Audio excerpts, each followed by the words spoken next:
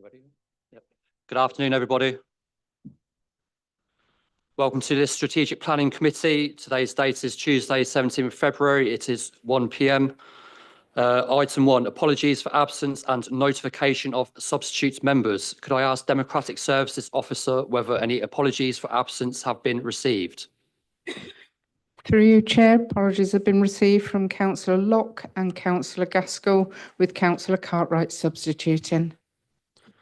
Item 2, declarations of interest. Do any members of the committee have any declarations of interest in any of the items under consideration at this meeting?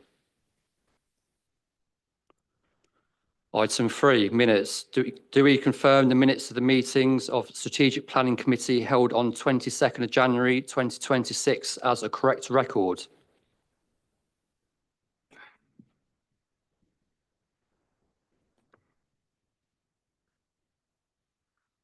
Item 4, Chair's announcements.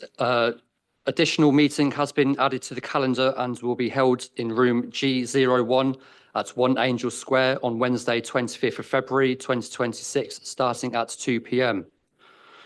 Members of the public are permitted to film, broadcast and report on the meeting, subject to the efficient running of the meeting not being affected. Only those people who have registered in line with the committee's speaking procedure may address the committee. Members of the public are requested not to call out during committee's discussions on any item. Anybody who repeatedly disrupts the meeting may be asked to leave. All speakers will have 5 minutes in which to make their statements and are asked to remain seated after they have addressed the committee to answer any questions the committee may have. This meeting is being webcast on the Council's corporate YouTube channel. Therefore, when speaking, please speak clearly and concisely into your microphone at all times. There are no planned fire drills, so if the alarm does sound, evacuation instructions will be given by Democratic Services. Please ensure that all devices are switched off or onto silent mode. And for the benefit of the public watching remotely, I will now introduce the committee, starting with my furthest right. Please. Thank you, Chair. Good morning, Chair, members and members of the public. I'm Jaspreet Lyle. I'm your legal advisor this afternoon. Thank you. Sorry. Need to be really clear. Yeah, so I'm Jaspreet Lyle. I'm your legal advisor this afternoon. Thank you. Diana Davis, Democratic Services. Scott Packer, Chair. Simon Ellis, Head of Development Management. Nikki Scaife, Major Projects Team Leader. Sunny Baines, Major Projects Officer. Bill Donaldson, Highways Development Management Engineer. Councillor Bob Purser. Councillor Sally Keeble. Councillor David Smith. Councillor Charles Manners. Councillor Phil Bignell. Councillor Ron Perman. Councillor Richard Pipes. Councillor Adrian Cartwright. Councillor Trevor Hughes. Thank you, everyone. Item 5, land to the west of A43 Buckingham Road, Evenley. While this application has previously been presented to committee, the application before you is to be considered and determined on the information presented to you today. I will now hand over to the case officer, Nikki Scaife, to begin the presentation. Thank you.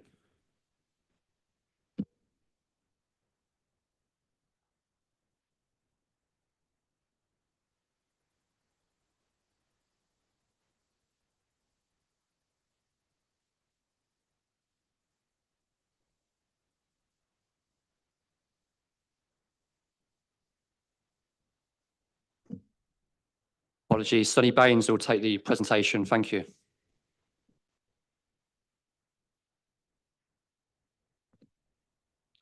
Thank you, Chair. This application is for the construction, operation and decommissioning of an anaerobic digestion facility. Members may remember this application when it was first presented at the Strategic Planning Committee on the 19th of August 2025, whereby it was deferred to a future committees so clarificatory information could be provided and a site visit to an operational anaerobic digester could be undertaken. The application was subsequently referred back to Strategic Planning Committee on 23rd of September 2025, whereby members resolved to granting plan permission subject to conditions and completion of a Section 106 agreement. Since this resolution, officers have been progressing the draft 106 agreement, which has now been approved and agreed between the parties. However, during this period, further third-party comments have been received in respect of the resolution to granting plan permission for the proposed development. The third-party representation sets out grounds for challenge on the council's decision in the event that plan permission is granted. The addendum committee report addresses the concerns raised and the proposed grounds for challenge, which raise concerns about waste and consideration against the Waste and Minerals Local Plan, and also in respect to the need and supply for feedstock for the development. But before we look into this, it's worthwhile having a recap on the application as a whole, as well as providing a committee update. As a way of an update, as per the committee update sheet, we have received comments from Anglian Water that have no objections to the proposed development, subject to imposing a non-domestic water supply condition to restricting water supply to 20 cubic meters per day. The applicant has agreed to this condition, which can be imposed should permission be granted. Two additional third-party comments have also been received, of which their comments echo the other local representations previously received during the course of the application and addressed. I'd also like to bring to members' attention that the addendum committee report at paragraph 4.5 states 85,500 tonnes per annum of feedstock, but this is a typo and should state 82,500 tonnes.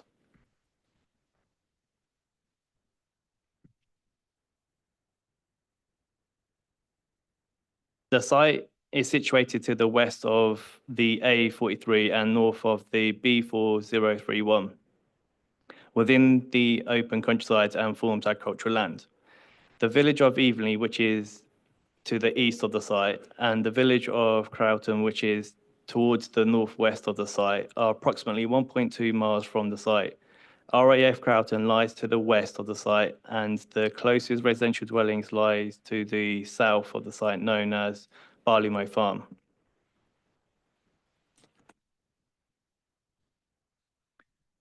The proposed development has been designed with the intentions of locating the digestion tanks and operational structures away from the nearest properties at Barleymow Farm, thereby siting it near the western boundary, circa 450 metres away. Opposite the digestion tanks are the three main sludge camps, with the swale located to the south of it. The operational buildings, for instance, the straw chicken and separator buildings, are located to the north of the tanks and the sludge camps, as well as the associated infrastructure. Beyond the operational buildings and to the furthest part of the site are three lagoons. A bund is proposed along the northern, eastern and southern perimeters of the site, and in addition, landscaping is proposed around the perimeter of the site, including the strip of land north of Barleymow Farm, to facilitate screening of the development.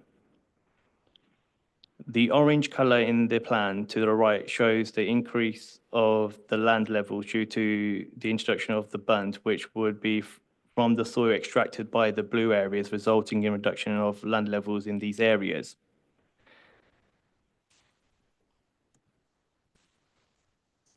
The digester tank with the dome will be the highest structure of the proposed development, with a height of 16.5 metres and a diameter of 33.7 metres. The other two tanks will be a height of 9 metres and 45 metres in diameter. The chicken building will be the highest building out of the operational buildings, with a height of 13 metres and a width of 29.3 metres.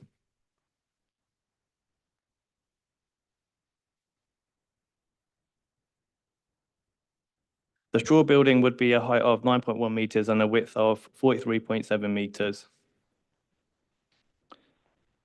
And the separated building would be a height of 8.9 metres and a width of 20 metres. The office building would be 2 stories in height of 6.7 metres. A similar proposal on the site was refused by Strategic Planning Committee, contrary to officer recommendation on the 11th of December 2023, due to the scale, height, and mass not minimising the adverse impacts on people and the natural environment, resulting in an unacceptable impact on the landscape character of the surrounding area. The current scheme, however, is the same as the one approved by members at the September committee, which addresses the original reason for refusal. The section plans illustrate the refused scheme depicted by the red dash compared to the approved scheme. It can be seen from the plan that the current scheme is less noticeable than the previous scheme by virtue of its layout scale, massing and height, as well as additional planting.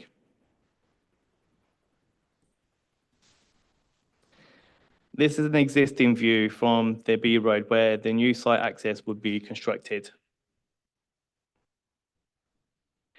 The operational buildings and the dome of the digestion tank can be seen in the distance along with the access road at year 1.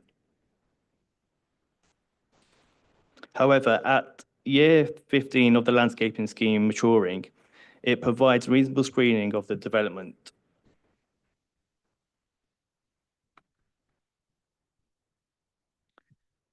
This is an existing viewpoint from the public right-of-way north of the site where the lagoons will be sited. There is existing tree and hedgerow coverage as can be seen from the side of the image.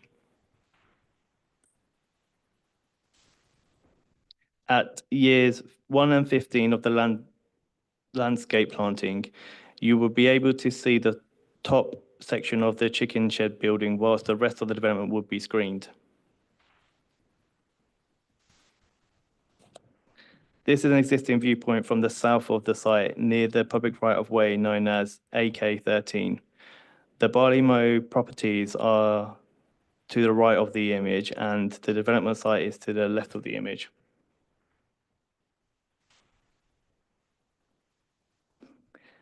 At year 1 of the landscaping scheme, the development will be noticeable. However, at year 15, the landscaping scheme would provide reasonable screening covering majority of the development. That concludes the recap of the application, and the next slide looks into the third representation party, which is why the application has been brought back to committee. Thank you. So the 2 main grounds of concern raised by the third party relate to waste in consideration of the application and consideration of the application against the Minerals and Waste Plan. Officers acknowledge that the Minerals and Waste Local Plan does form part of the development plan, and as such, the application, it is right that the application is considered against any relevant policies of that part of the development plan. It's also acknowledged that the development does include an element of waste. 25% of the proposed proportion of annual feedstocks comprising agricultural waste, which is considered in the Minerals and Waste Local Plan. So as such, the proposal has been, as set out in the officer report, assessed against the relevant policies of the Minerals and Waste Local Plan. Officers remain of the opinion that a development proposal complies with the policies where relevant within that local plan. In order to control the extent of waste supply to the development to that 25%, we officers have recommended additional conditions. Condition 37 seeks to control the extent of agricultural waste to no more than 25% or 21,025 tonnes per annum, whichever is the greater. And there's also an additional condition 38, although the development doesn't intend or propose to use food waste, condition 38 ensures that no food waste is used. Food waste obviously being considered as another element of waste. In respect of the concerns raised about need and supply and the council's failure to demonstrate that a local supply or the applicant's failure to demonstrate a local supply exists in any form of regulation by the council for where the feedstock supply comes from. The scheme does involve, it's a form of farm diversification and a renewable energy scheme. Paragraph 168 of the MPPF emphasises significant weight is to be added to renewable energy schemes and does not require applicants to demonstrate the need for renewable energy schemes.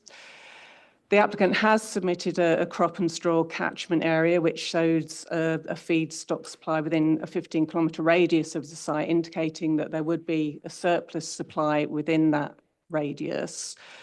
Comments have been raised about the imposition of a condition as to where the feedstock supply should come from. Officers maintain that that would be unnecessary and unreasonable in terms of conditions tests. Crop harvests have the potential to fluctuate and change, for instance, due to weather conditions. There's also potential for viruses on farms. So there's a number of factors that could influence, if we were to restrict that supply within a 15-kilometre radius, there's a number of factors that could influence that supply within that radius. So officer's opinion is to, if we impose a restrictive catchment condition, that would be overly restrictive and unnecessary. There's a clear intention from the submitted details for the applicant to source their supply from within a local radius. And it's also logical to assume that because of haulage, transport costs, for instance, why would the applicant seek to source them from some excessive distance from the local area? So as such, officers remain of the opinion that it's unnecessary to impose that condition. I think to conclude, the conclusions are as per previous committee reports that there's very much a national and kind of local policy in favour of renewable energy schemes. The applications previously had been assessed in terms of landscape, highways and amenity impacts I set out in previous reports, and officers remain of the opinion that the proposal is acceptable. Thank you, Chair. Thank you. Committee, any questions for the officers? Councillor Pipes. Can you just clarify what is the furthest distance that the feed is going to come to this plant, please? The applicants have submitted details which effectively show a supply within a 15-metre radius. They haven't given a specific indication. It's their intention to source from within that radius, that 15-kilometre radius, and they're showing that there is indeed interest in an oversupply of suitable feedstocks within that radius. But at this stage, we're not intending to stipulate that supply comes from within that radius, but they've done their research to show that there is a supply within a 15-kilometre radius. Well, the obvious problem is if they don't get that enough supply, how far out do we go if we're not going to stipulate how far the radius? That's the only issue I have. This is what we're trying not to be too restrictive for. As I say, haulage, they would have to pay extra haulage costs if they went further afield. So that there's not a viability logic for them to source them from any considerable distance. It would almost, in our opinion, be self-policing.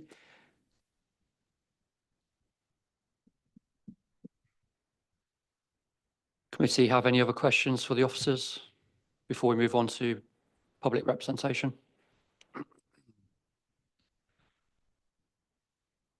Okay, can I ask Sebastian Charles, please, to step up?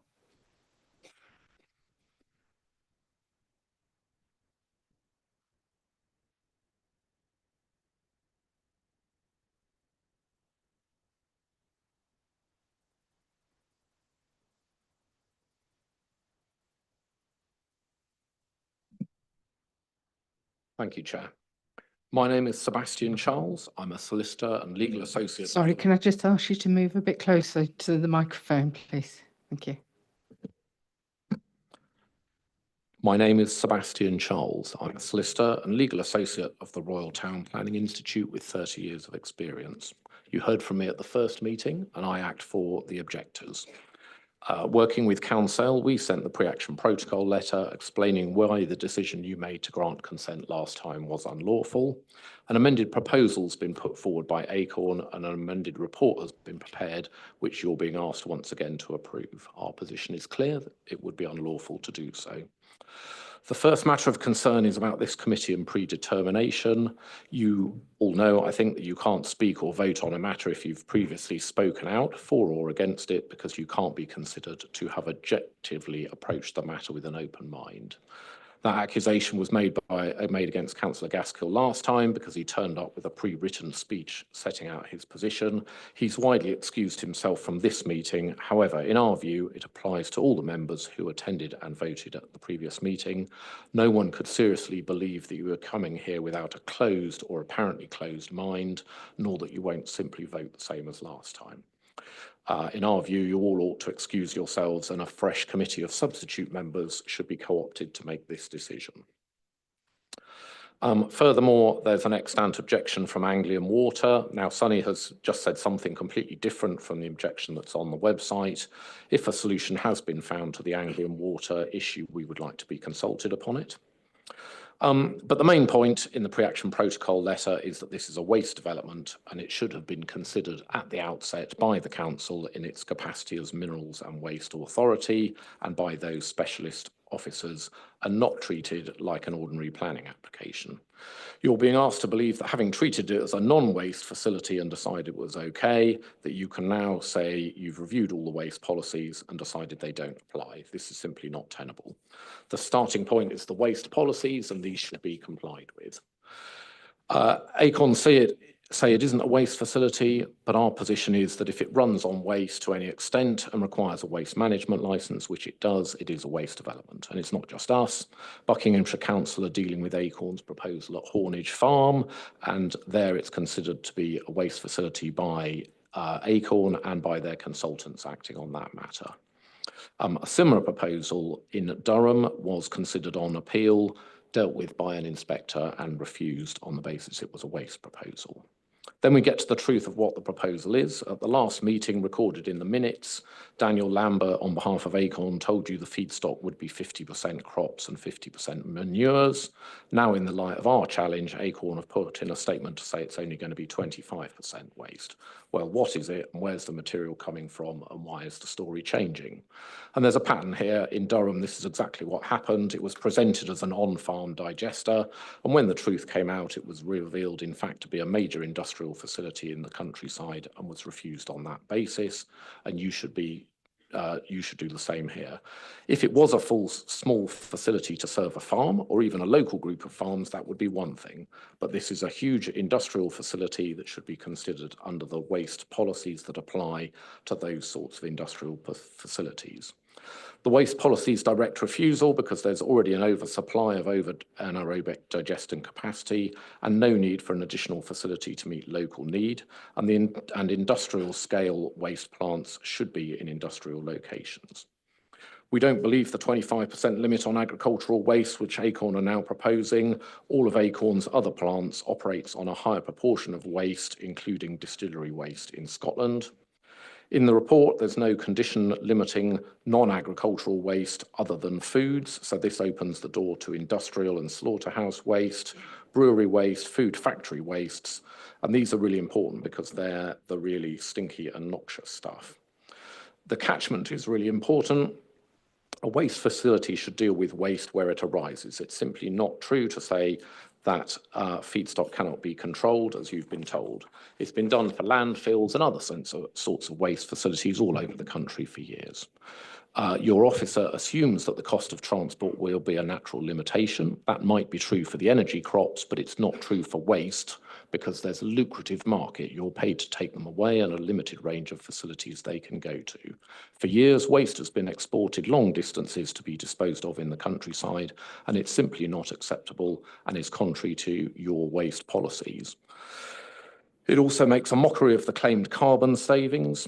A simple condition isn't enough to be enforceable. Can we wrap up, please, Sebastian? Yep, it needs detailed record keeping, and we've already told you that the same is required for highway movements. I took the step of sending to you various documents which I've referred to in this speech, the pre-action protocol letter you've got, the minutes from last time, the Durham appeal decision, which I encourage you to read because it sets out very clearly from a Secretary of State's inspector how to deal with these sorts of proposals, and Acorn's own material showing that all their other plants run on 40% waste and that you're being told something different here. Thank you.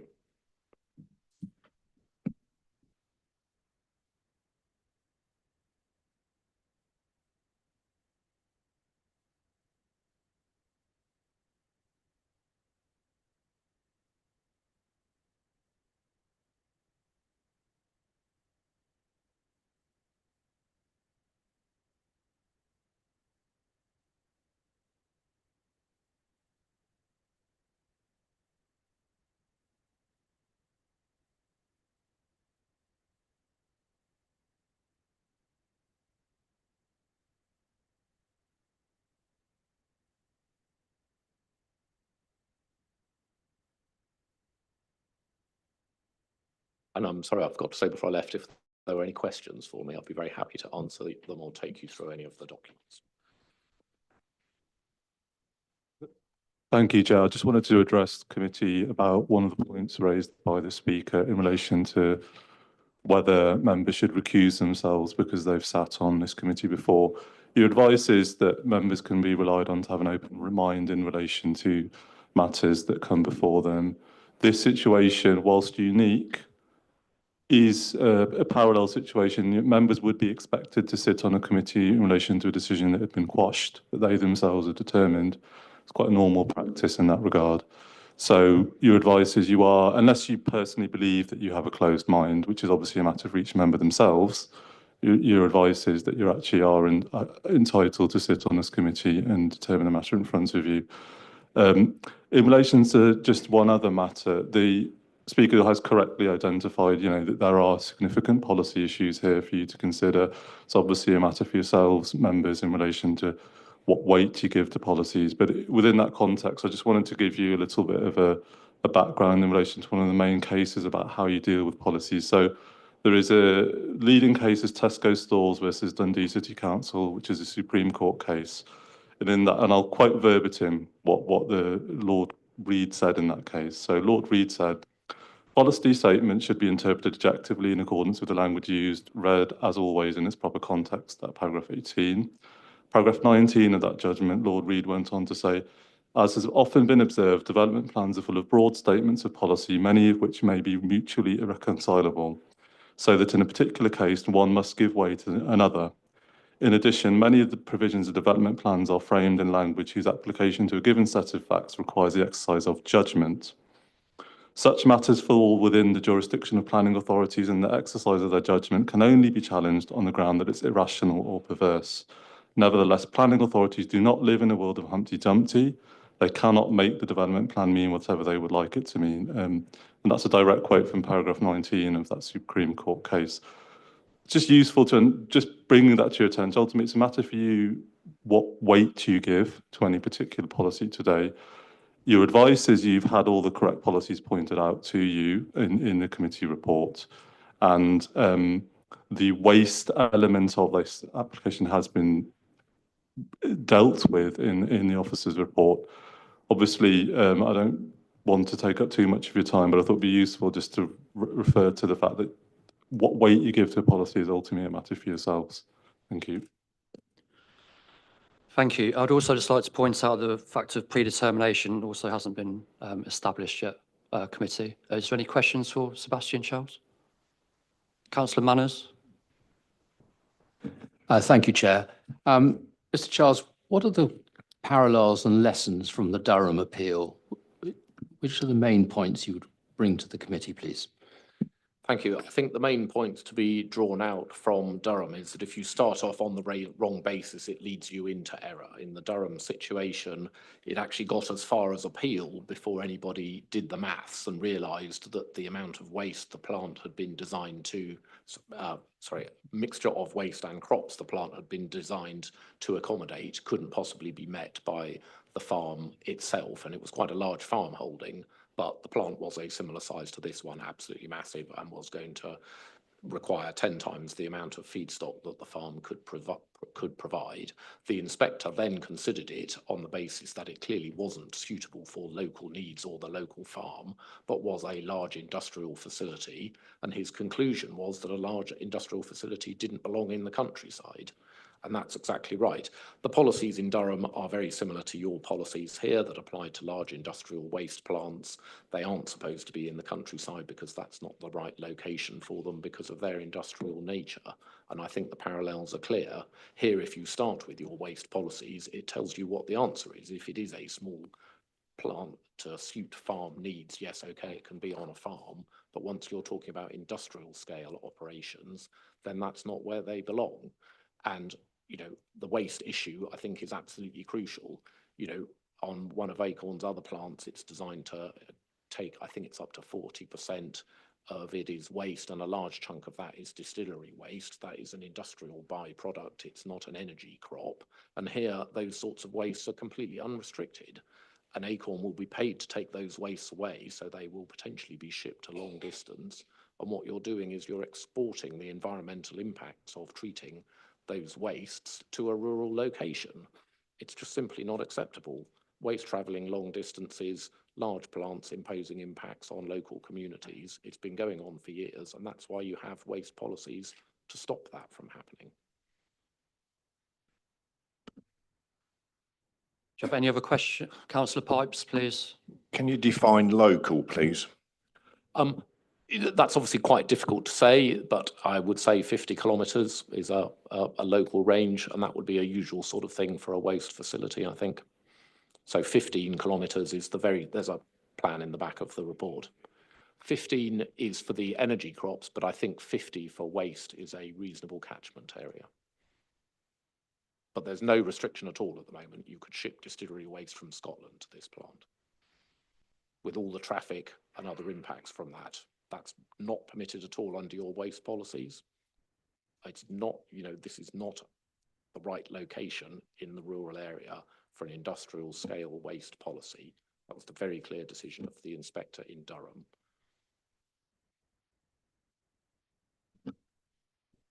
Councillor Keeble, please. Thank you. You've referred quite frequently to industrial scale and local scale and so on. I wonder if you could just give some capacity sizes for that and say where this one fits in. Well, it's far bigger than the plants that are designed to serve the needs of a single farm. And this was not presented as being the needs of a single farm. It was presented as meeting the needs of farms in a 15-kilometre area, but those would not generate the feedstock that's required to operate it. That will generate the 25 or 50% of energy crops, but 50% of the feedstock is waste, and that would come from a wider area. Sorry, Chair, I completely take the point. I just wonder if there's any measurement of capacity of the different units and what you would call industrial or non-industrial, as it were. There's no defined level, but I think it just requires common sense to look at the size of the plant.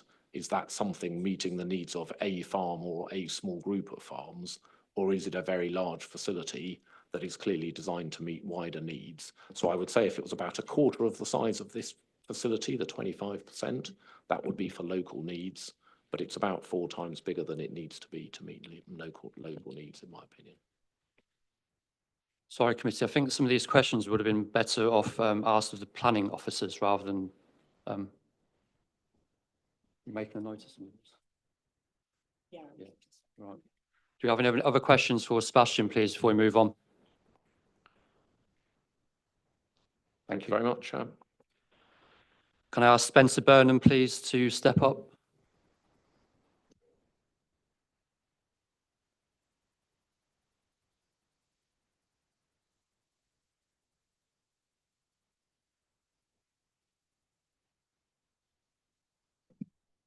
Thank you, Chair. Good afternoon. I am Spencer Burnham. I am an Evenley resident and I have served on the parish council there for 10 years until recently. So I do have knowledge of the previous applications of this proposal.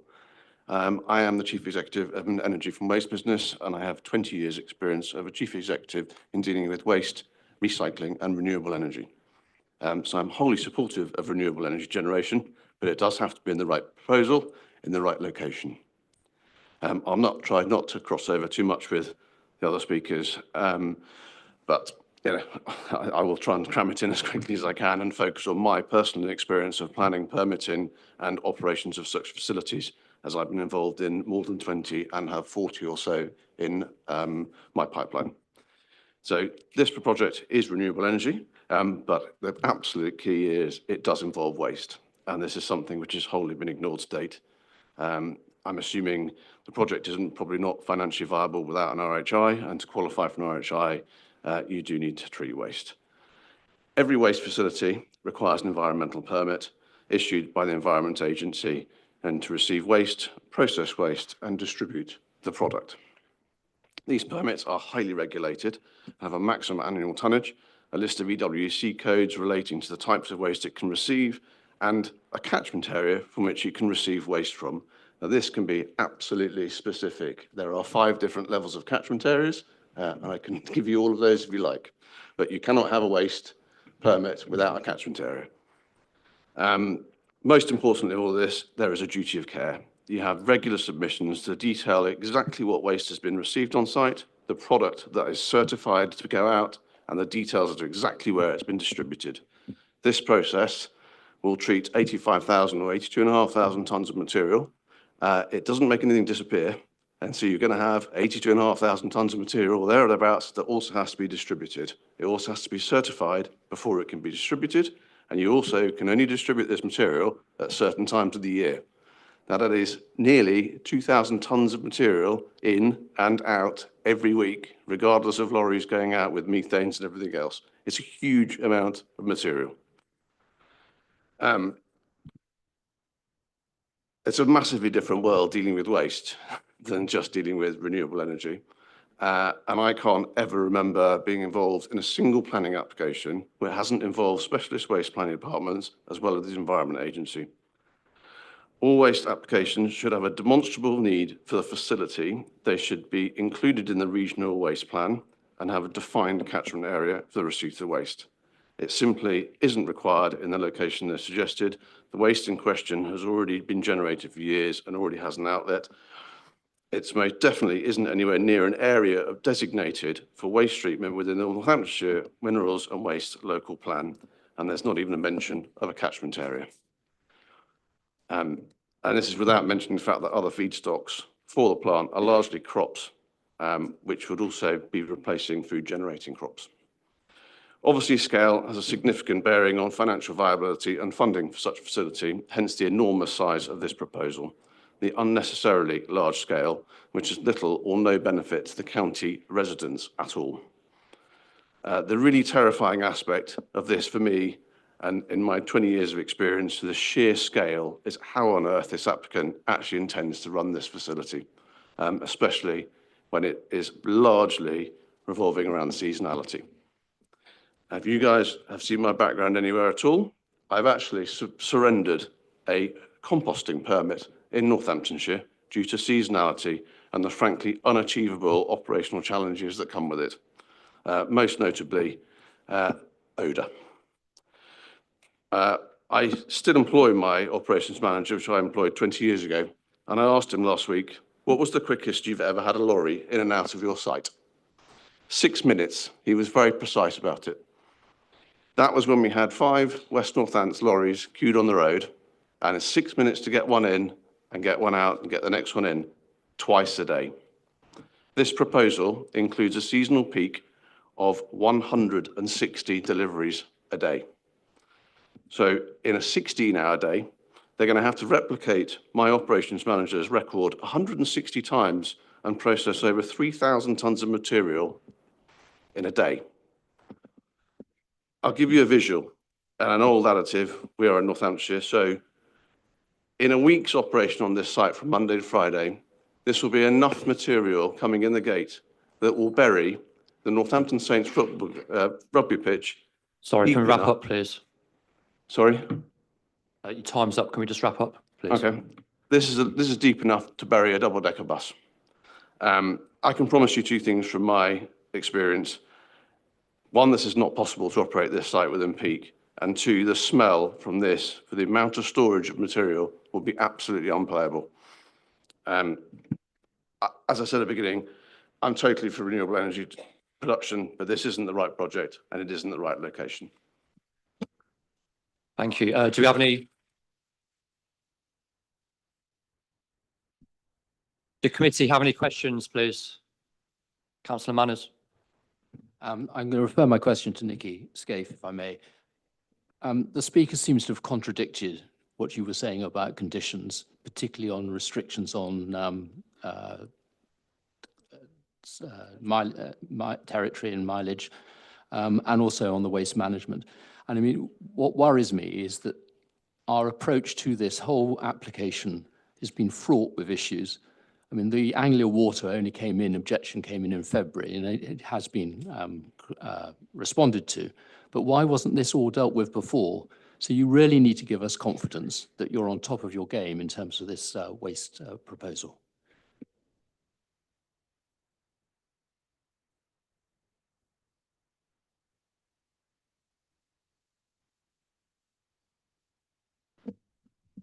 I mean, in respect to conditions, the gentleman there's just said there are other controls, environmental permitting and the heat incentive scheme. And kind of as we've heard at this committee before, it's not our place to condition when there are other legislation and controls in place. So that is part of the reason why we didn't consider it necessary to impose condition.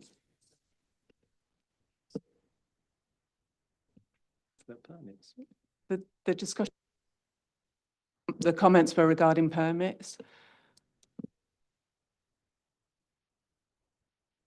Regarding permits and also territory restrictions. But the environmental permits will control the amount of feedstock and where that's coming from as well. So hence we wouldn't duplicate that with the condition. Sorry, through you, Chair. Yeah, just on that exact point, planning regime shouldn't really duplicate controls that are on a development that exists in other regulatory regimes. So the idea here is that I don't think it's controversial. Everyone acknowledges that this development itself will require a permit. And some of those issues that are obviously of concern, quite rightly, are actually dealt with through that permitting process, not through the planning regime. So the idea that you would need a planning condition in certain circumstances to control location, for example. The idea is that's actually dealt with through the permitting for the waste. So it can't and it shouldn't be according to a national planning policy framework sets out the interaction between regimes be dealt with in this forum. Members obviously rightfully have concerns, and the idea that the advice from officers is that will be dealt with through the permitting regime. But obviously that's not the decision that we're here to make today. We're making a decision about the use of the land and development as proposed. Thank you. Thank you. Any other? Can I ask the Yes. Speaker to respond to that, please? In every application I've had, the planning is run in parallel with the permitting application, because there's no point in one having a catchment that says, yes, it can include a certain area, and then your planning doesn't agree with it. So all of mine mirror. So the council in my West Northants application, my planning does actually mirror the catchment area in my permit. And it is on every site I have. Any other questions from committee, please? Councillor Pipes. I don't know if I misheard. Did you say 160 trucks a day, or is that something I misheard? It's 160 lorries a day. And thankfully, they've done their transport calculations this time round and can't get 60 tonnes on a lorry. It'll be equivalent of 3,000 tonnes a day.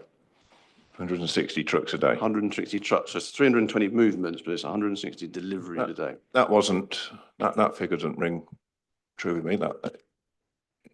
It wasn't that high, was it?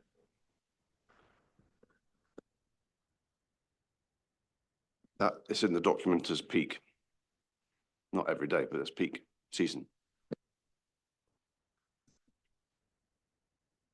What? Yeah, 160 trucks a day. I can't recall us signing up to that. The applicant will be speaking soon, so you can ask that question to them if you want, Councillor Pipes. Do we have any other questions?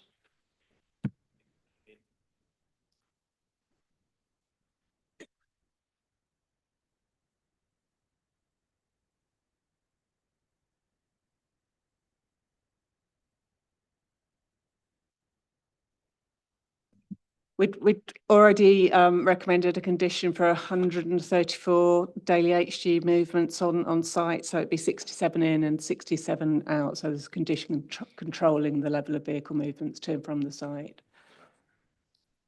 That's double though, isn't it? Yeah. Do you have any questions, please? Thank you, Spencer. Kathy Ellis, please, from Evenley Parish Council.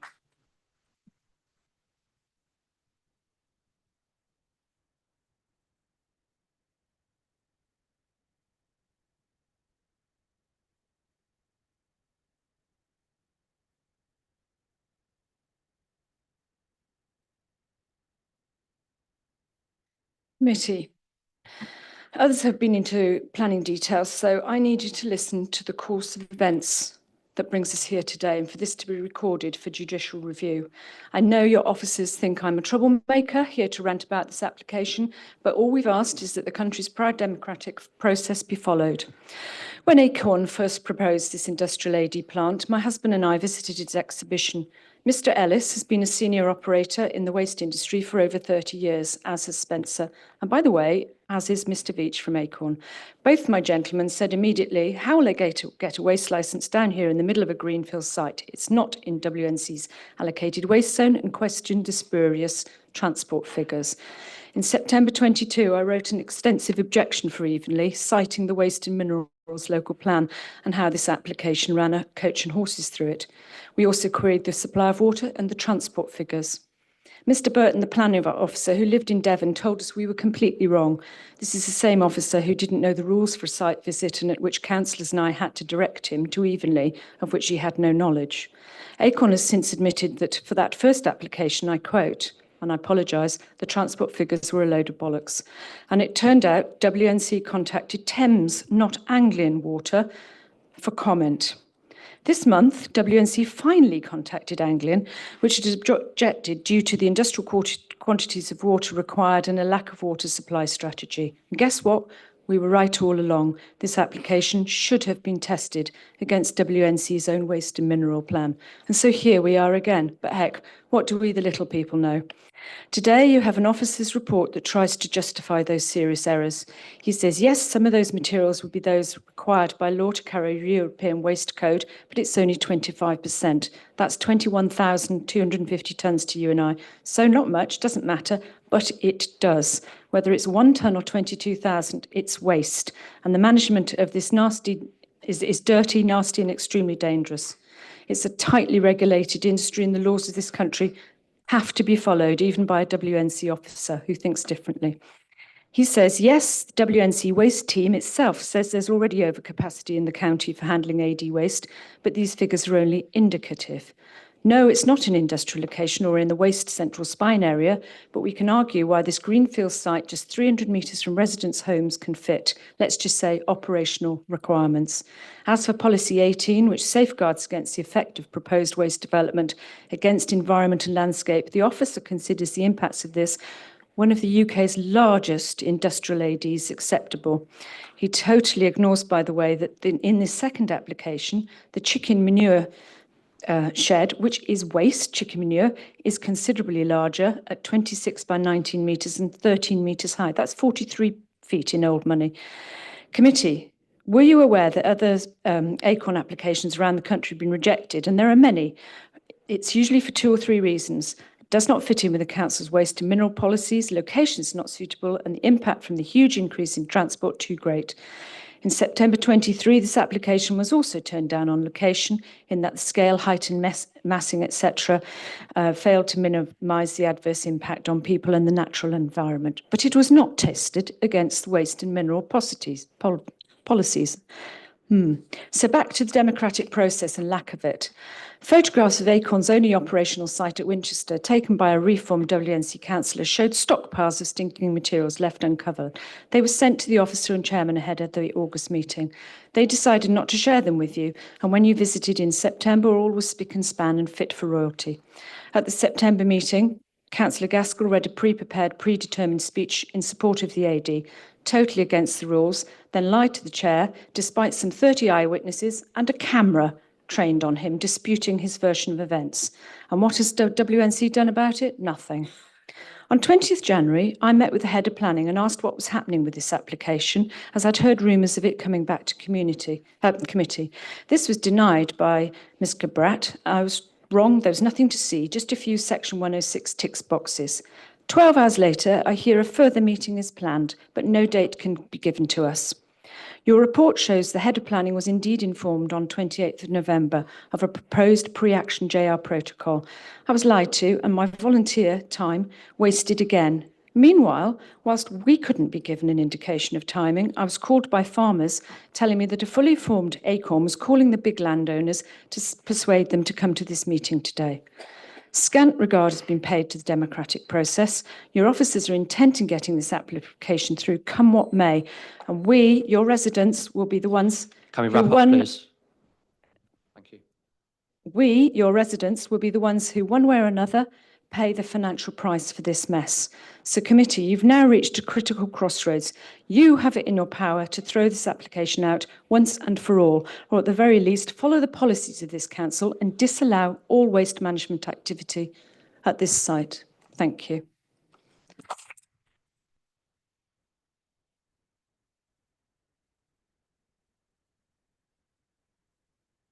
Committee, have any questions, please? No questions? Thank you. Thank you. Councillor Rebecca Brees, please, can you step up?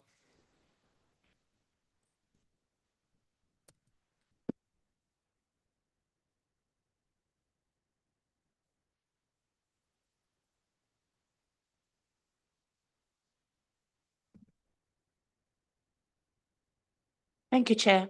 Following some really comprehensive speeches by objectors covering various policy issues in detail, I don't think you need another 5 minutes of me going through the same technical details. But what I will do is emphasise the fact that our officers were asked on multiple occasions during the consultation process at the original Planning Committee hearing in 2024, again in September last year, that our Waste and Mineral Plan was one of the suite of documents that this application needed to be considered against.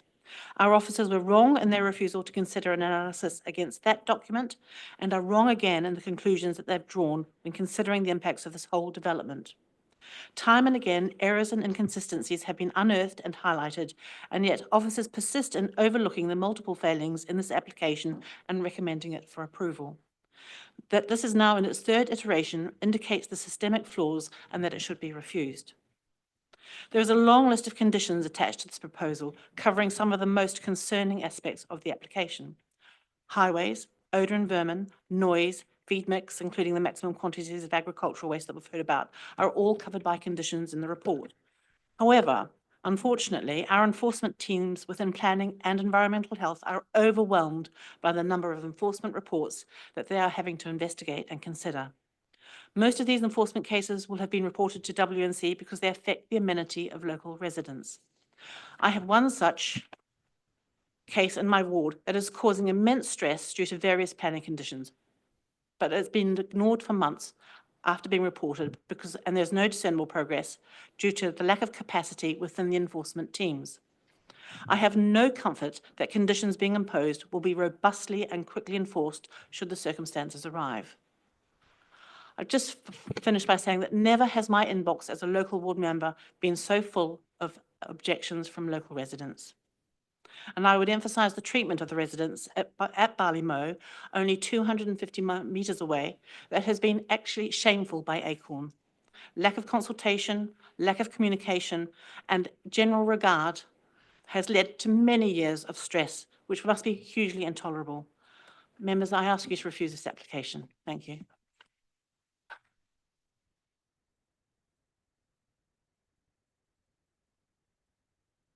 Committee, do we have any questions, please?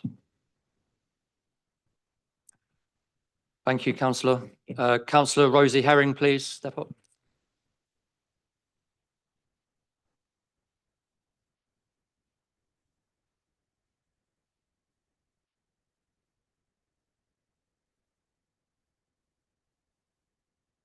Thank you. This application has the ability to blight many of the villages in my ward. You will be aware that this application has been contentious from the start, and the way it's been handled has been less than ideal. The initial site visit I attended as ward member also included a contingent of applicants. They were close by and listening to the questions asked by committee members.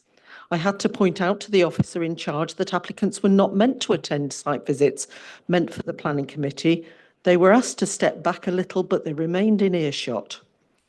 Then we had a special site visit organised to an existing Acorn site. I was anxious to attend this as there were local concerns over visual effect and odour. Unfortunately, the visit went ahead without the ward members being invited, even though our constitution clearly states ward members should be invited to all site visits. Come to the main planning committee, and as we've heard, we have a councillor who read out an apparently pre-prepared statement in favour of the application. There are sound planning reasons to reject this application as the site is in open countryside, and we would be turning this into a major industrial area. And don't be fooled that once decommissioned in 25 years, there wouldn't be further applications for an established industrial site for something even more unsuitable. This site has not been allocated in our local plan, and there are many more suitable sites nearby, such as the Ardley refuse site and contaminated sites available in Northamptonshire. The Waste and Minerals Plan identifies a corridor for suitable development in the north of the county. If it is outside our carefully considered local plan, it should be refused. It is stated that this site has to be close to local farms it is supporting. We therefore suggested a 12-mile radius condition to be imposed so that this limit is adhered to. However, I suspect this would make the plant unviable. And again, the condition should allow enforcement to close down the plant if it's breached. Local farmers are concerned that they will be forced to change their growing regime to feed this hungry beast of an anaerobic digester. It has the capacity to completely disrupt the interdependency of the local agricultural sector. I've heard that hay and straw has had to be shipped down from Scotland this winter as there's such a chronic shortage. Increased heavy goods vehicles on our rural road network is also a major concern. Tankers and waste material cannot be allowed to travel through the narrow villages of Croughton and Farthinghoe. This has not been put into the conditions that I've read in this report for this committee. They must use the A43 junction 10 M40 link to serve Banbury, the input station. This needs effective monitoring, and any costs associated with this should go back to the applicant. It begs the question whether the junction can cope with the increased traffic and whether Oxfordshire Highways have been consulted. With the announcement of a new town at Upper Hayford, a railhead proposal at Ardley, and the 2 new theme parks already consented, one wonders if any proper cross-border traffic analysis has taken place. Condition for proper traffic management should be secured in a 106 agreement, record keeping of the actual tracking data of the HGVs, where they've come from and by what route and at what times. A payment for monitoring fees should be conditioned so that the council does not have to incur costs at the public expense investigating complaints and enforcing the requirements. There's been no objective analysis or proof provided that odour from the site will not reach evenly Croughton or indeed Brackley. relying simply on our overstretched environment team to police such complaints.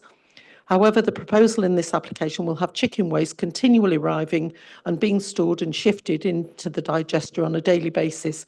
How will monitoring take place and who will pay?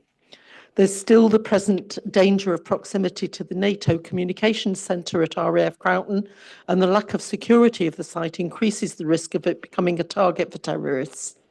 Anaerobic digestion is the least efficient green power generation in comparison to solar and wind farms. The previous administration listened carefully to the evidence and objections and refused the application against officer recommendation. The revised application is ostensibly the same with a few visual tweaks. However, the principal objections remain.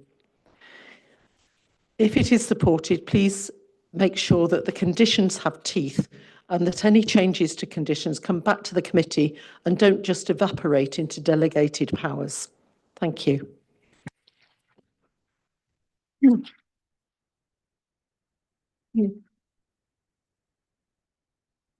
Does the committee have any questions? Thank you. Okay. Can I ask Sean Bashworth, please, to step up? Thank you.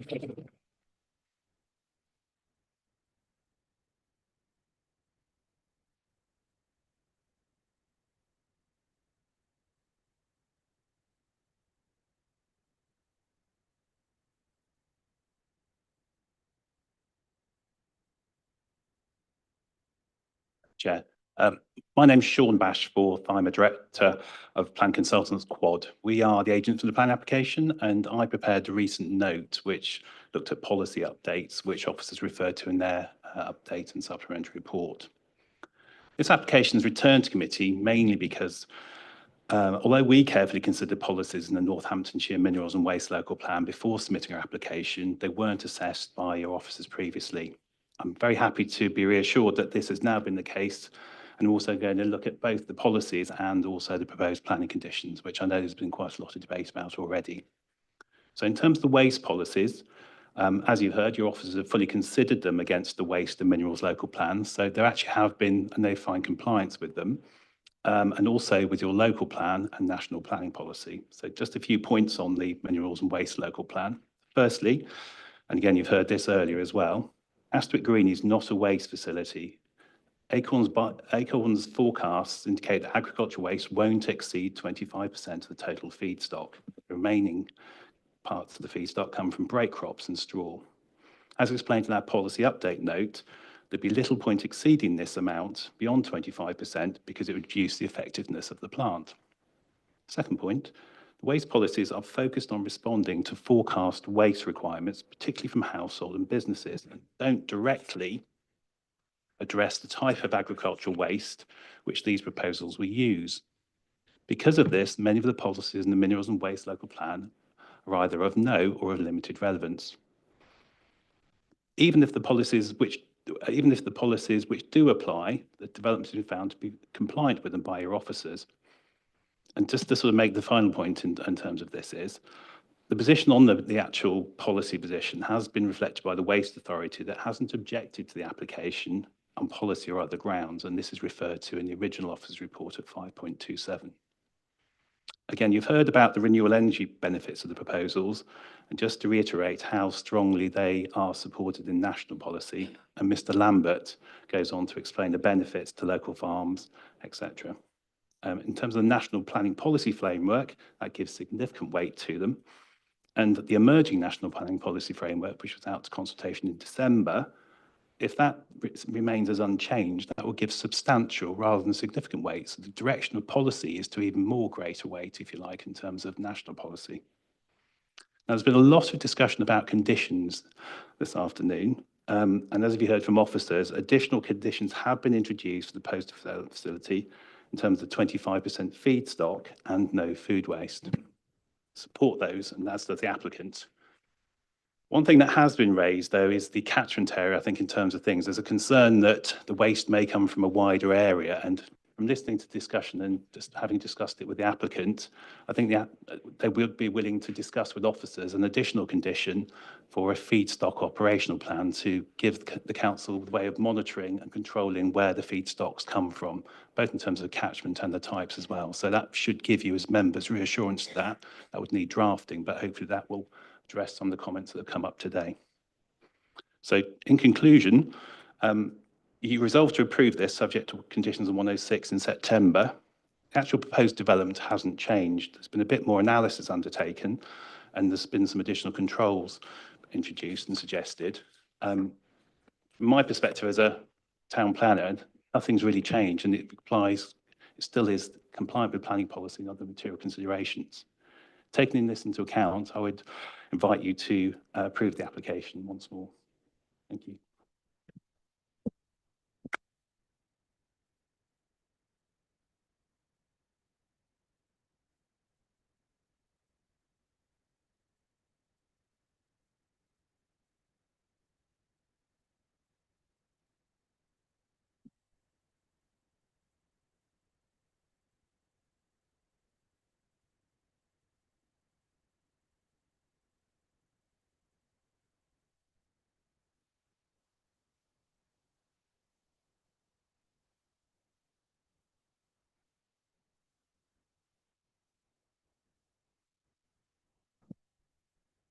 Can I say, are you applying for a permit for this, and is it in line with our planning policies? There will be a permit. Yes, that's correct. And I know there has been some discussion about permits. And again, this is my own experience. I've supported anaerobic digesters as an expert witness as public inquiries as well. So sometimes there is some crossover on those things. And I understand from Acorn's perspective, they do want the flexibility because in terms of 1 year, there may be some farms that may not be able to produce things. So flexibility is important. But as I said, there is an acknowledgement that there doesn't want to be a huge catchment area there. So I just think in terms of monitoring and actually some form of control, the applicant would be willing to work with officers on a condition. Committee, do we have any questions, please? Councillor Purser. Could I ask the speaker to explain why this is not a major industrial plant? Yes, it is.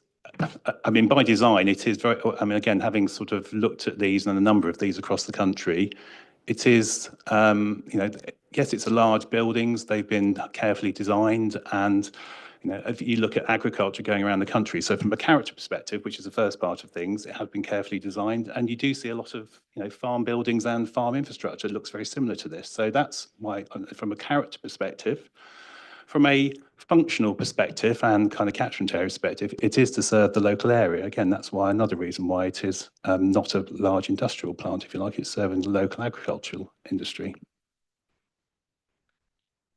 Yes, can I just come back and ask your definition of local?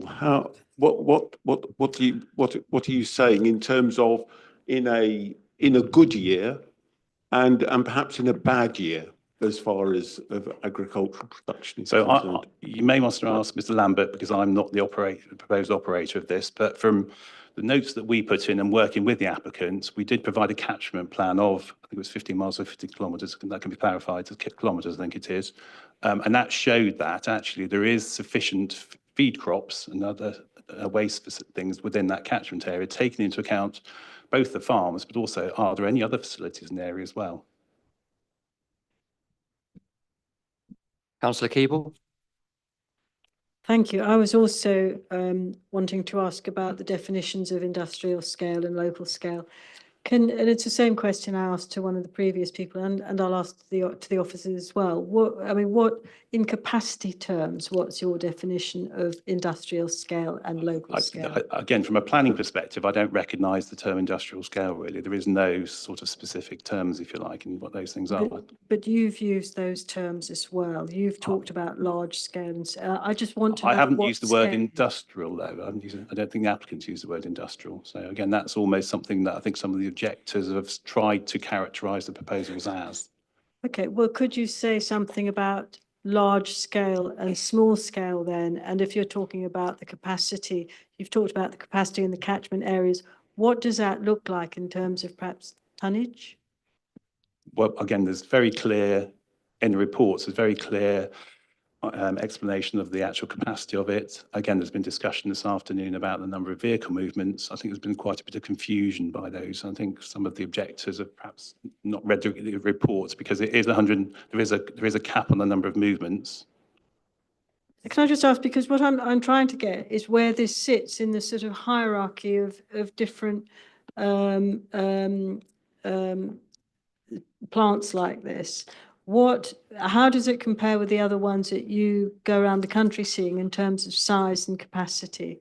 A lot of the ones I've seen are quite different from this. They are a different source of anaerobic digestion, if you like. They are pure waste ones because some of them, and again, the Waste Local Plan talks about this, and this is very different to that. This is about generating energy. A lot of the other plants, the anaerobic digestion ones, are actually food waste and actually composting things. So they're very different. But this is, this isn't dissimilar to other agricultural type activities that you see in certain rural areas, from the things I've seen around the country. Yeah, it is, genuinely. Again, people may murmur. Sorry, can we not speak out Yes. when people are speaking, please? Thank you. I mean, I come from Lincolnshire, and there's quite a lot of these sort of facilities, not just anaerobic digestion. It is something you do see in rural areas. Committee, do we have any other questions, please?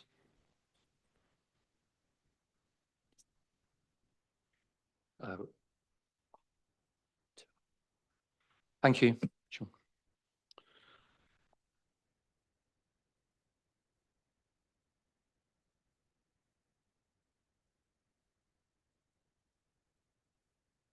Laura Weston, please. Thank you.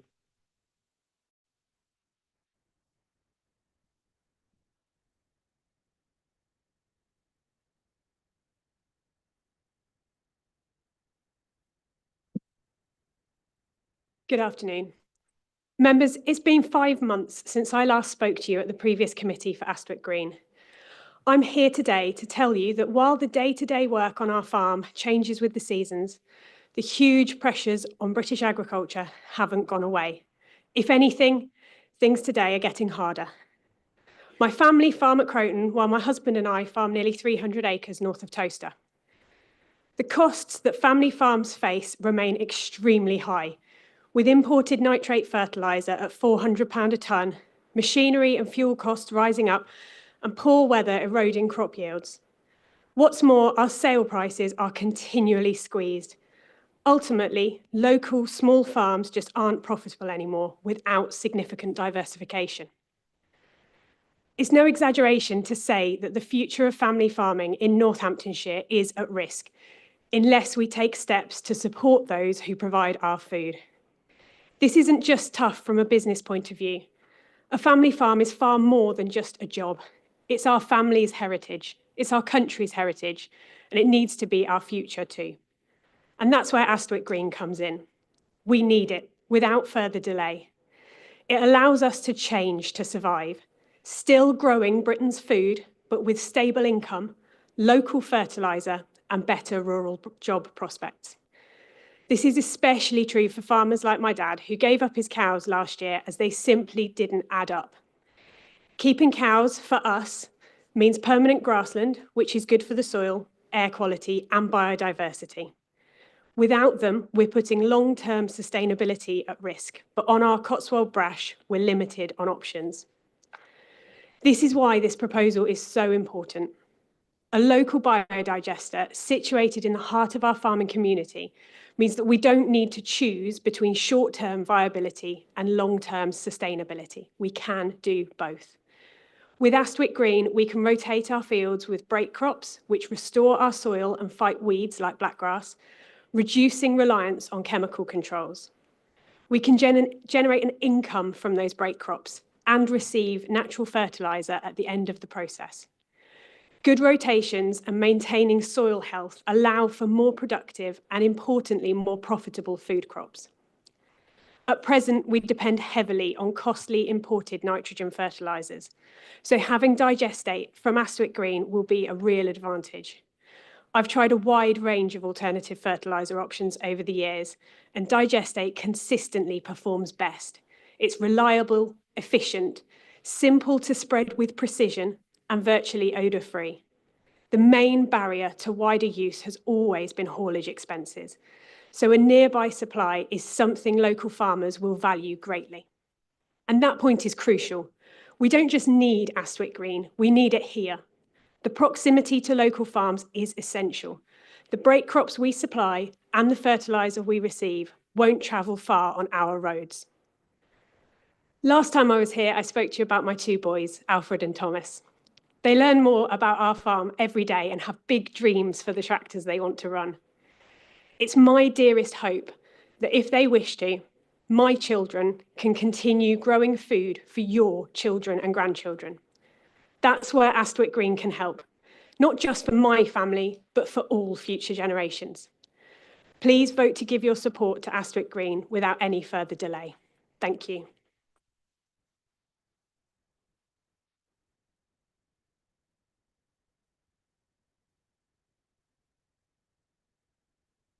Thank you, everyone. Committee, do you have any questions, please? Committee? No. Thank you. Thank you. Oh, Councillor Keeble. Thank you. You mentioned the performance of these types of products. I wonder if you could say a bit about where you've sourced them from and say something about the effectiveness. So before I had children and gave up a career, I actually worked as a biosolids sales advisor for Anglian Water. So I used to sell sewage sludge back to farmers, sending that to land. We also had co-compost products, so human sewage mixed with compost that we were putting to land. And at home on our farm, we've used chicken washings from chicken factories, things like that, and digestate. And for me, having that consistency of a product, because obviously they know exactly what is going into the digester, you get a very consistent product out, you can sample that product and know exactly what nutrients you're putting on. With using GPS spreaders and things, you can put those nutrients exactly where you need them. And again, you're using dribble bars and precision spreading equipment. We're not just splash plating slurry everywhere. So you're getting all of that nutrient exactly where it needs to be to help you grow a crop without the expense of having pooled fertiliser that is coming from God knows where and is about to be even more heavily taxed. And without, I mean, sewage sludge as an example, it's a case of usually the product that comes out of Cotton Valley has this set of nutrients and we apply it on that basis and you hope that it all went where you wanted it. Whereas, yeah, with a liquid digestate product, it's about as precise as we can get it. Thank you. Any other questions, please? Thank you, Laura. Can I ask Daniel Lambert, please?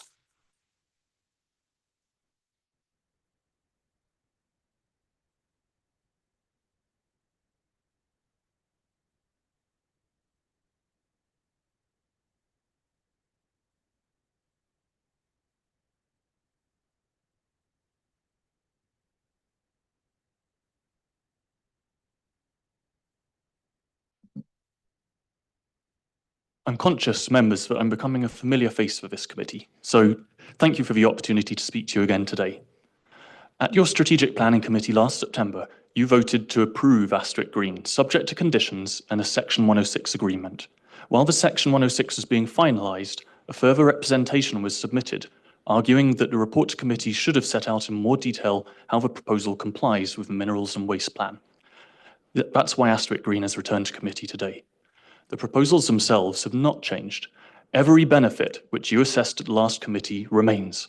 Income and support for farmers, better soil health, renewable biogas and CO2, energy security, rural jobs.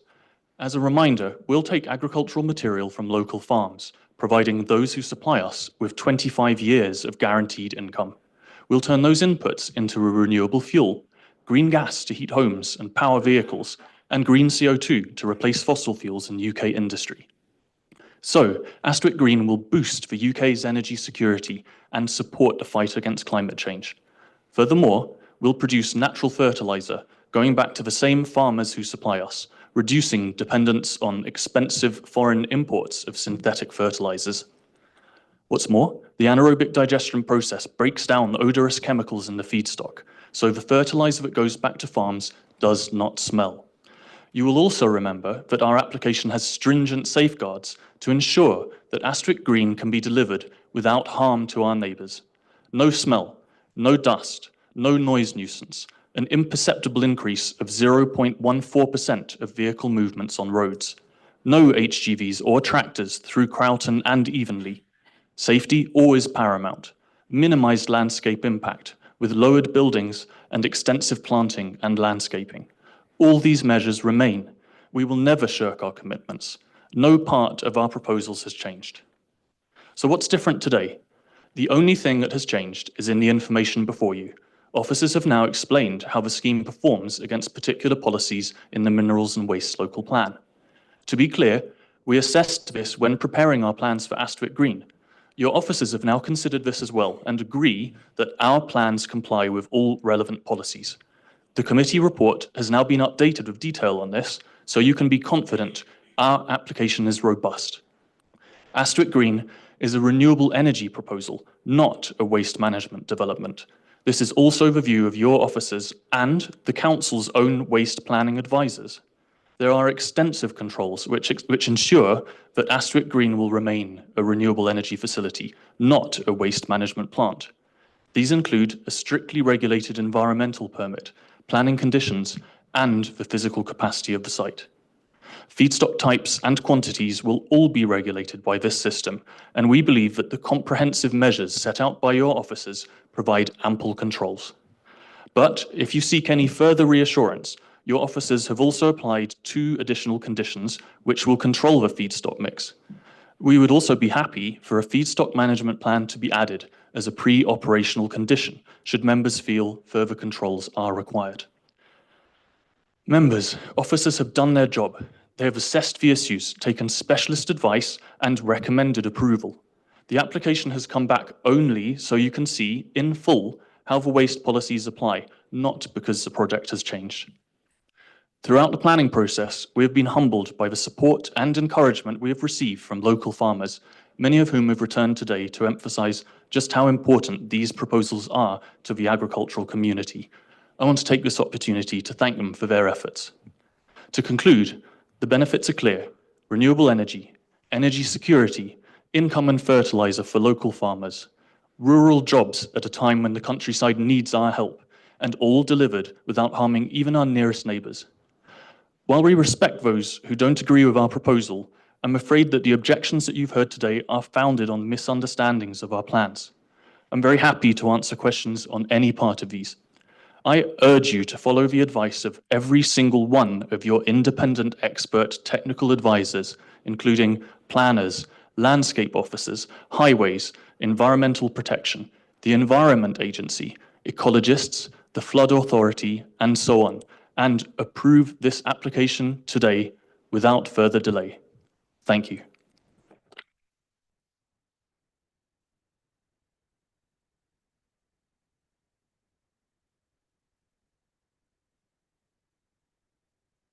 Thank you, everyone. Councillor Pipes, please. Could you define local, please?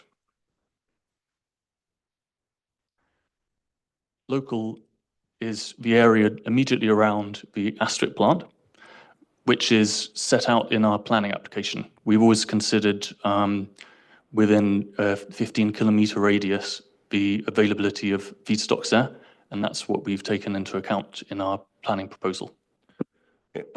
Does that still apply if there's a bad crop?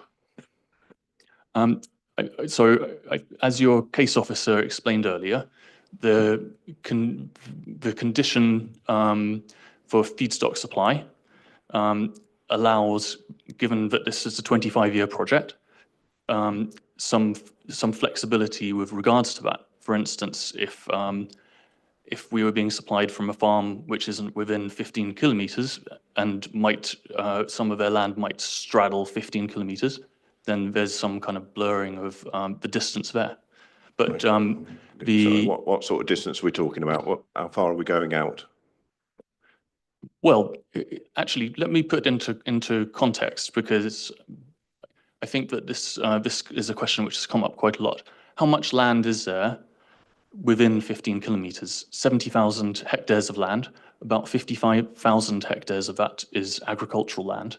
And in terms of the land that's required to grow the crops which will go into this digester, that's about 1,000 hectares.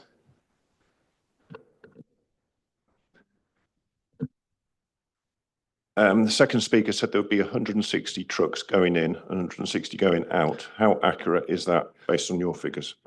That's incorrect. There will be normally 68 daily movements, 34 in, 34 out in total. At peaks, which would happen during harvest periods, which accounts for about 2 months in a year, then this would be capped at 134 daily. That doesn't mean that there will be 134 daily. That's 67 in, 67 out as an absolute maximum. And it's viable. Is this actually part? That is a condition, isn't it? Yeah. Yes, it's conditioned. Yeah. And that's an absolute maximum during harvest periods as an extreme. So normally, on average, 34 daily in, 34 daily out. Councillor Cartwright. Thank you, Chair, through you. Some of the earlier speakers were concerned that maybe you don't always have to take from the local farms, that you can get other products that you can use in this plant that may offer a greater financial incentive. What sort of guarantees are there that you use from the local farms as opposed to, well, thank you very much, now we're going to take this? Yes, I understand there's been quite a lot of misunderstanding of what's an agricultural-based anaerobic digestion plant, what's a food waste-based anaerobic digestion plant. There was some mention of us being paid to take away wastes. So this is something which, with early food waste anaerobic digestion plants, you could get what's called a gate fee, where someone who's trying to dispose of waste will pay you to take away waste and put it into an AD plant. Let me assure you that is completely not this type of this facility. We are not taking any food waste, and we never will. In fact, that's been added by your case officer as a condition, no food waste to this plant, to make that absolutely clear. And I think that fundamentally, what we've heard from the objectors is a blurring of, okay, they're presenting this as a food waste plant when it is not a food waste plant. It's a plant which will take in agricultural materials.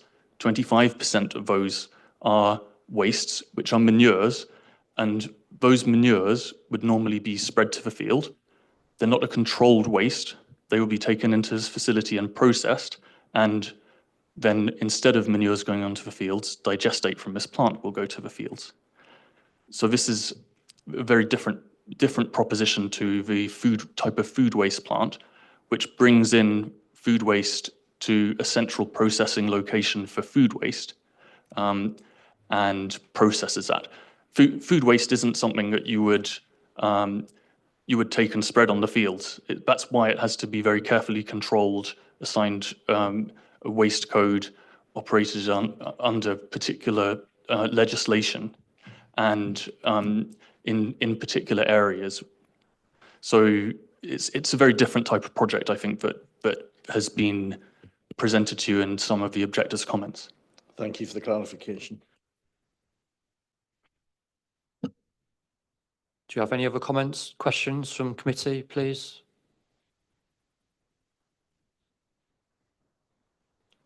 Thank you, Daniel. Thank you.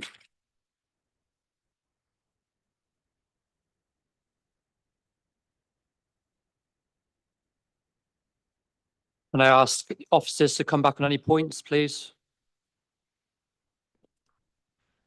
Thank you, Chair. I'm mindful that a lot of the focus has been on concerns about where the feedstock is coming from. I think officers have explained their reasons and caution of that approach.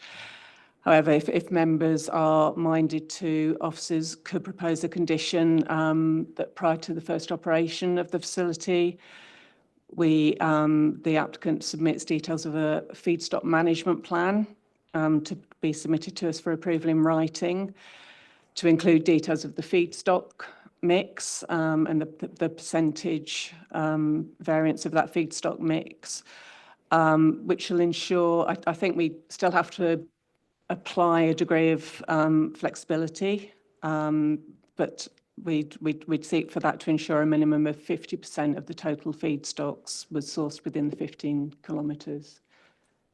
Thank you, Chair.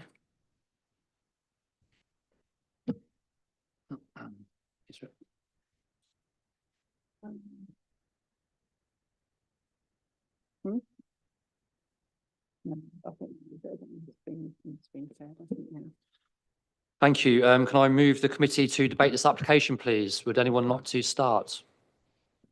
Yeah, can I just ask, how are we monitoring all these truck movements? Who is going to enforce this?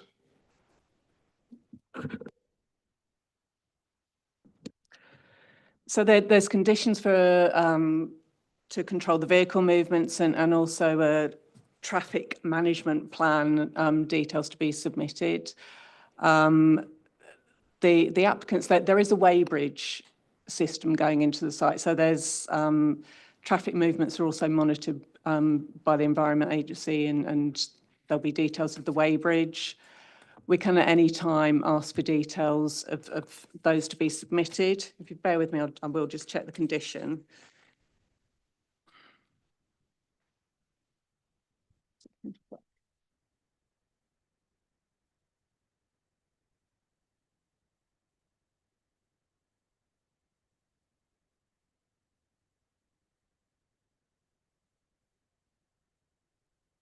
And then there is, so on condition 5, point number 6, they're required to submit an annual monitoring report of vehicle movements to and from the site from the main, from the B4031. So there is a requirement as part of that condition to submit an annual report. And if we wanted to check that, there are, as I say, there's methods because there's reporting requirements to the Environment Agency. So there's methods to do a sense check of that.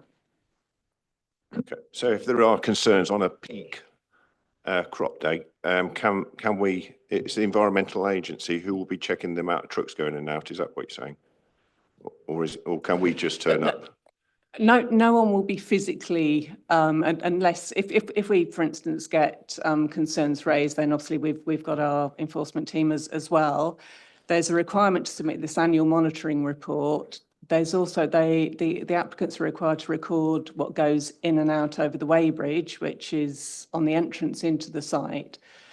So there are methods of recording all these vehicle movements. We're asking for an annual report to be submitted. I'm not saying anyone's going to physically sit there and monitor it on a daily basis, but yeah, just a spot check if residents are concerned that there are 160 going in, 160 going out. We obviously need to be on the ball and be able to count them in physically. I mean, it is a requirement of a condition, so hence it would be subject to enforcement and enforcement investigations if it was reported and concerns raised that there were more vehicles than set out by the condition were going in and out. Yeah, because spread out over the year, the monitoring forms are pretty useless. It's on that specific period. Yeah. Right, okay. Yeah. Councillor Cartwright. Thank you, Chair. Yeah, this seems to be a situation where we've generally agreed that this has been approved. However, listening to the speakers today with their evidence, we seem to be making a decision now whether this is a plant that deals with waste or a plant that uses some waste to generate the energy. So, excuse me. So, you know, rather than it seeming to be a waste development system with the food worry issues and the other the other things that have been brought up in objection, we've sort of had the request that the farmers need this, and the assurances from the company that this is the correct way to go, that it's using farm waste, not food waste, and the digestate is what goes back to the farms. So, I think I would be leaning to approve that, unless anyone can convince me that something's wrong there. Thank you. Councillor Purser. Thank you, Chair. I'm focusing on the report from the inspector's report from Great Worth, because that seems to be the yardstick by which we perhaps should be measuring this application. And I'm particularly on paragraph 131, which sees the countryside as an asset and which there are conflicting demands. My concern with this application comes down to scale and impact. And I think compared with what we saw with the Great Worth application and which was a solar panel farm, the scale was significantly smaller than this proposal, and the impact was also similarly much smaller, because once the site would be constructed, there would be very little traffic impact, and there would be very little ongoing kind of environmental impact from the factory. So I'm concerned that that this really is an industrial unit meeting a far greater need than the locality. And so this is really not, given this is in open countryside, this is really not the right location for this scale of plant. And that's really where I've come to in listening to this application today. Thank you, Chair. Councillor Manners, please. Thank you, Chair. I would concur with Councillor Purser's comments. I think the scale, mass and the height of this project is an industrial project in open countryside. I think the parallels with the Durham appeal, which was dismissed, are very much there. The other point is that actually the biomethane has actually got to go to Banbury. So it isn't as though they can put it into a pipeline close by. If we were minded to actually approve this, I would actually urge us to put a condition on the catchment area that the foodstuffs, foodstuffs, the crops can come from. I think we do need that to protect the villages. And I'm still not convinced about the odour and the other issues around highways. Thank you. Councillor Cartwright. Yeah, thank you, Chair. Yeah. I think these concerns were addressed previously, weren't they? The farmers require this to be close, so it's viable for them to deliver the crops and to pick up the digestate. The further away it is, the more expensive it gets, and it defeats the object. And I think our farmers are having enough of a kicking at the minute and need a bit of support. Thank you.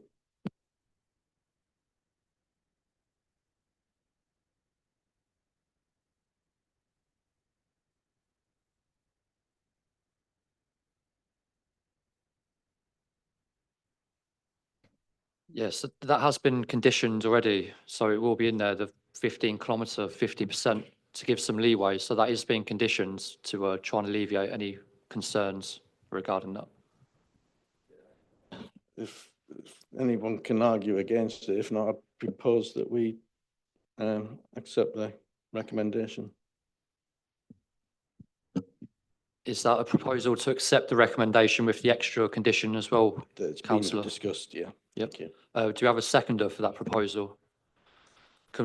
Thank you. Can we,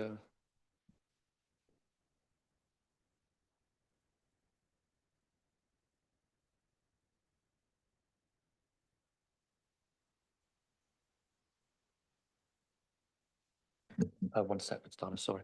Councillor Smith, would you like to add, please?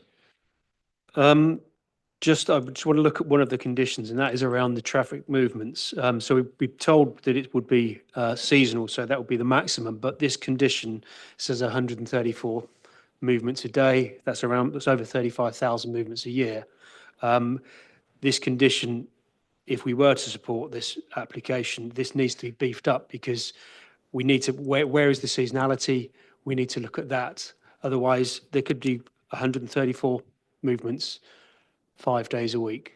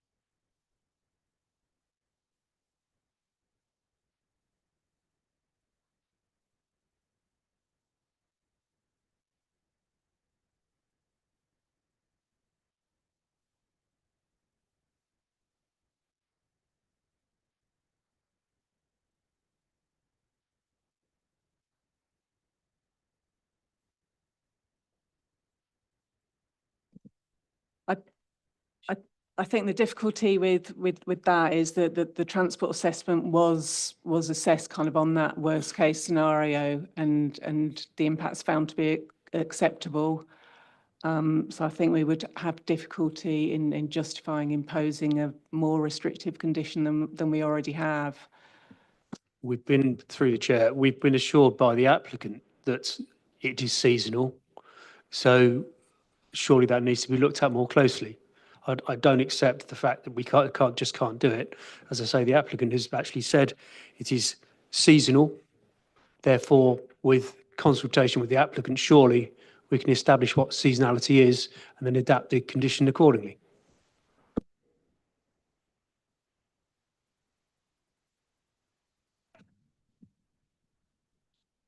It would require discussion with the applicant as to what they consider, because we would have to define seasonal, and I'm not able to do that sat here without further discussion with the applicant to define what seasonal would be, whether there would be a number of months, for instance, that we could define within the condition. That would require further discussion with the applicant.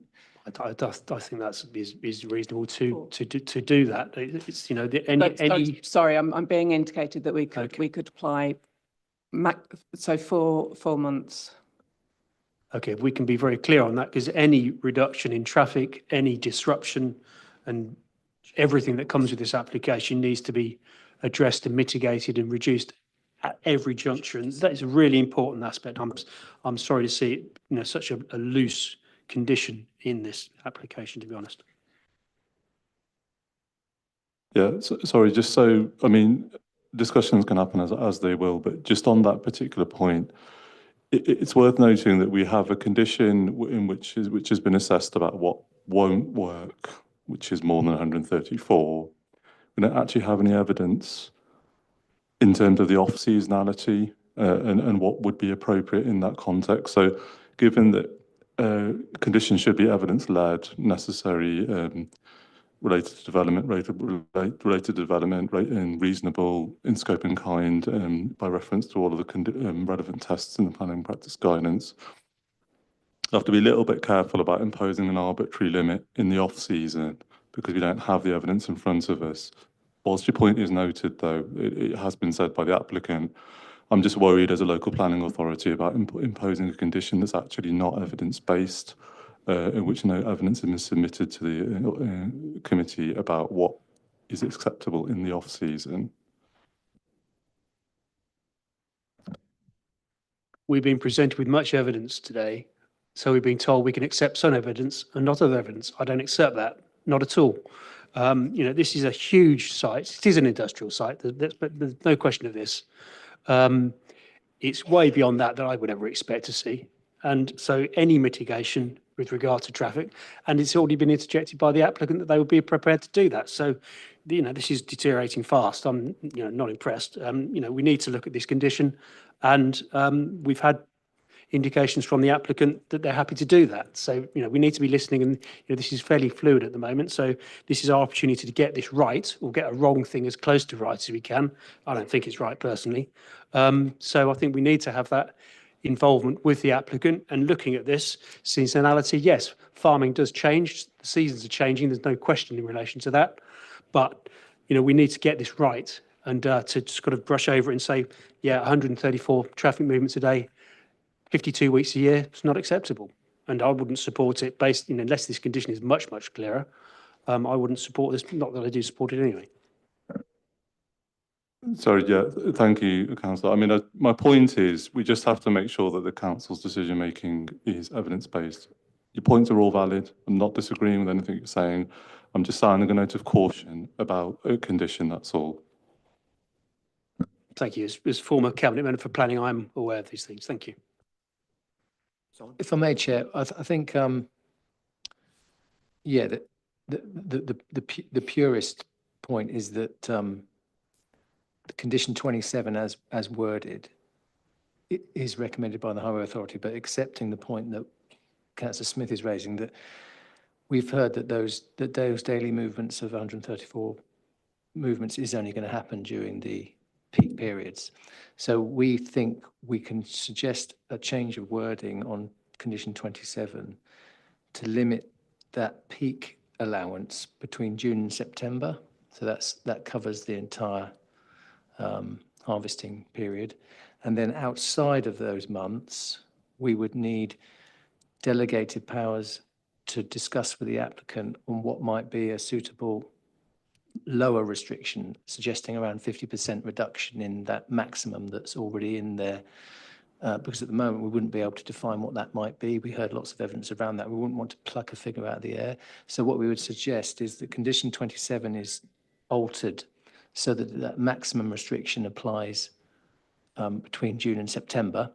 Outside of June and September, we then discuss with the applicant, and we have delegated powers to impose a lower restriction on the condition 27, which is around 50% reduction on those traffic movements. And I think that sounds to me, what we've heard today would probably be within a ballpark figure of acceptable. So I think that might get somewhere where you're getting to. So I think what you're trying to do is squeeze every ounce of restriction out of the permission, if there is a permission. I think that's where you're coming from, isn't it, Councillor Smith?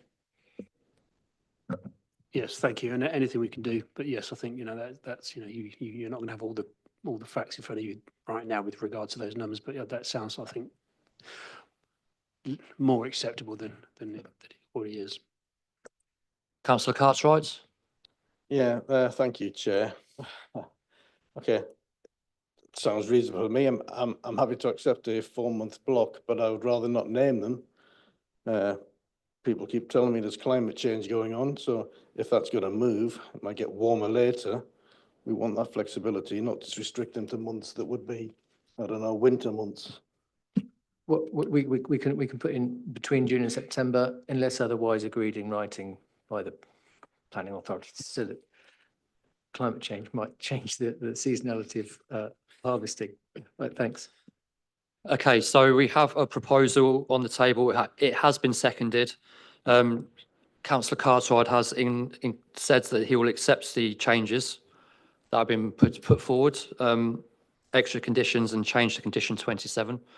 We will. Sorry, condition. Yeah. So the feedstock management plan. They were already. Yeah, that would have been done. Yeah. Can you clarify what the management plan is going to include, and is that going to include a restriction on the catchment area? So if we Apologies.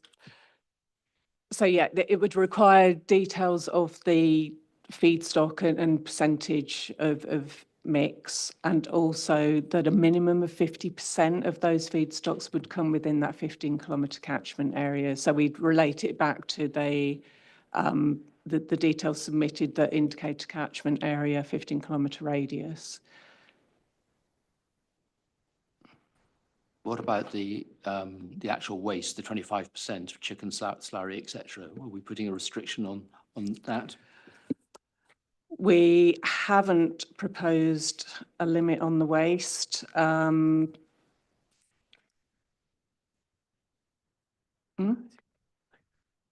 Technically, as somebody said earlier, what's to stop it coming from Scotland?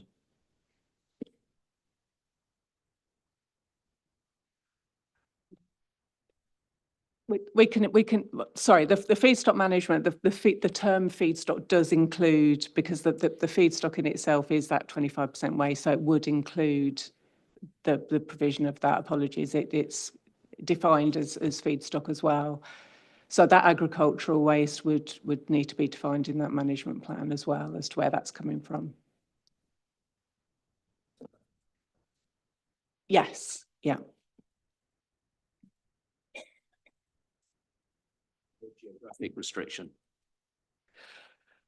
So there would be an overall geographic, so the feedstock waste, so that includes everything, the agricultural waste and the, for instance, the maize and the crops and the straw. So that all comes under the definition of feedstock.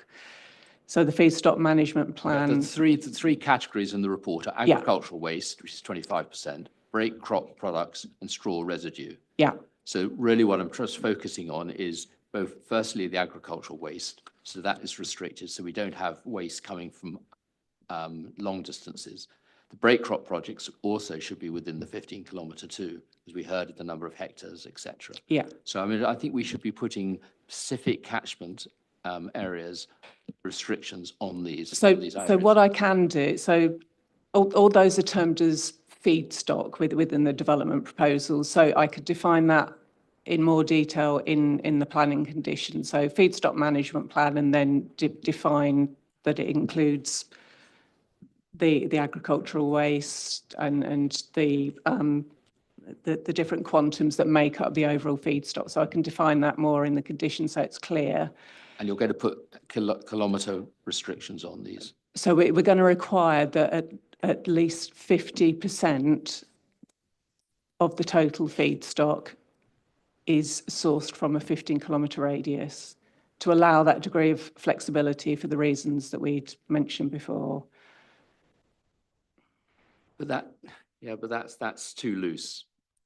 I mean, I'm going to paragraph 310 of the report, and it clearly breaks it down into the three different areas.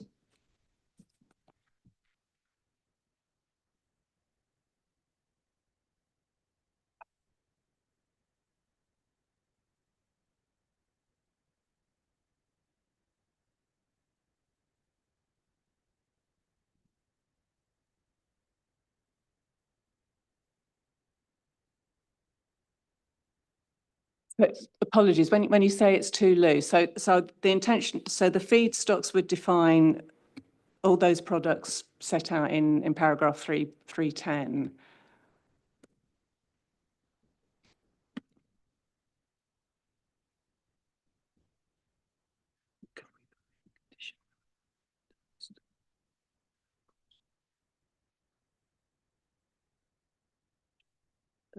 Those might need to change.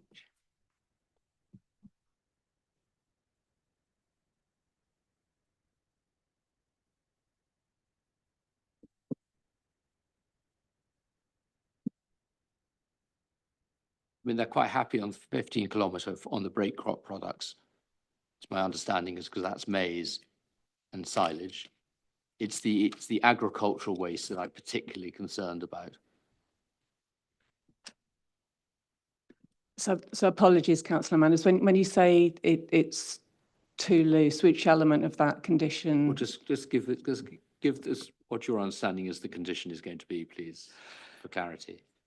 So it will be for the submission of a feedstock management plan, and then I will quantify those elements, so agricultural waste, break crop products and store residue.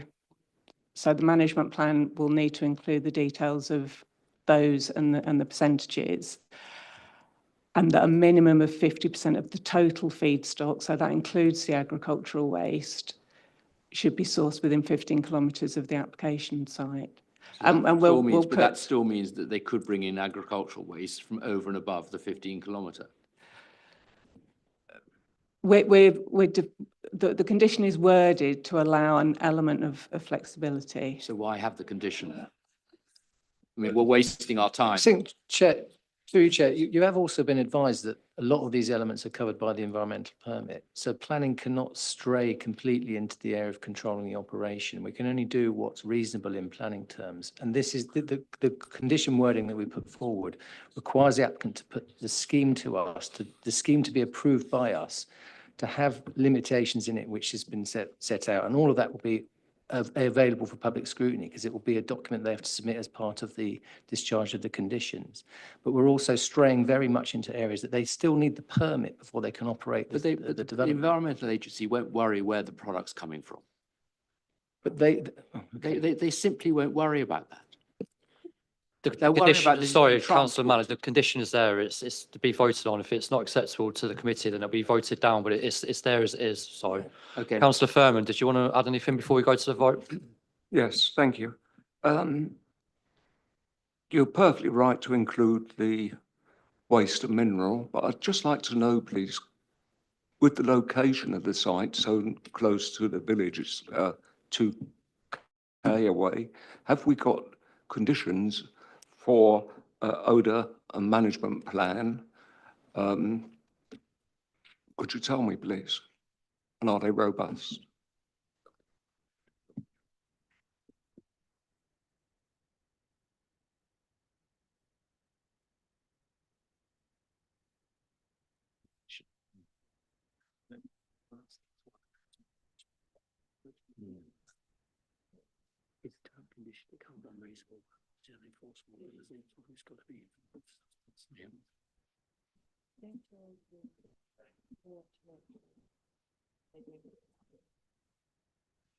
Thank you. Yeah, condition 33 requires a site management scheme. It's in relation to odour provision to be made for control of odour and vermin from the site, and then it sets out a list of specific requirements for that management plan. Yes, thank you. Could you actually tell me what that actually entails, please? What conditions are? I can. For example, would it include, if the odours are bad, would it include shutdown? I mean, that would, if odour was so significantly bad, it starts straying into environmental health legislation and controls. So that kind of starts to, as I say, it starts to fall under other legislation and control if odour was that excessively bad. Environmental health assessed the scheme and commented on the scheme, and as I say, have raised no concerns, and we're imposing this condition to add that extra element of control. Thank you. Okay, thank you, committee. Sorry, I think we've taken enough questions on this one now. We have a proposal on the table. It has been seconded. So we will need to move to the vote. Do we need to sum up, or are we happy with? Yeah.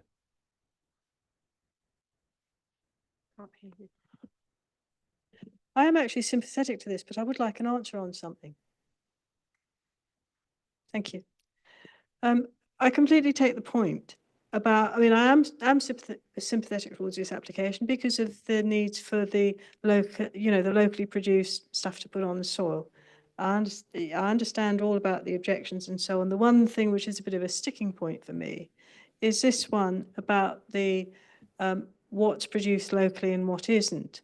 And what I take Councillor Manners' point to be is that in ensuring that a certain proportion of it is produced locally and not trucked around the country, that the aim is to ensure that that's not all met from the break crop products and then the agricultural waste be trucked around the country, but that a fair proportion of the agricultural waste, if not all of it, is actually produced locally, because that is a really problematic material. And I just wonder if you can get some wording that would ensure that when the code of conduct is produced, or when the agreement's produced, that is reflected, so that whilst we have a certain percentage produced within 15 kilometres, that shouldn't all be break crop products, but a good proportion of that should be the agricultural waste, which I think, I don't know if that was Councillor Manners' fault, but point, but I can certainly, I mean, you see all kinds of, you see quite a lot of the break crop products being sort of trucked up and down, and straw residue being trucked up and down the A14 anyways. It's the agricultural waste which I'd want to see is retained fairly locally, or is produced generated locally. And yeah, if you could provide some wording for that.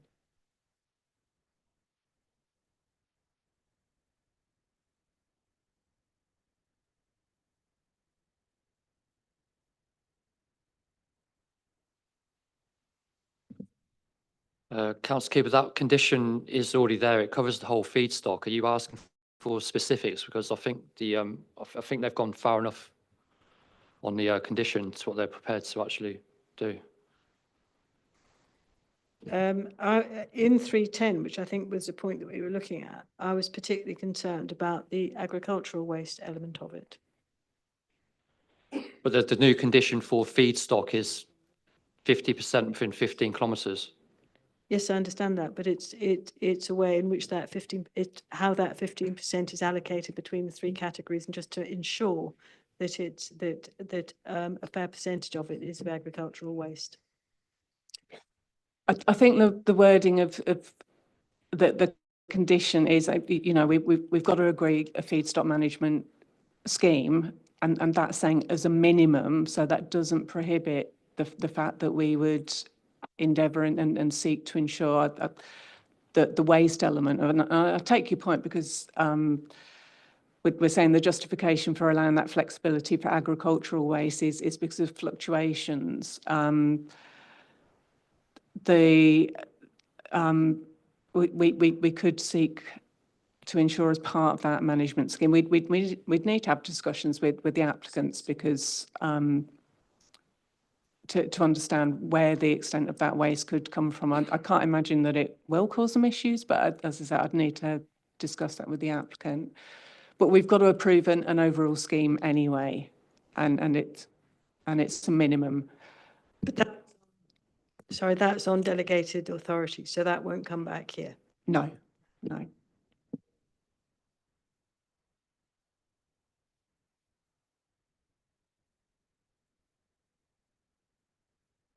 Right, so can I just clarify, the proposal is to go with the officer recommendation, subject to the conditions as set out within the reports, with authority to the Assistant Director of Planning and Development to approve any amendments to conditions as deemed necessary, and subject to completion of Section 106 agreement to secure off-site mitigation measures for skylarks and breeding, with the addition of a feedstock management plan to seek 50% within a 15-kilometre radius. Was there anything else that needed to be included? Anglian Water's condition as per the committee updates. Oh, yes. And 27, the traffic treatments, seasonality, we've got that as well. Yeah. So that'd be an amendment to condition 27 to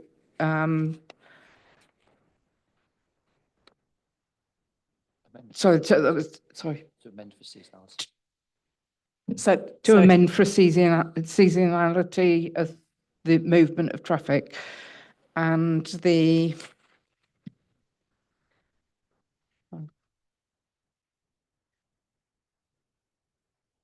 And then the Anglian Water need to ensure, in order to ensure the non-domestic supply of 20 metres squared per day is not exceeded. The additional condition, no development shall commence until a strategic non-domestic, non-welfare water supply strategy has been submitted to and approved in writing by the local planning authority in consultation with Anglian Water. And the strategy should identify the agreed water supply of 20 metres cubed per day of non-potable water.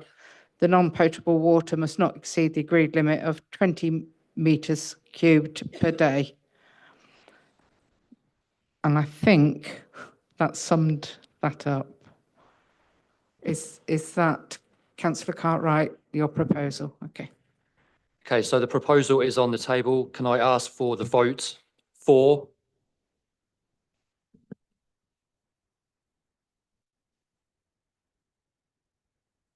Against?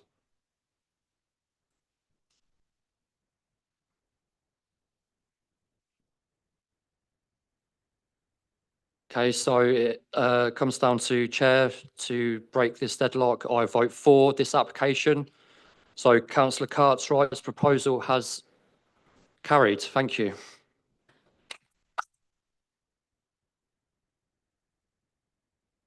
Committee.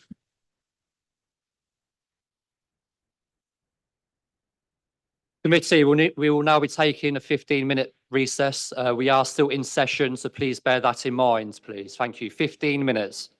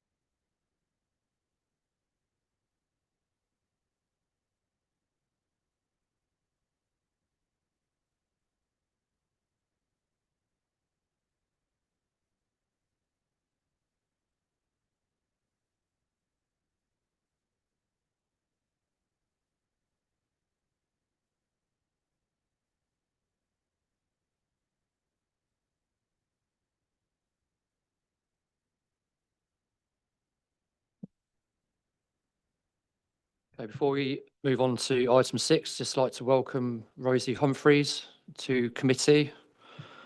Agenda item 6 is Billing Acrodrome, Crow Lane. I'll now hand over to the case officer, Andrew Holden, to begin the presentation. Thank you.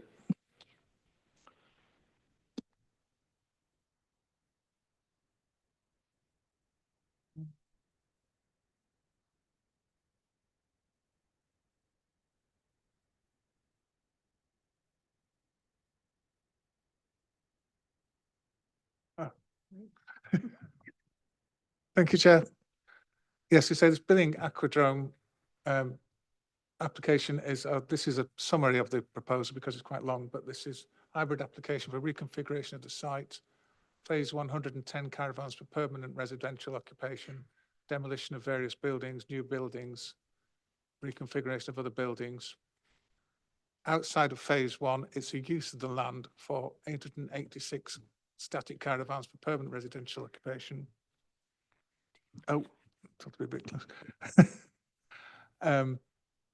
As well as holiday units, touring caravans, and also flood infrastructure outside of phase 1, landscaping, roads, footpaths, parking areas, etc. The full description is in the agenda. As I say, it wouldn't all fit on here. Oh, there is a red line outlining the whole of the site. And to give you a bit of context, there it is on an aerial view. So this is the Billing Aquadrome site as it exists. You've got, here is the Riverside Retail Park. To the north, various housing areas, Little Billing and other housing areas. To this side is an industrial area. And then to the south, mainly agricultural land. Other uses, you can see a motocross there, but a lot of more agricultural use there. Here we have the master plan. I'm not looking at my notes. No, that's master plan of the whole of the site, which is phase 1 and other phases, the outline phase. If I go to this next screen, that's a bit more clear, hopefully. So you've got phase 1 here. The phase 1 is the phase that is full planning permission is sought. Phases 2 and 3 shown there indicatively there in the area which is referred to as outside of phase 1 rather than phase 2 as such. And here you can see the detail of phase 1. So we've got the residential units on this part of the site. We've got the existing entertainment complex.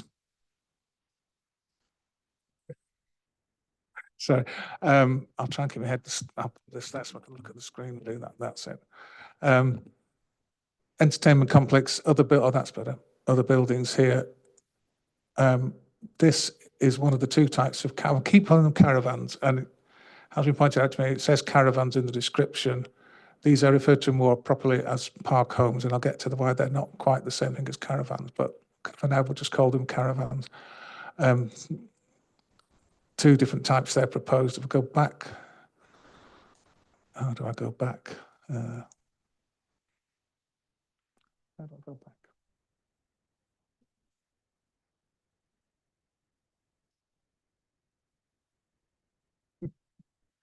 Left doesn't seem to be doing anything.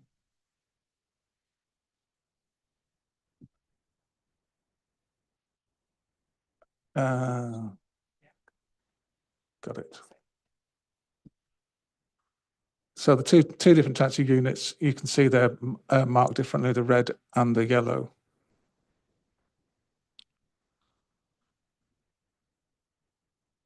There's other buildings proposed as well. So these are buildings as seen on the site, reception, caravan sales, residential sales, all in a sort of similar style. Residential community hub, which is a bit of a larger building. And there is, to show you phase 1, an aerial view of the site. So these buildings here would be demolished as part of the proposal. This building here would be retained. This area here would become the phase 1 residential area.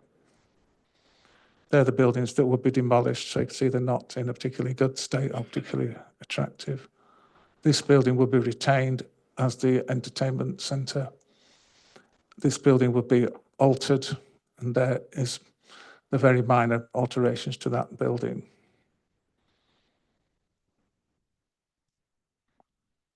Go back to the plan.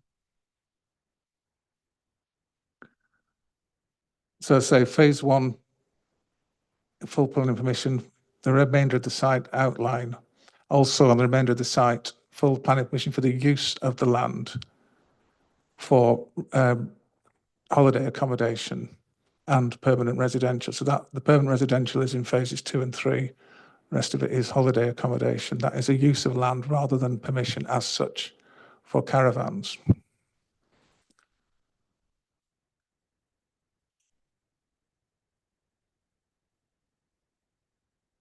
I wonder if the officer could just repeat that. He says it's about use of land rather than for caravans. Are you implying that it would be used for something else? No, it's a technical distinction that they're not applying for planning permission for each caravan as such. They're applying to use the land for caravans.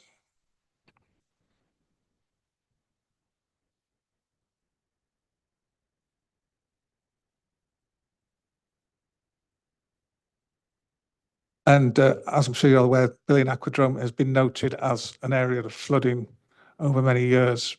That is obviously a significant consideration here. The proposal is to raise the level, so the permanent residential will be raised out of the flood risk. The remainder of the site levels would be changed as well, so that the actual units would be not in the flood risk. This is where we've got a slightly unusual recommendation here, because it's not recommended for approval as such. It's recommended, and I'll take you to the recommendation.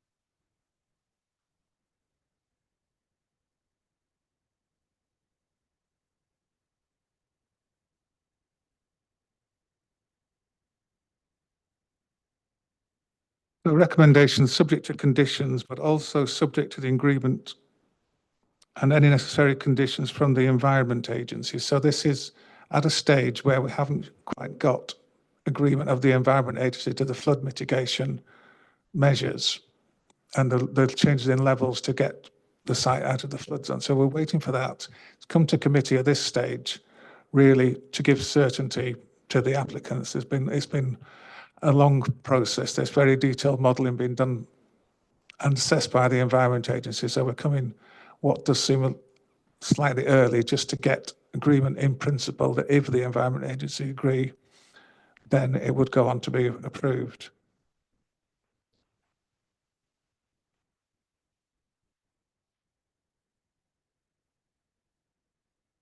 Draw your attention as well to the addendum.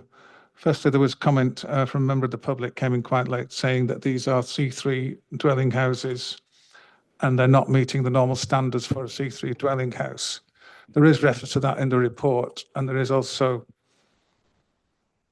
within the applicant's planning statement, detailed description about the standards that they would have to meet. So it's not just a caravan that you might go on holiday in. It is a park home. It's built to a better standard. British standards define what insulation, what fire mitigation and so forth it has. So it's although every time the word is used, it's caravans, that's come from the original description. It is a different standard to that. So that sort of answers that comment. Other comment I've had is from the National Health Service. They were consulted, they came back quite late on in the process, and they do think they may want a financial contribution to healthcare provision in the area. Obviously, this is, whether or not it is residential C3 dwellings, it is more people living there, so they potentially do need healthcare, need to sign doctors, surgeons, so on. So that is an amendment to the recommendation that will be subject to a potential Section 106 agreement for a contribution towards healthcare provision. We haven't yet got a figure what that would be. That would be an appropriate provision, and it can't just be a sum of money. It has to be linked to additional provision in the area. So they're going to have to work out what additional provision that might be that they would link it to. Another point that's come up is about the diversion of the public footpath, which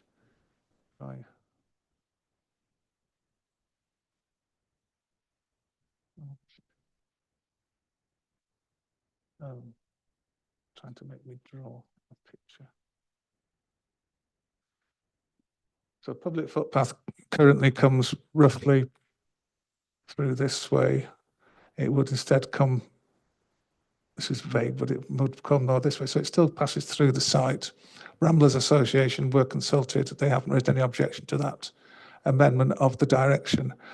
What has come up is that there needs to be a further condition for any works to the public footpath to be controlled. So any diversion, closure, etc., would have to be agreed in advance before that's done, so the path remains open. It may be on a temporary alignment during the work, but it will be kept open. I think that's all I need to say for the time being, Chair.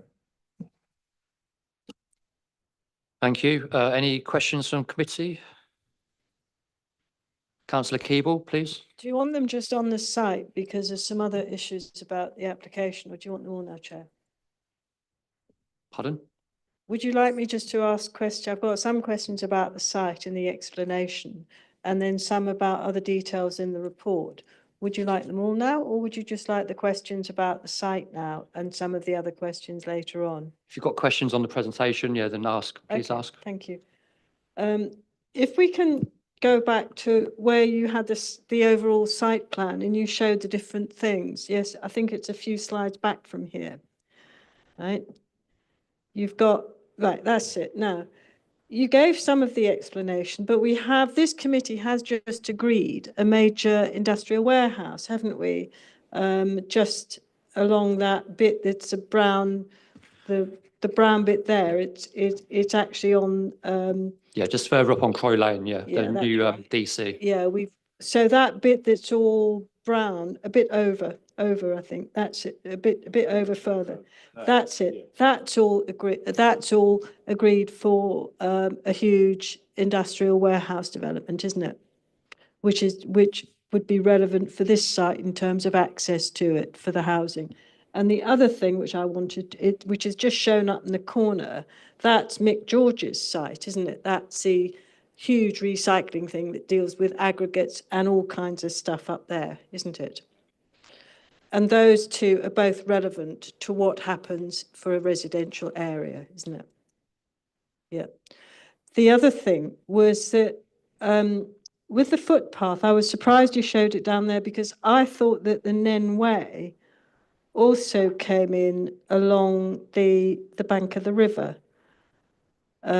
Is that not a recognised footpath? Because I thought that was a route that the Yeah. public have been used To answer the second using. question first, there are two footpaths.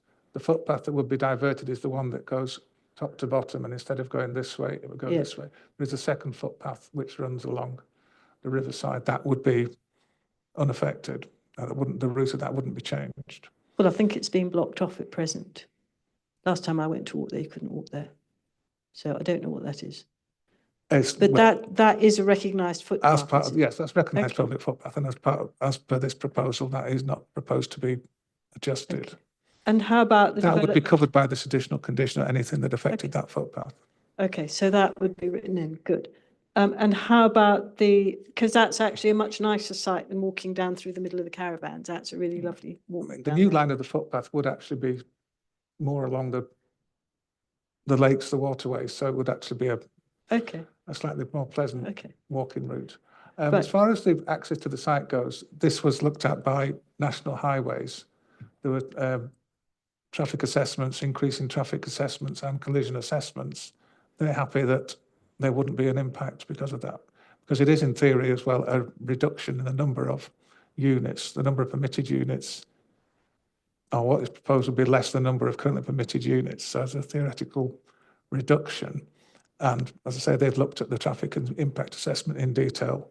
They conclude there wouldn't be an impact on the A45. What is that of the industrial warehouse? That is Because- of this proposal. Okay. On top, and they've taken into account of that on top of all the lorries that will be going in and out of the new industrial warehouse there. That is an assessment of this site compared to the current and the proposal, is what they've done. Yeah.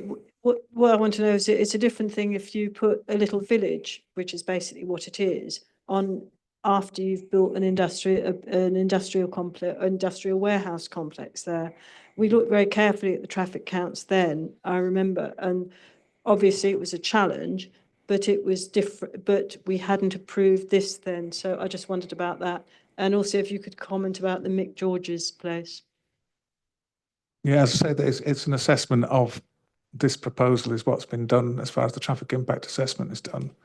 Okay. So it's how much more impact this would have compared to between what is existing, what is proposed for this site. Okay, and I wanted to ask some questions about the section 106, but perhaps we could do that later on. Yeah, thank you. Do we have Councillor Humphreys, please? Thank you. Yes, just going back to the highways, given that although there are going to be fewer number of units, they're going to be, I think, significantly more permanent homes. That doesn't affect the highways impact. That would have been that was assessed in that, and yes, it does make a difference. But it's whether it's permanent residential or holiday use, people will be moving at different times of the day. Yeah. Now people are going to jobs, they'll be going earlier in the morning. But that was all in the traffic impact assessment. That was all considered. And just on Environmental Agency, the flood mitigation management, which is you said this application is coming to the committee to give certainty to the applicant. Do we have an indication it's going to be agreed? Because we're being asked to agree something, approve something that about which there's a fundamental piece of information we don't have information. And we have representatives from the Environmental Yes, Agency I here, see, I was but gonna- we're getting indications that it is likely to be agreed. This recommendation is subject to that agreement. If we Right. came to a situation where it wasn't agreed for whatever Right. reason, it'd have to be reconsidered. It wouldn't just go through anyway. Thank you. Councillor Purser, Yeah, please. Chair, I'd be very grateful for some guidance on this and the exact process to what we're agreeing to, because it seems to me there would be two issues that we would be significantly concerned about. One would be the flooding on this particular site, and we want to be making sure that this application was improving that. But there's also the second issue, seems to me, what the implications are for further downstream. And would we, as a committee, be required to assure ourselves that we weren't causing a higher risk lower down the River Nen from this water passing through this site and going further down? Because we've got this whole quite complex area of the washlands and its role in the management of the flow of the Nen. And I guess we really do need to be, we need to be sure as a committee that we're not exacerbating any problems that there might be there? Thank you. Yeah, I mean, that is part of the consideration. I think Ben from the Environment Agency is better placed to answer that. Yeah, thank you for the question. I'm Ben Thornley. I'm Area Flood and Coastal Risk Manager with the Environment Agency. So my team have worked extensively with the flood risk consultants working on behalf of Billing Aquadrome. We're currently still in the process of assessing their model fully. We've also already been through one iteration of assessing that model, and they're currently doing some further work.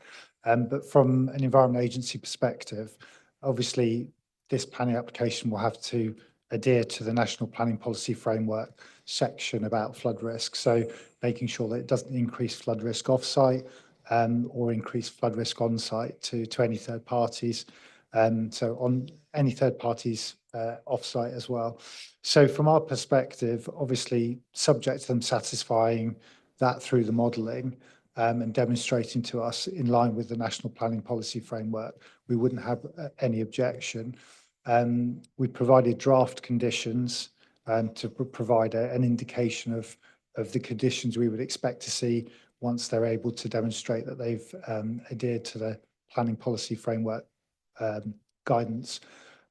But from our perspective, we see it as a way to reduce flood risk on site. We already know there's significant flood risk on site and significant risk to life. And these proposals will see the roads raised and the caravans raised to a higher level than the flood level. So from our perspective, it would in the long term be a very significant contribution to reducing risk to life on this site.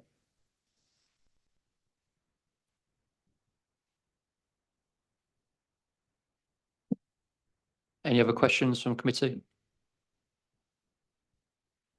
Councillor Purser. Yes, Chair, through you. what role do we as a committee have in terms of the, so we're calling these static caravans, are we, park homes? Do we have any ability to control how many people would live in any one park home, or they are, because the space standards are somewhat limited in terms of some of them. They're below the minimum standards that we would expect for a built home, if you like. What's the view of our housing team on that?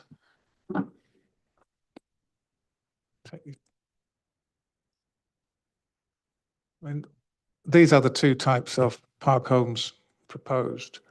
And yes, they don't meet the nationally described space standards as would a brick-built C3 dwelling house. They're seen as an alternative form of accommodation, really, and we don't have proposed any control over the number of people in each unit, but they are 2-bedroom units, so that would be limiting in a way. And it would be a choice people would make, that they would prefer to live here for whatever reason than elsewhere. And it is an alternative proposed form of accommodation. It is proposed as well for over 55s, so it wouldn't particularly be families with children. It wouldn't be families with children living there. There isn't a condition to say it must be over 55, but that is the intention, the way it's marketed as a sort of downsizing, different form of accommodation, and people have the choice if they want to live there. Councillor Keeble. Thank you. At point 720 in the report, you've got that you envisage it would be for older people, and they would use the second bedroom as a storeroom. Now, I don't think you have any means whatsoever of enforcing that at all. And normally in Northampton, if you have 2-bedroomed accommodation in areas where prices are lower, you tend to have low-income families with a second bedroom used as a children's bedroom. So it's very hard to see, given that it's sort of, that it, as you say, people's choice about where they go. It's very hard to see how you would be able to stop there being a sort of mixed generations in this accommodation. Sorry, Councillor, where are you looking to see use of a store as a storeroom? On paragraph, I mean, I was very surprised to see it myself. It was, let me find it. 7. Yes, sorry, it's 20, 719. right. Got it now. The layout of the site, blah, blah, blah, et cetera, and then it's got the community hub, and somewhere, yeah, there we are, up at the buffer, it says accommodation for older people, and the second bedroom is likely to be used more for storage. As such, the accommodation provided is considered satisfactory. You have no means whatsoever of enforcing that, is it? That wouldn't be enforceable. I mean, that is an assumption about the type of person who would be likely to live there, but it's not. There's no condition proposed to enforce number of people per unit now. And it's used by mixed, I mean, when we went there on the site visit, there was a couple of women pushing buggies around. And when I've been there previously, I've seen kids riding around on bikes in school uniforms. So it's a mix, it's a multi-generational site, that, isn't it? The proposal here, I mean, as I say, there's not a condition proposed to restrict the age of person, but it is proposed as an over 55s residential development, residential accommodation. I think the other point to make is that as the officer's report refers, although we haven't actually got a planning policy that requires residential accommodation to adhere to national space standards, the Northampton local plan doesn't contain that policy. So it's, whilst it's desirable and it's a recognised standard, we haven't actually got a policy that allows us to enforce that requirement.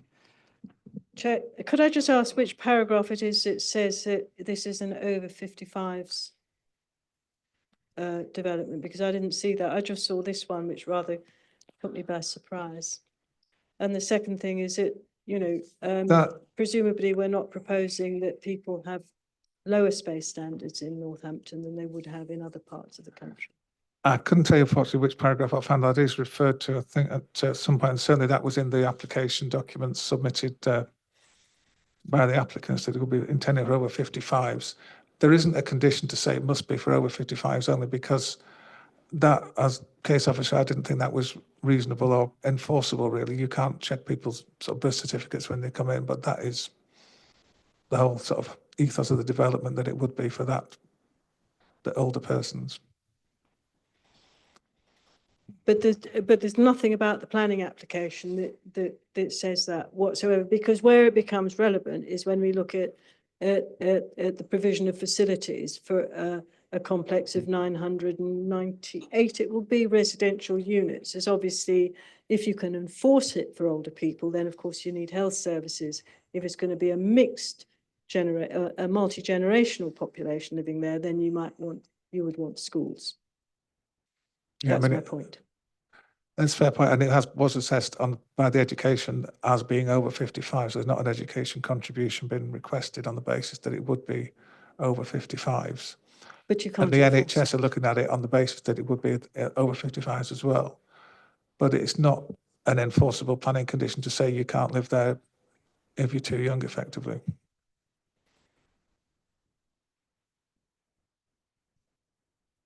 Yeah, I'm getting your point, Councillor Keeble. If it's going to be for multi-generational use, and the Section 106 should apply to educational use as well. I think that's the point that Councillor Keeble was trying to make here. Ask some questions to find out what's possible. There's a number of other issues that I wanted to come to further down the line. Yeah, just through you, Chair, we just need to, I think this is quite a unique proposal, and this is, as Mr. Andrew Holden said at the beginning, this is for the land use. The land use planning is park homes, a number of which will be permanent residential accommodation. It's very difficult for planning authorities to get involved in who exactly is going to be the intended land user, and we've got to be very careful about thinking about further restrictions on who can occupy these units. But the general market condition is that it would be for generally the over 55s. But I do understand your point. I'm sorry, anything with 2 bedrooms in Northampton that's reasonably priced tends to be taken up by families looking for low-cost accommodation. There may well be older people too, I completely accept that. But this is 998 units, static units, when it's all built out. And that low cost or reasonably priced, and with 2 bedrooms, that means families, or a proportion of them will be families.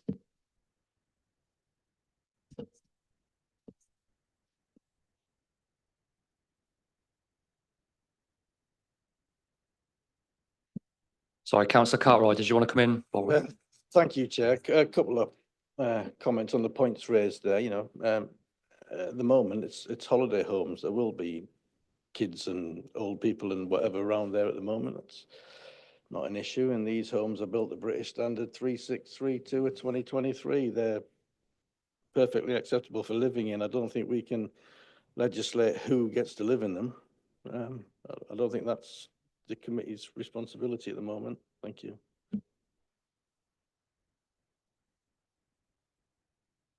Do we have any other questions from committee, please?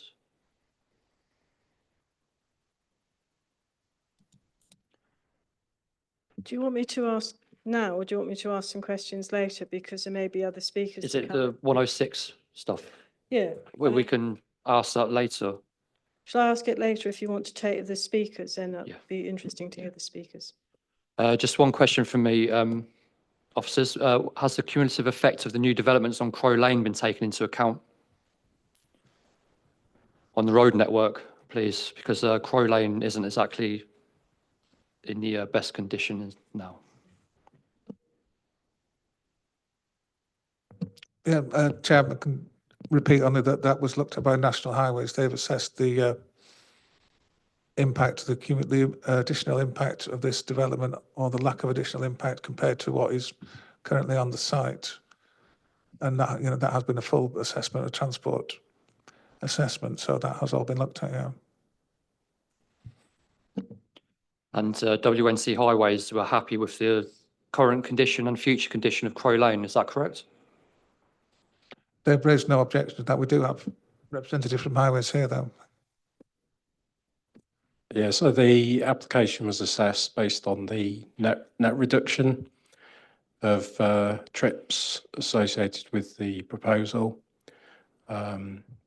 So it isn't really this application or this development's responsibility to fix any existing highway defects on the network, wherever that may be.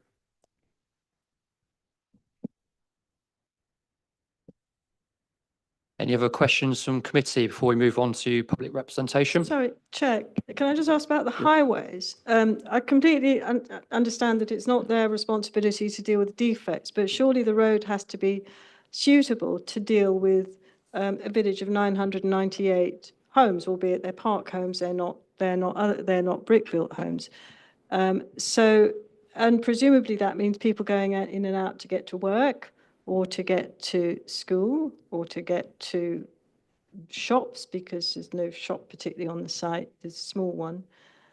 And there's no proper pavements down Crow Lane. There's one very small one, but it's battered and it goes to and fro across the road, and you're going to have the trucks going in and out of the industrial site. Have you actually assessed the pavements and the routes for pedestrians once they come out of that area and they try and walk somewhere?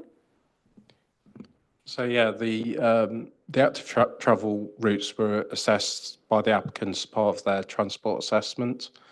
And that, active travel, walking or cycling. So there are links below the A45.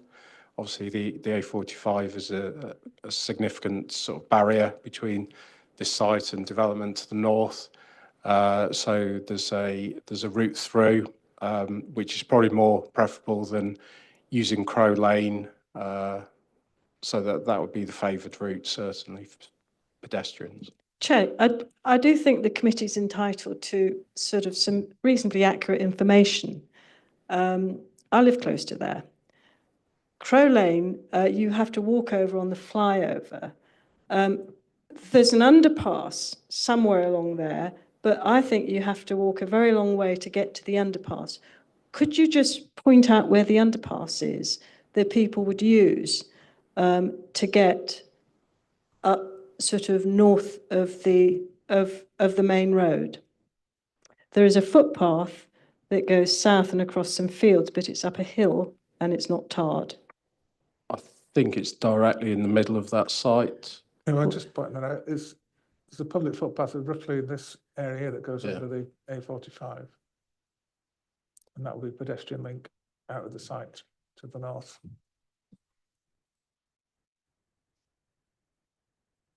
Where does it go? I'll go and have a look. Okay.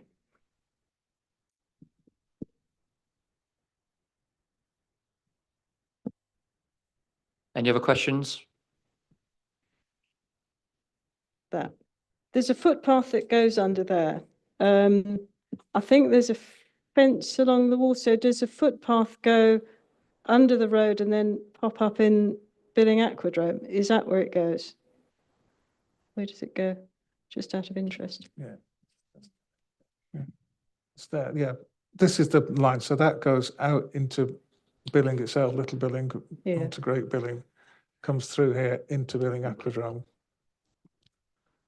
And this is the footpath I was talking about that would be realigned, so it would be coming down this way. But if you're living in these permanent residential areas here as proposed, you could walk to that footpath and get out of the site without having to sort of deal with the major roads.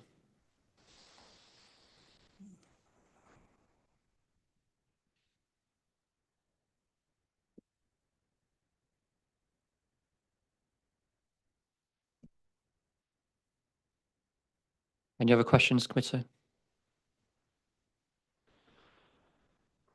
Okay, can I ask Geoffrey Smith, please, to step up?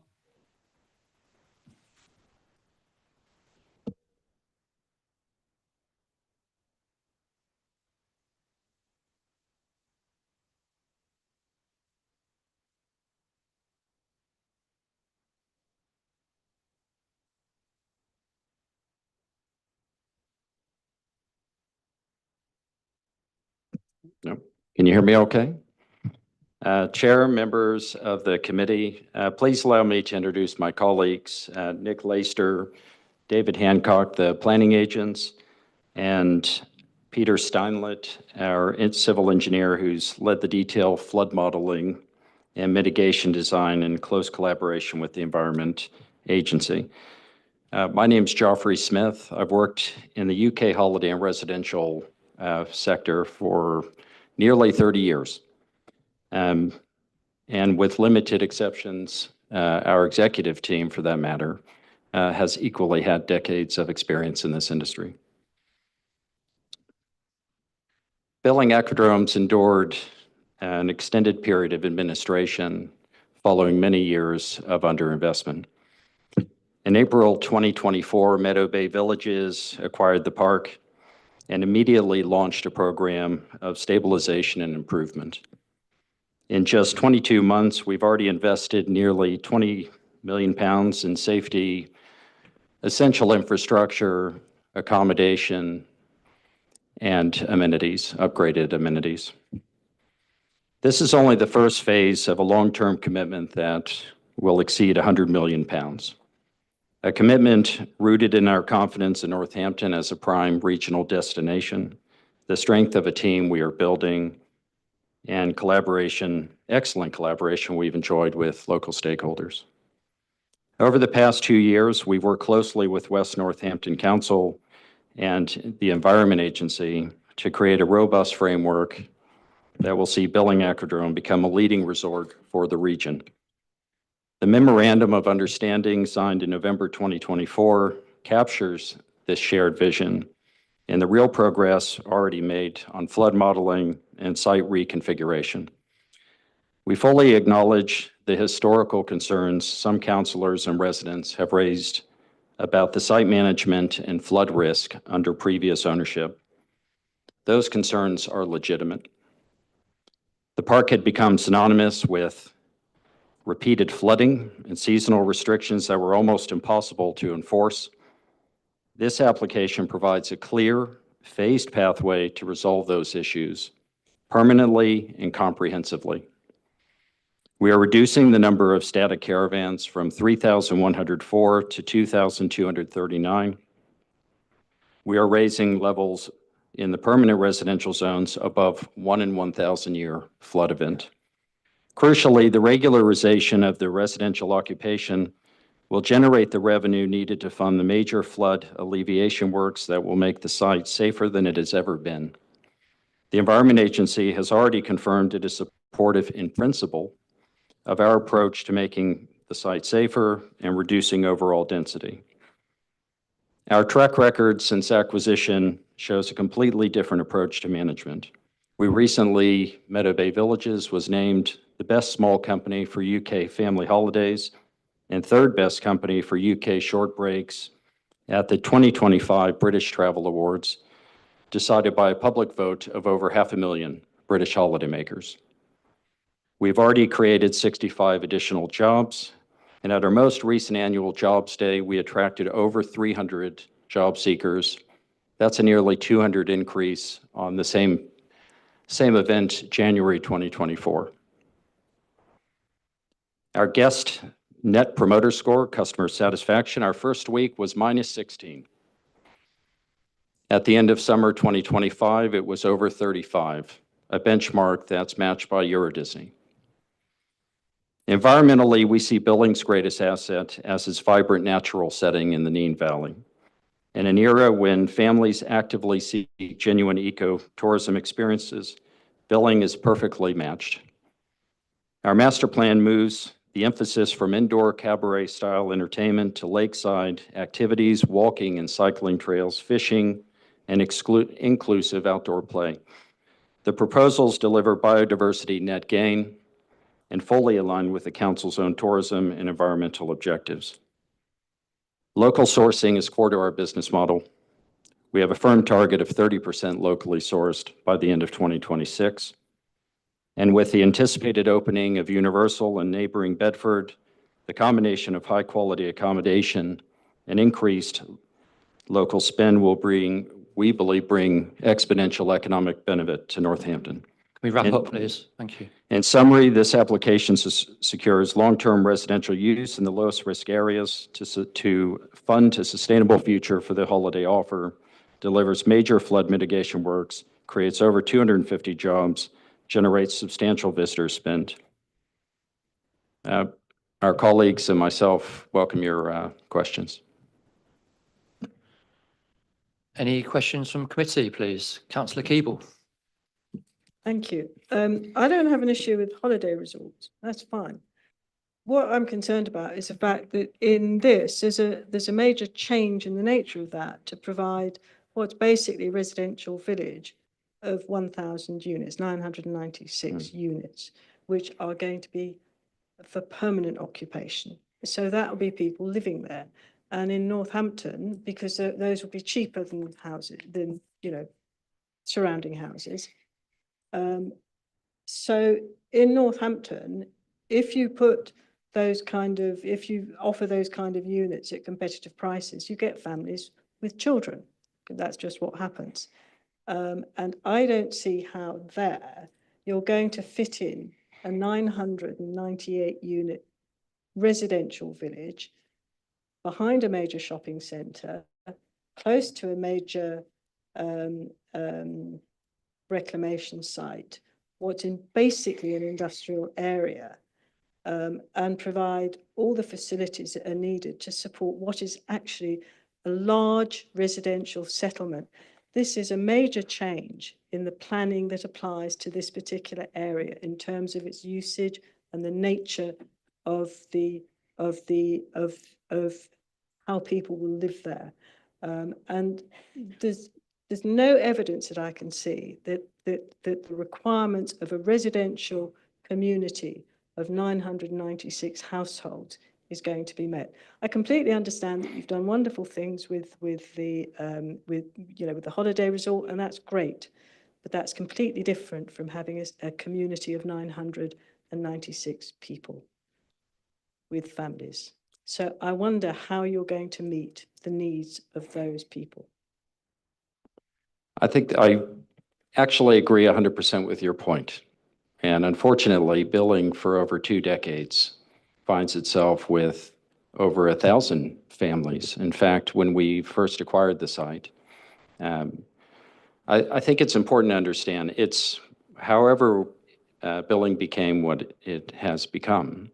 When we acquired the site, there was well over 1,200 families living on site, multi-generational, with all multi-generational needs, whether it's GPs, schools, local support, care services. That is what was existing at billing. Now, what we're proposing, and frankly, on a floodplain, the park was unviable. For a holiday park to go into administration is a rare thing.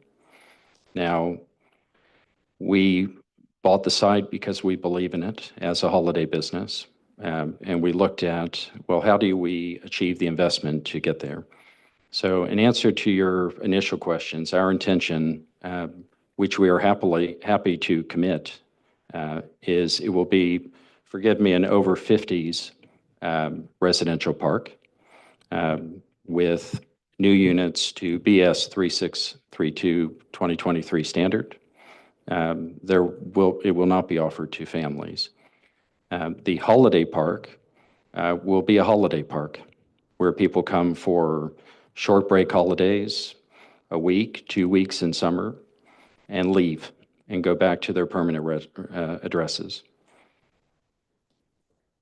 If I could come back on that, because it's obviously a very substantial point. Now, what happened to Billing Aquadrome has grown up over a period of time, and some of the people who have lived in very difficult circumstances on that site has been completely shocking, and the regular evacuation of them has also been shocking. The answer, it seems, to having people living in unsatisfactory conditions isn't simply to say, well, we're going to regularize that, or we're going to entrench that. Because what's also happened is that around that area, some of the other land uses have changed over the time. So that you've got in the Mick George's site, you've got an absolutely major and successful business that does recycling of all kinds of products. And there's some pollutants from there which affect the only other nearby residential area, which is the Gypsy and Traveller site, which is down Ecton Lane, which is caught in a network between that and the recycling centre and so on. So that's happened. There's also a major warehouse development, which actually will make a very big change to the whole nature of that area. And you've also got the growing out of Riverside.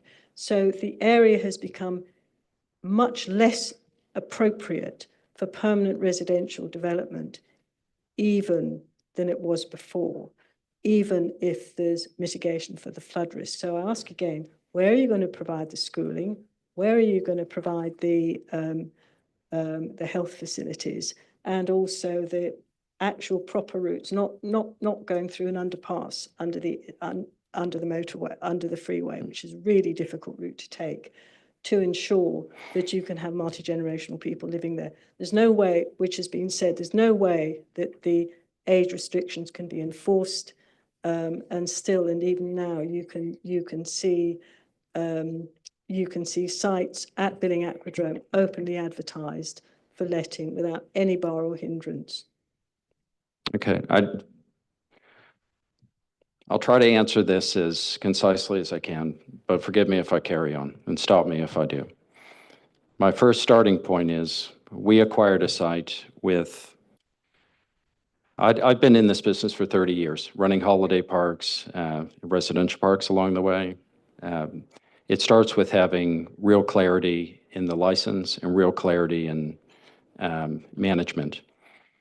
Billing Aquadrome, it would appear, over a period of decades, was not managing or investing in operating the holiday park as you would expect. We picked up a business that has had multiple landlords operating multiple caravans that were not compliant. So if I give you an example, prior to our acquisition, there were a number of units that had not had a gas or electric safety test.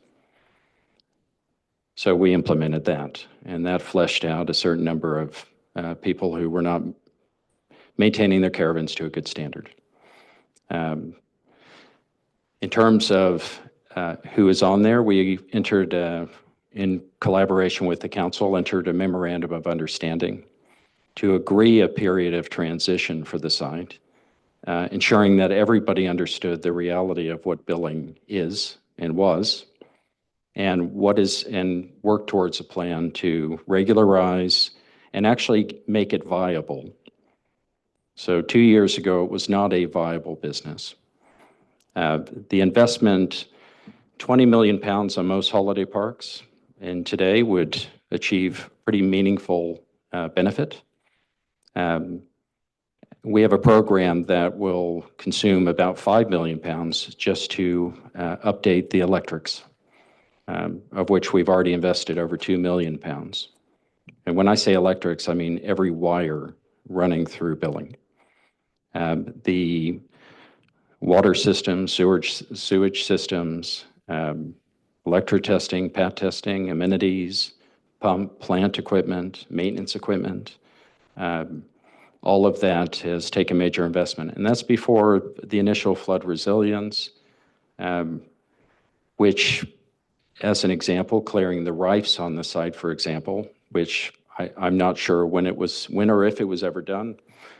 We cleared 550 metric tons out of all of the rifts. So it's a major infrastructure scheme. It's a major, the regularization, I would say, actually starts with just having effective management. We have a site license. It needs to be adhered to. To achieve a holiday park that's viable, it needs major investment. And when I say major investment, to accept that 15 to 20 million pounds is just to operate safely gives you the scale of the challenge that we acquired. And that it's not a light statement to say to convince investors to invest in a site with that volume of issues It's not a light statement, but it takes a huge commitment, and that's founded in our commitment and belief in the area that it's in, the local, the immediate locale, its natural assets, the market we think it can serve. But it's a big task. In terms of answering your question, the schools are already servicing the customers are there. And that will take a period of transition to make sure every person who,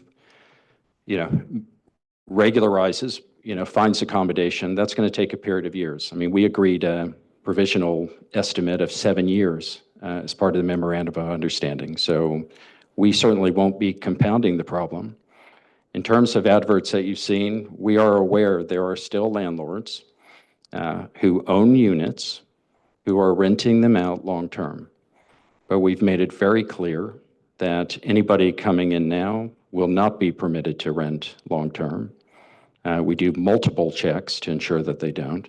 We do multiple checks to ensure people aren't coming to live there. And in terms of rentals, slowly, we've had landlords who have sold us their units, and we're slowly phasing that out. But that's going to take time. And as agreed with the council, again, we estimated about 7 years because there are people who live there who rely on it as their home and have no other option. Yeah, I wanted to come back on because what I'm particularly concerned about, and which I haven't heard yet, is on the 996 units, which there'll be in total, the residential sites, there's 100 and then there's another 886, yeah? Yeah, 996, Yeah, yes, yeah. correct. So that will be the total. Now, you've said in your license that it was for older people, but I question whether you've got the ability to enforce that, because are you selling the sites? Because are you selling those static Yes, units? we do have the ability, but it's not managed through planning. It's managed through the site license, through the health and safety executive. So they issue a license. So to be clear, the 996 over time as it's developed, and this will be a period of years to develop this, will be licensed separate to billing. It will be its own park under the banner of Harmony Villages. It will be an over 50s. The site license will reflect that, but to be specific, the site agreements that are issued, it will be in the legal agreement with every customer. So to just explain, once one customer buys, that cannot be breached thereafter because they could go to a Tier 1 tribunal and challenge that. It will become a protected site. So that's what we're asking for the 996. So as they are developed, it will be consumed into that protected site. And it'll be over 50s. So yes, it can be managed. I've operated residential parks around the country. So the biggest one in the UK, in Essex, you have to, if you were to sell to somebody under 50, you can actually be sued by the residents of the park. So I'm categoric. I know you can manage it. So how is that going to be structured in terms of the planning agreement? Because it doesn't look to me as if this is set out very clearly in the paper we've got before us. And there's also the issue about what you're going to do in terms of the Section 106 for the health services in particular. So it's in the planning conditions, the draft conditions, and I certainly won't speak for the planners. But it currently is in the planning conditions that I think with each, I'm going to pass you to our planning agent, yeah. Yeah, I can come back on that point. So it is actually... Sorry, before you start, can we just like to interject if Nikki, do you want to... Sorry, guys. Sorry. So I think just to close this point down about who would be living there, I think officers can, if members are minded, to recommend approval, we could impose a condition to restrict it to over 50s. And we'd be happy to concede to that. Over 50s. Yeah, that's basically what I was going to say, actually. It's fairly common for this type of site to have a condition restricting it to over 50s. We work on multiple sites for residential park homes, and that is a very common approach.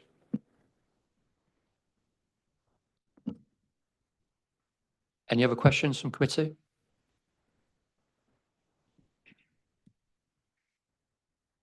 Thank you very much. Cheers. Thanks, guys. Thank you.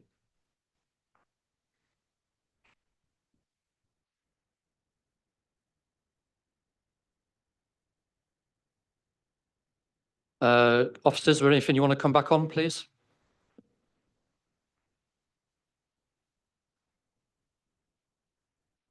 I think the only thing I would say, Chair, and this has been mentioned by the applicant, is the current situation. You know, it is a site which has developed over many years. It's got planning conditions stating no permanent residential occupation and so forth. We know that that has drifted over the time. So there are a number of units on there which we believe, it's not been demonstrated formally, but we believe are lawfully occupied as permanent residential accommodation with no control. This gives control over that and improves the situation. There's also the flood issue that, as it stands, the site can carry on with over 3,000 units. We think about 800 or so maybe are permanently residentially occupied, and the flooding will continue. We've not got control because of historical planning permissions. We don't have control over that. This gives back that control. So it's an improvement to the site to, you know, to do this or to allow this application. Other thing I would say is it's been talked about where the site is, and it's near industrial sites, near waste disposal sites. It is also on the edge of countryside. If you look at that aerial view to the south is open countryside. So it's not a sort of strange place to have residential, really.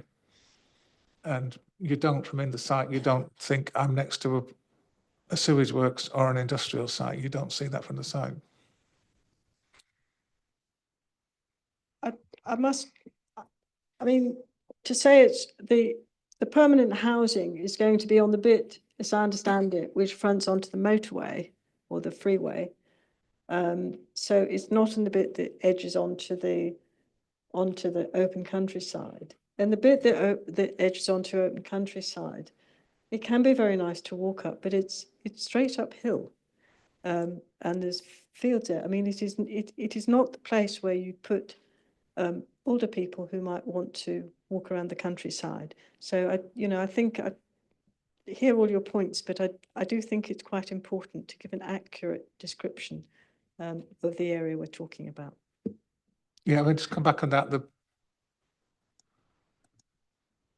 permanent residential will be around the edge of the site. That is because that is the higher ground, so that is then easier to get the flood mitigation. Having been on the site, I don't think you say yourself as being next to industrial areas while you're within the site. It is screened. The A45, that has been brought up as well by the National Highways, potential impact of that. There's a condition recommending noise mitigation measures to prevent noise from that. So yes, it is next to there, except that it is, I would say the site as a whole is next to the open countryside. You've not, if you're an active over 50, you've not got very far to walk through the site to make use of that. And I think it is well screened from the neighbouring uses that might be seen as detrimental.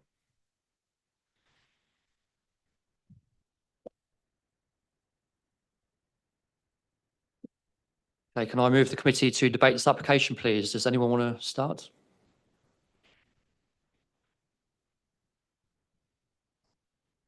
Councillor Purser? Yes, Chair. I think I'd want to move that we as a committee accept this application and follow officer's recommendation. I have to say, one of those occasions when our speaker has actually provided some real reassurance of the concerns that we might have had. And I think many of us over time have had real concerns about this site and the risk to life that there's been in the past, and potentially, I think potentially still is. And I think in the context of the issues that need resolving in terms of the Environment Agency. And I think, you know, obviously there's a process to be gone through there, and they will need to assure themselves that it's safe, both in terms of this site and my concern is also further downstream. And I still have concerns that we've hardened the northern part of the upper part, the bit of the Nen Valley up from Northampton, and that has exacerbated flood risk. So I think my view is, and I'm not a professional, but I think we've made the situation worse by the sort of applications we've approved previously. So I think, you know, the fact that we've got an active scheme here that will improve the situation for the really quite considerable number of people living here, and that there is a plan to take this forward into the future. And I guess other aspects of this scheme will come to committee in the future, I guess. This isn't the last time we'll have an application on this scheme. On that basis, I'm really quite supportive of this proposal, and really think that it is the way forward for this site. Just one sec. Thank you, Councillor Purser. Is that to include the extra condition for the over 50s as well, your proposal? Yes, please. Okay, thank you. Do we have a seconder for that? Okay, thank you, Councillor Manners. Councillor Keeble, did you want to come in? Yes, I do, because I don't agree with this. I completely understand that Billing Aquadrome has been a serious problem in the past, but I don't actually think that you improve a situation by, you know, as it were, legislating for something which is not acceptable. And I think there's a number of reasons for this. If you've got a residential, a small village we now hear, it would be like a retirement village for 990 with 996 households in it, is a very large retirement village, and it would normally have a lot of ancillary services to go along with it. One is that it would have health facilities, and there aren't health facilities near that place, and that would certainly have to be provided for under a Section 106, and there would have to be an agreement as to how that was actually going to be managed, because to get people from there to a doctor, to get them to a GP, is actually quite difficult. The active travel route, I suggest people try walking on that route and see where it goes to, because from my knowledge of the area, it doesn't lead to anywhere particularly useful. There's also issues about access to shops and the other facilities that a community of that nature would need, because people might buy it when they're 50, but they will stay there for very much longer. I'm also, we haven't heard about the Section 106 agreement. We also haven't heard about the practicality of running such a large complex for older people in an area like that, or heard about the management arrangements for it, other than that it would be run by a separate company. I have not heard convincingly about the arrangements for access into and out of the site, which will be very different for people who might have restricted mobility if they're older, and along an area which is now heavily used for warehousing and light industrial, and has obviously got all of the traffic that's going in and out of the Nick George site. So I don't think we've heard enough yet.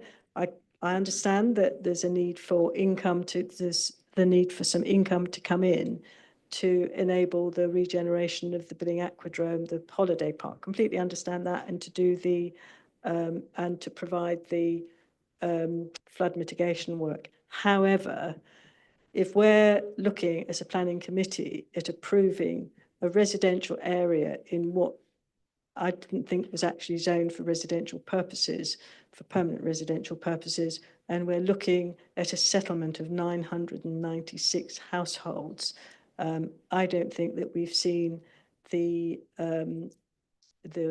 evidence and the facilities there to approve a plan of that type.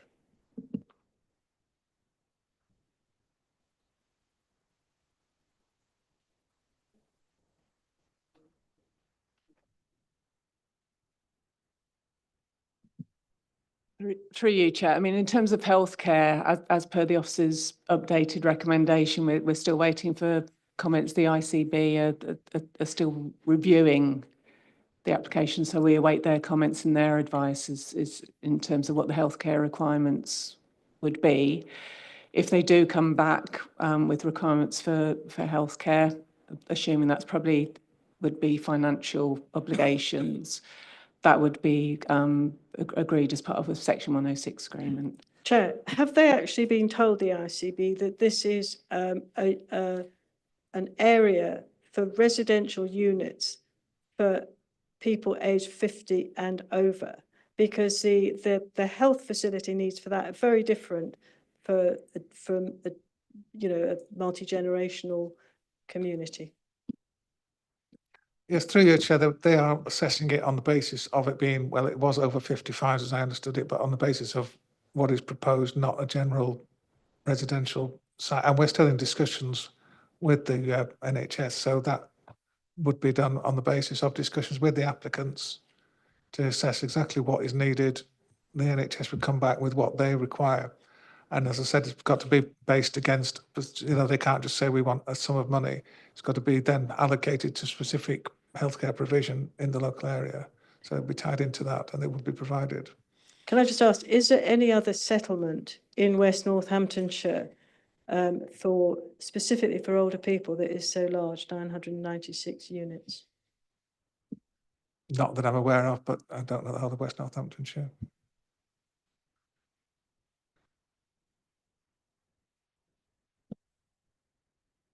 Okay, do we have any other comments before we move on to the vote? Councillor Smith?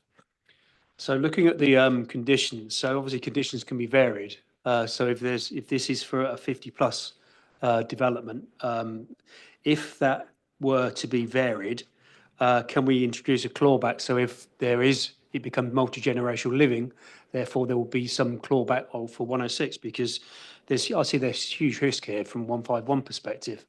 So risk to the council's finances. And there's clear discomfort from some committee members on this application. So is there any way of looking at the conditions on 106 or 106 and clawback if there were to be a variation in the condition? Just for you, Chair, I mean, it seems to me we're going to impose a condition that requires people to live here to be over 50. The way that would be varied would be through a Section 73 planning application. If that were to be the case and we were to grant a variation, this committee would have an opportunity to impose the new Section 106 on that requirement. So the whole aspect of Section 106 would be reviewed at that stage. So yeah, that's a safety valve that's already there. So you don't need to worry about that.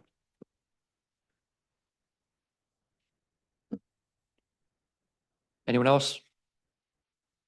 We'd come back for review when? A new planning application would be required to vary the terms of the condition that you would impose. If you imposed a condition today that requires people to live here to be over 50, the only way that could be changed is through a Section 73 planning application to vary that condition. And at that point, you would be looking at a new planning application altogether. So if there is a change to that restriction, this committee would have oversight of that, and there could be a completely new Section 106 associated with that. So that's already in the planning mechanism. Okay, so we'll move on to the vote. Councillor Purser has posed that we accept with the extra condition for the over 50s only. Is that okay?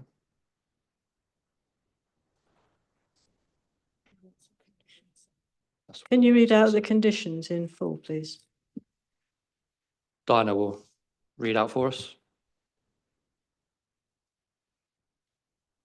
The amended recommendation, officer recommendations that the Assistant Director of Planning and Development be given delegated powers to grant permission for the development subject to the conditions or any amendments as deemed necessary and subject to the agreement and recommended conditions of the Environment Agency in respect of flood mitigation and subject to a Section 106 agreement to secure a contribution towards healthcare infrastructure should this be deemed necessary by the NHS Northamptonshire ICB. The variance of condition 7, foreign representation from the planning agent. It was noted that condition 7 was more restrictive than it had been intended, would unnecessarily prevent repeat revisits to the same occupiers. It was therefore recommended that the condition is amended as follows.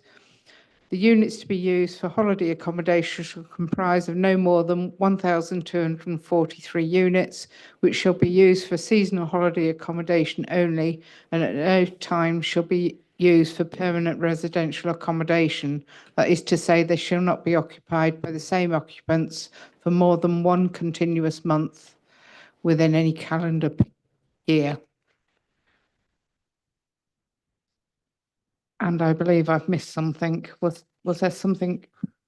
Through you, Chair, there was another one that I reported verbally that's come from Highways, which is to do with the public right of way.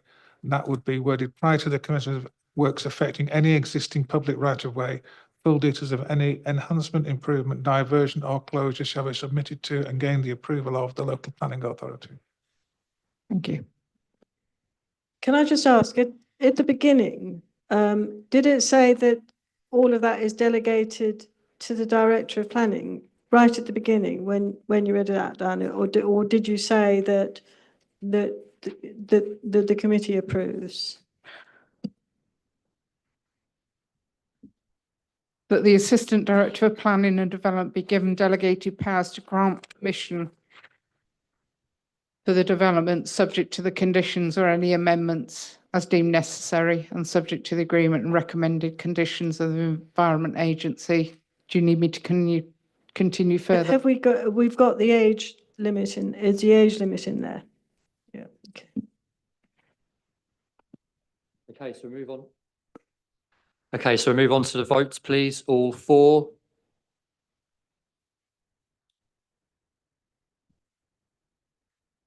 Against?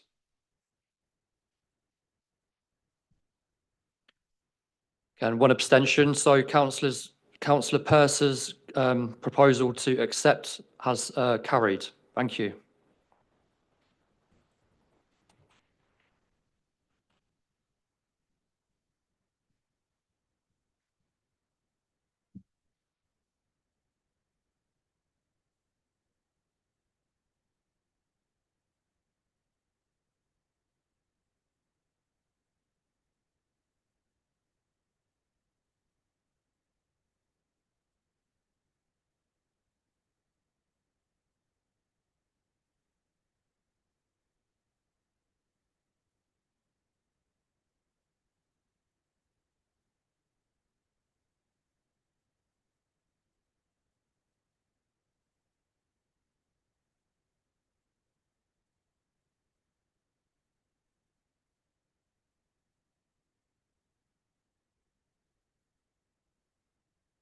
Okay, committee, we will take a quick 10-minute break.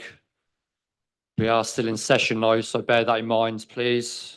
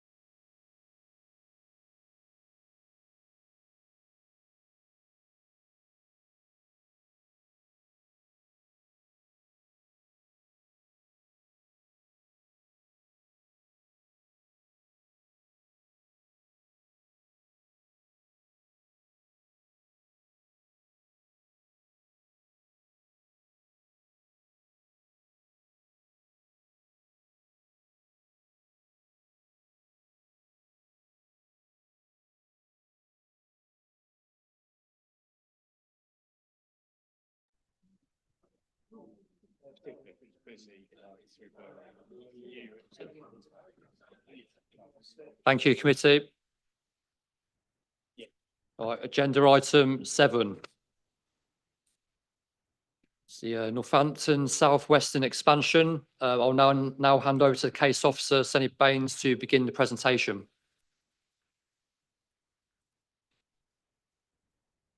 Okay.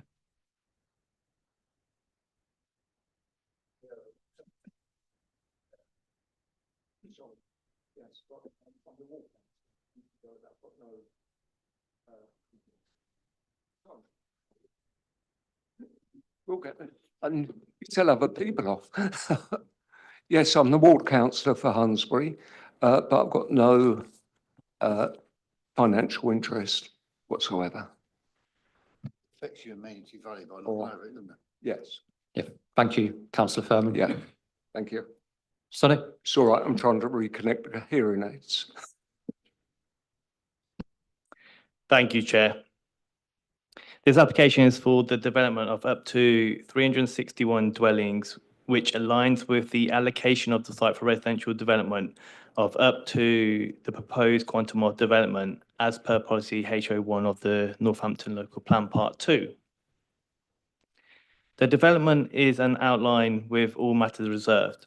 Therefore, matters such as access, appearance, landscape, layout, and scale are indicative at this stage.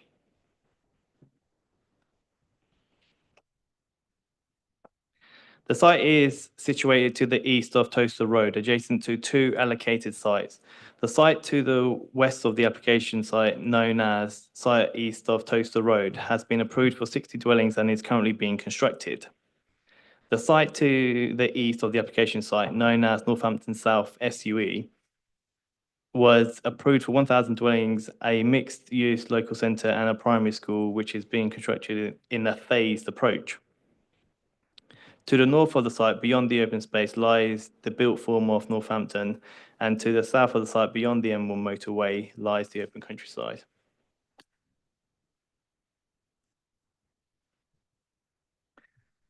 For context, the next 2 slides provide photographs of the site. The site is accessed from Toaster Road via an informal access, passing the development of 60 dwellings to the east, and through the opening of the railway bridge, as can be seen from photograph A, which is that one there. The agricultural land used for grazing animals can then be seen alongside the existing mature landscape that delineates the site into small segments of the land. Photograph B shows the West Coast Railway line adjacent to the eastern boundary, and photograph G and F show the M1 motorway adjacent to the southern boundary.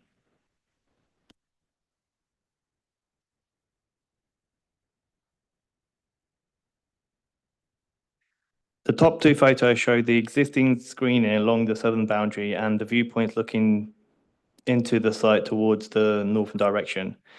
The bottom photograph provides a viewpoint looking towards the Northampton South SUE, where the construction of the dwellings can be seen.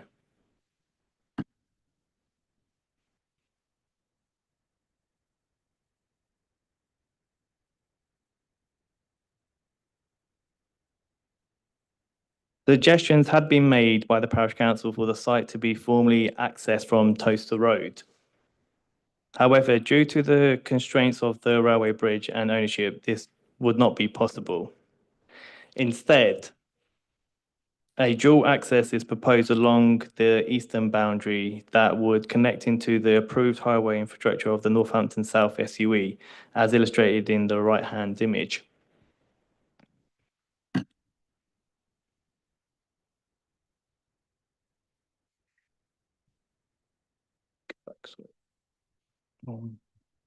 It can be seen that the proposed site access connects into the secondary road access of phase 2 part of the SUE before connecting into the main spine road of the SUE that interconnects with the existing highway roads of Rotary Road and Winding Brook Lane.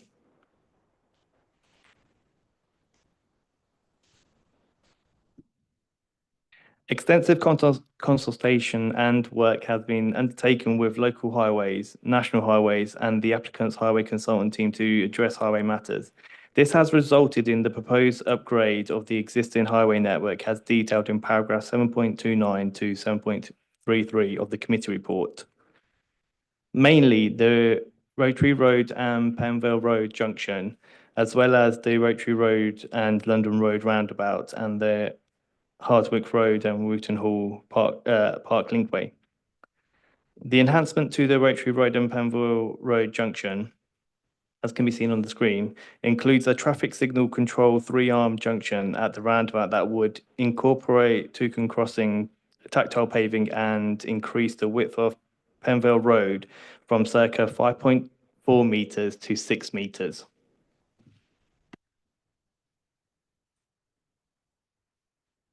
The Rotary Road and London Road roundabout. Improvements are to the existing 3-arm roundabout to address forecast capacity constraints associated with the cumulative growth, including the Northampton South SUE development. This scheme expands upon and enhances the highway improvement proposals currently secured and required in association with the Northampton South SUE. The scheme includes 2-lane entries on the north, southern, and western arms, increased circularity width to provide a 2-lane circularity pedestrian crossing facilities on the northern, southern, and western arms, and footway and cycleway provisions on all arms to enable cyclists to leave and rejoin the highway. The proposal also includes upgrading the Travelodge access to a ghost island right turn lane and provide an uncontrolled access crossing on the Woodale Road approach.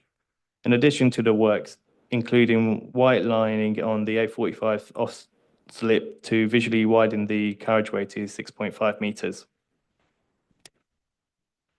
and extend the flare by approximately 10 meters, together with physical widening of the Rotary Road, the western approach, from 7.5 meters to 8 meters.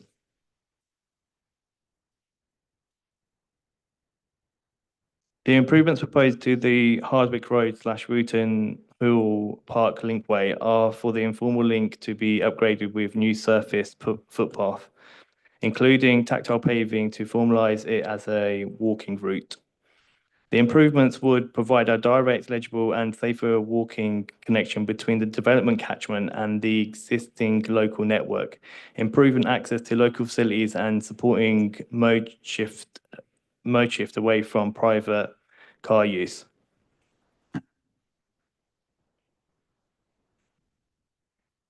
In addition, further enhancements are to be made to the bus service as shown on the plan that illustrate 2 new bus stops to be sited within the phase 2 of the SUE. So that's these 2 here. But near the indicative dual primary access of the site.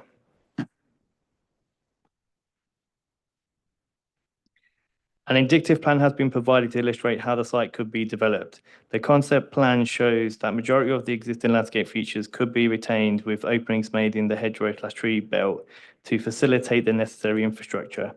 The layout of the dwellings could be in a block form as per the white blocks, with landscaping incorporated around the perimeter of the site as well as in between the blocks. Attenuation basins could be sited along the northern boundary and play areas could be located across the site. It is envisaged that the architectural design of the dwellings will be similar to that approved on the Northampton South SUE.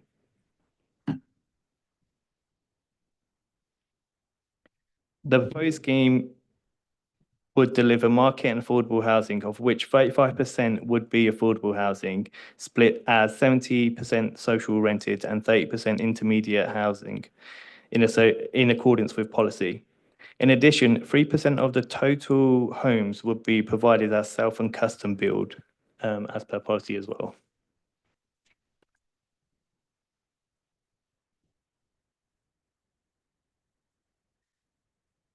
The proposed zone would also provide a number of planning obligations as detailed in paragraph 7.101 of the committee report, which would mitigate the development's impact on local infrastructure and has been agreed by the applicant. A Section 106 agreement is currently being drafted to secure these obligations.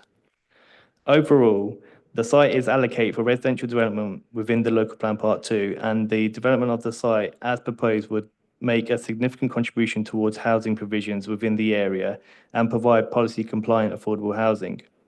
The development would not lead to any unacceptable impacts in respect of highway matters, allowing for provisions of sustainable transport measures, ecological, flood risk, contamination and environmental matters. It is therefore recommended that planning permission be granted for the development subject to the imposition of conditions and the completion of a satisfactory Section 106 agreement to secure the obligations as set out in the officer's report.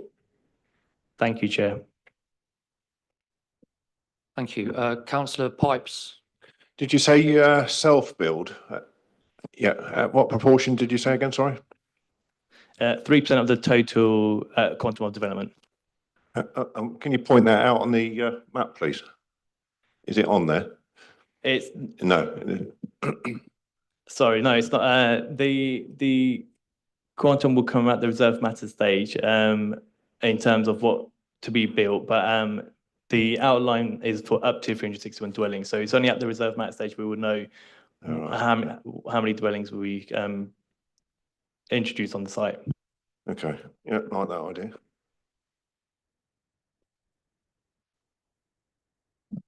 Thank you, through you, Chair. Sorry. No, Councillor Humphreys, please. Yeah, presumably we'd only know at reserve matters how close dwellings would be to the M1, because it is, right next to the motorway. Yeah, that's correct. So at the reserve matter stage, details will come forward in terms of the layout. So that would then provide details in terms of how close it will be to the M1. But indicatively, the applicant has provided on the indicative plan to show that there would be a buffer around the perimeter from the railway line and the M1 to provide sufficient distance in terms of noise mitigation.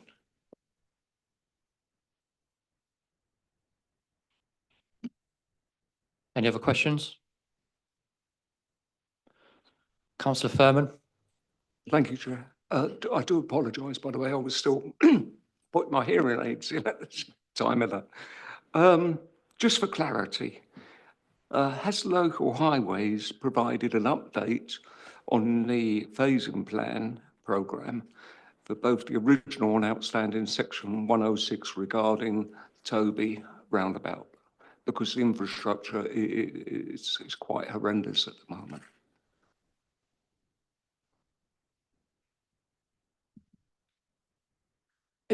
Are you just referring to, because I know there was requirements as part of the Collingtree SUE, is that what you're referring to in the works required? It was as part of that? Yes, I'm purely just referring to the end of Rotary Road. And Waldale Road, Yes. London Road.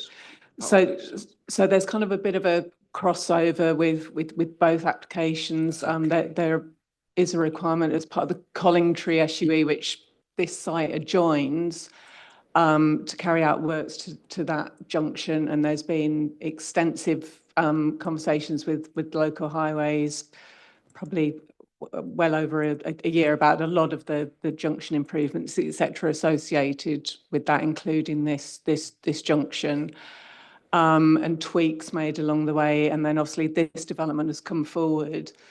And rather than carry out works associated with Collingtree SUE and then have to dig them up again as potentially as part of this application, it was looking at a pragmatic approach to kind of just deal with it holistically.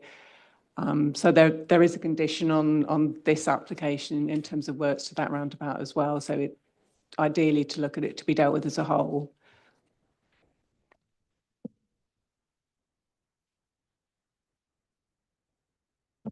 Any other questions, please? Just one from me. Can we confirm that the parish council didn't want to take over any of the green open space? And that conversation was had, please. Yeah, thank you, Chair. That's correct. We've liaised with the parish council and they've confirmed that they do not wish to take on the maintenance of the open space. So it would be a management company. Thank you. Any other comments before we move on?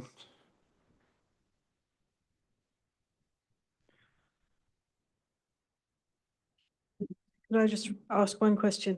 Are we going to have a paper going to the Planning Policy Committee about having a policy on management companies? Because that's come up a couple of times. It came up recently at one of the contested housing applications in a village. I think, Chair, that's something you'll need to address to the planning policy manager and assistant director. Okay, can I ask Councillor Michael Campbell, please, to step up?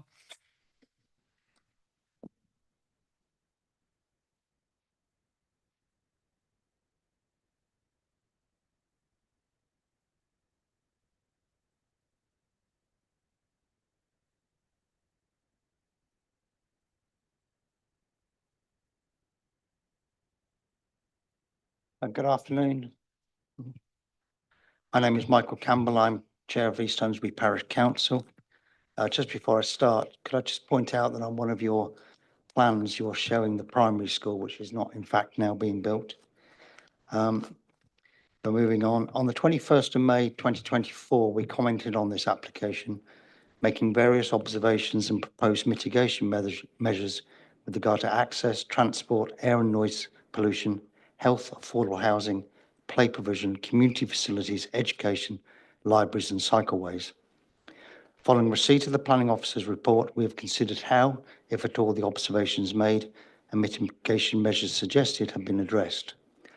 I do not intend to deal with each heading, but to focus on the matter which, as a parish council, we hear the most concern from residents in relation to, that being the doctor's surgery.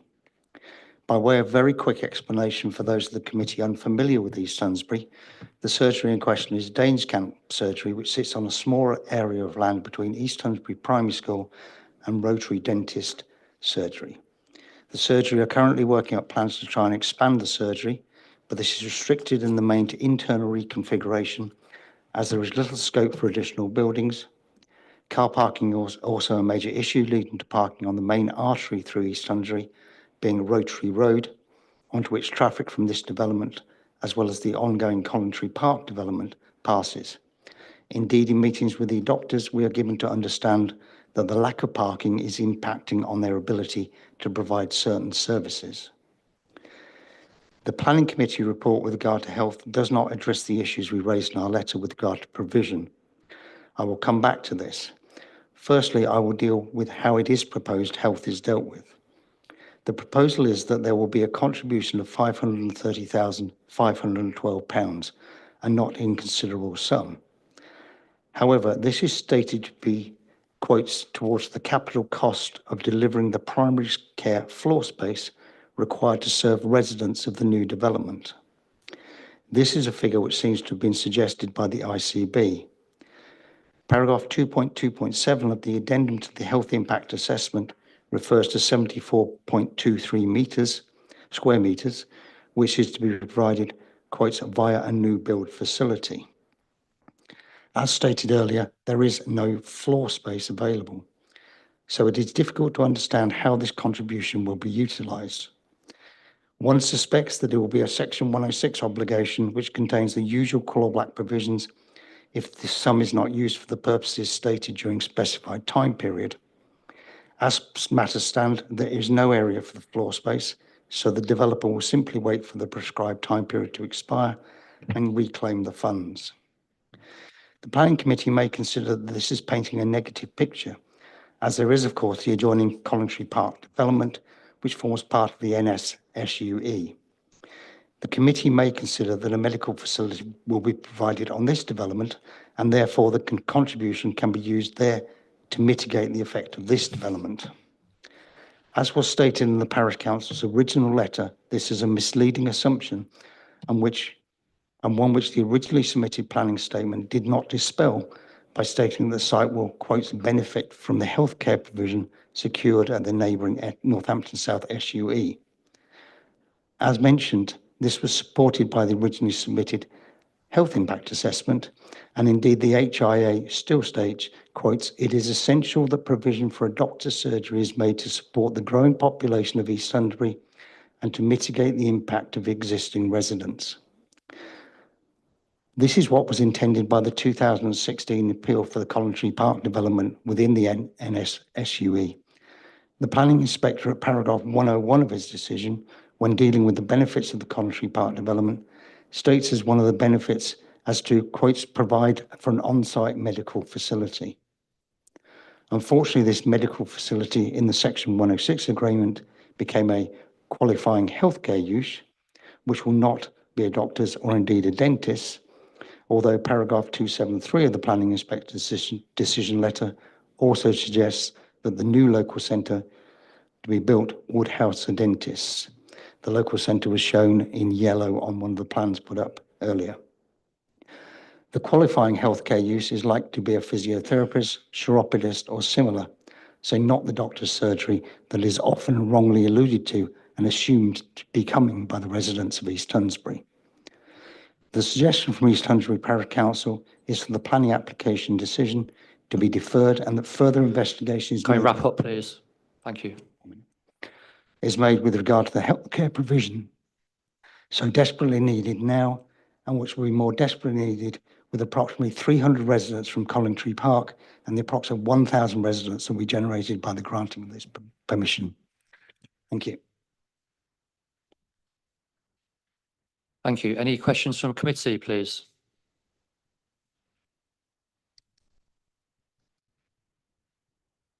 Thank you. Oh, no, wait, sorry. Councillor Manners? Sorry, Charles. I'd quite like Nicky or Sonny to respond. It does seem to me that we so often, and one of the rationale for having a unitary council was that we'd actually get the health and the development and the infrastructure right, which we didn't do when we were had individual authorities. So it sounds to me as though we're about to fall into that trap yet again. Thank you, Chair. So we've consulted the Clinical Commissioning Board, and that there is a recognised need for a new healthcare facility within the locality of kind of East Tunsbury and Collingtree. And they are currently reviewing as to where that site might be, and that's an extensive piece of work for them in terms of determining an overall size, because it may not necessarily just be about this development. So that's an ongoing piece of work that we're in discussion with the Clinical Commissioning Board on. At the same time, we have an application before us, which we're required to determine for this site. It's not unreasonable, as with several other applications, for the Clinical Commissioning Board to request a financial contribution towards healthcare.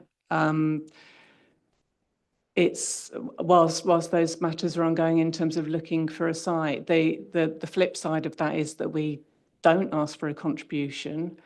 We're about delivering houses and admittedly delivering infrastructure as well.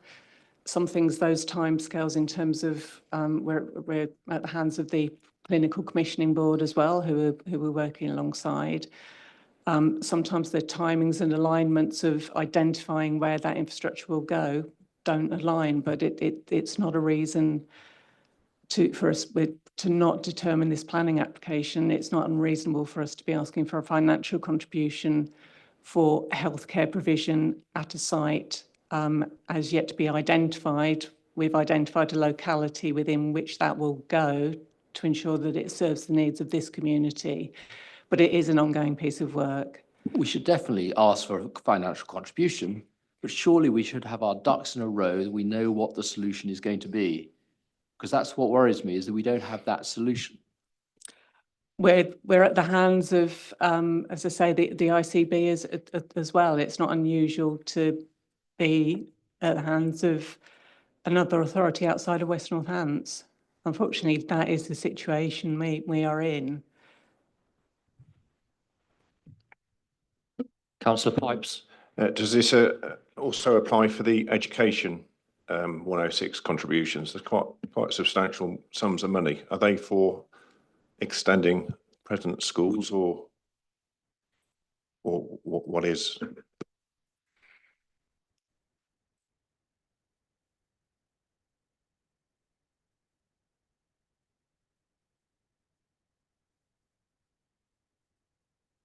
If we've got questions for the officers, we'll leave them to the end. We're questioning the parish head first. So if we have questions for this gentleman here, then we can ask What them. was that but- for me? Yeah, otherwise I might be sitting here for a while. Do we have any questions? Okay, can I just ask one myself? Is why did the parish not want to take over the green space? Just out of interest. Because we've taken over 3 of the parks within East Sainsbury, and the cost of doing so has ballooned over the last 4 or 5 years, to the extent that we've actually now withdrawn from taking on a further 3 parks that we were going to take on from West Northants Council because of the cost.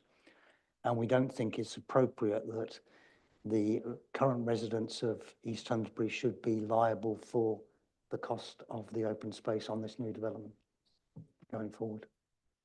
Okay, thank you. Any other questions? If you don't want to take it on, I completely understand that. What's your view about the sort of management committee proposal, or what other, Well, what else would you see I appropriate? think the management company is a tried and tested means. It's the structure of the management company that is often the issue, whether you do it as a developer's management company or a residence management company, or how you do it. But that's for whoever's organising it to make the best decision. Thank you, councillor. Thank you. Christopher Roberts, please.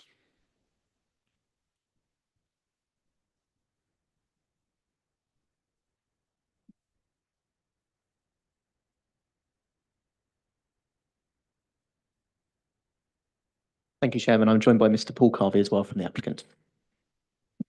Thank you, members of the committee. I'll just read through a prepared speech if that's okay, and then we'll be happy to answer questions. Application site has been explained is allocated for residential development, so this isn't a speculative application that's come in. It's something that's consistent with relatively recent adopted policy in the council's local plan. And on that basis, we've been working with your officers for nearly 2 years, and prior to that, through the pre-application phase as well. So we've been going through a lot of the technical work for a long time now. Principle of development for the proposed 361 homes, it includes 35% affordable homes. That's established through the allocation of the site. Proposals will, of course, contribute as well to the council's 5-year housing land supply as the government expects. The market and affordable homes will comprise a mixture of house types. So that's going to be, it'll be flats, it'll be small runs of terraces, it'll be semi-detached and detached homes. All of these homes are going to be built to high energy and water efficiency standards. Noise sources from the M1 motorway and the railway line have been carefully considered, and mitigation measures will include acoustic barriers, in addition to the sort of detailed facade treatments of the buildings themselves, which will be considered at the reserve matters phase. An air quality assessment also formed part of the proposals and was reviewed by the environmental health officer. So this confirms that future residents will benefit from a suitable air quality environment. All new homes will be free from flood risk through their orientation and layout of the site. And a surface water drainage strategy, including attenuation basins, will be designed in detail at the reserve matters stage. There is no objection from the EA or the lead local flood authority to this application. As you would expect, the proposals are informed by a detailed suite of ecological surveys. These were reviewed by your officers and which confirm no residual impact on protected species. A number of ecological enhancements are proposed in addition to this, and that will again be further detailed at the reserve matters stage. Scheme will provide approximately 6.3 hectares of public open space, which is consistent with or exceeding local policy requirements. This is going to include new play facilities alongside green spaces, and that's in addition to financial contributions towards off-site sports facilities, which your officers have requested through their consultee responses. Transport impacts of the proposals have been assessed and subject to extensive discussions with highways officers. The proposals as a western expansion to the existing SUE, which as you know is being built out, will connect into the new Spine Road as been shown on the officer's presentation. It'll go through the Spine Road before ultimately then connecting into Rotary Road and Winding Brook Lane. Various improvements to off-site infrastructure will be secured as set out in detail in the report before you. Overall, the proposals will secure over 3.2 million of Section 106 funding. That's going to go towards education, it'll go towards transport, sports and health infrastructure.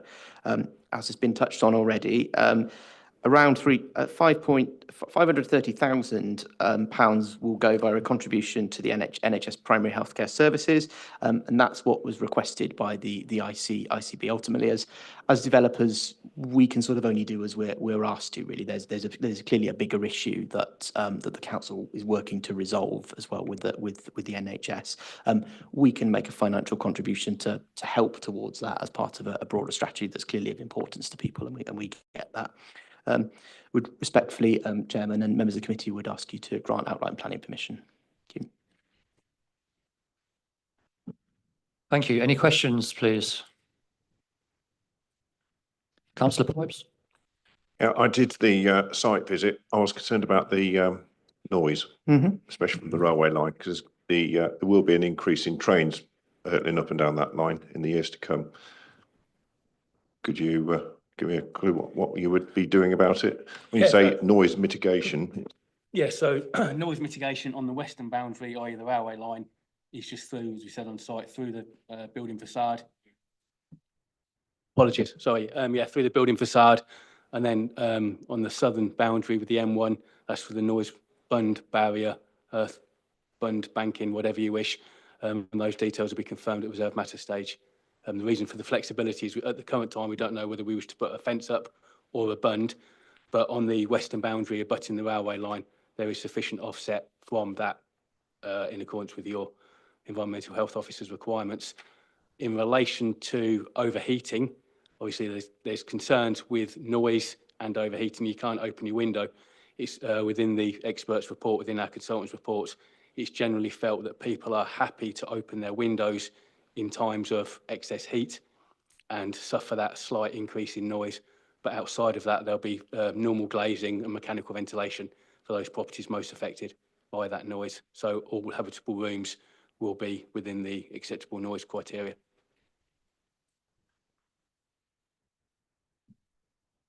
Councillor Keeble? Thank you. I'm really pleased to see about the social rented housing. I think that would be about 100 units. Is that right? Roundabout. It's 35% affordable, and then 70% of that is social.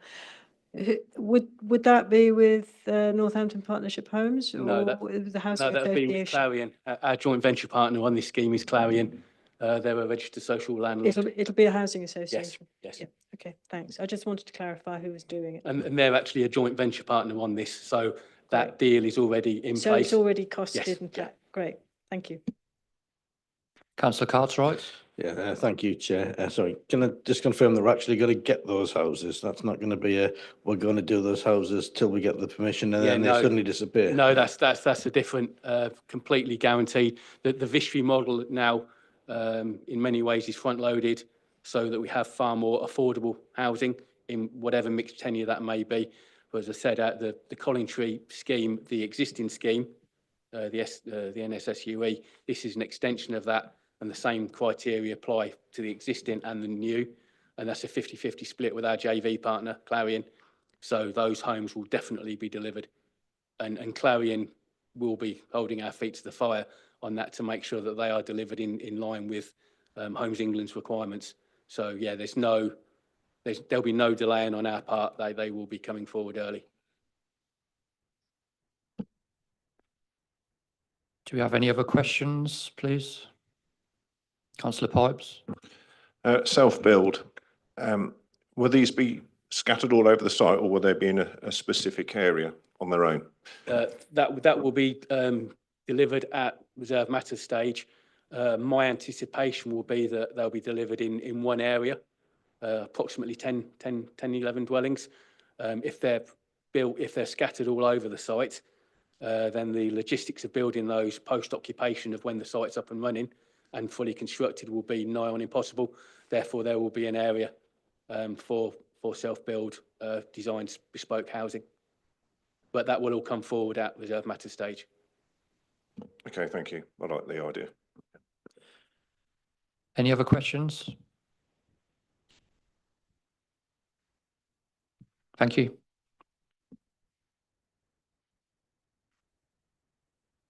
Are there any points the officers wish to come back on? Yes, Chair. Just to clarify on the planning obligations for education, the education officer has said that the contribution will go towards local schools. And in the section 106, it'll be worded in the manner of the financial contribution to go towards, for instance, the provision, expansion and or enhancements of secondary education capacity and facilities to serve the development. So that's an extension to what's already there. Yeah, it's not a new school. Okay, that's fine.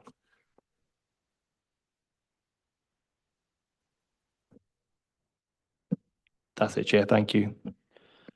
I think there was some questions that were wanted to be directed to the officers. So before we open up for debates, do we want to ask them now? Councillor Cartwright? Yeah, thank you, Chair. There's £500,000 for the new building for the doctor's surgery. As I understand it, if the ICB don't get their act together and allocate the space for this, the company gets to claw the money back?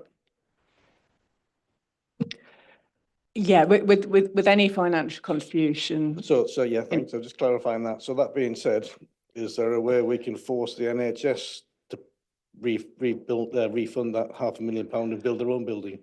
I think what we've got to do as part of the 106 negotiations is recognise this issue and look at the kind of the clawback situation, because a developer as well is going to want their residents to have it. It's not a good selling point to not have access to healthcare either. So I think there's a discussion to be had in terms of negotiating on the 106 about what that clawback is, because obviously, I mean, quite often they're about 10 years, Sorry, Nikki, but 10 apparently years anyway. this isn't, the first time. This is a regular occurrence. So what I'm saying is, if you're relying on somebody else to get their ducks in a row, can they be held responsible for funding the money if something else happens? Or is there some way you can tie it up so that the time limit keeps going?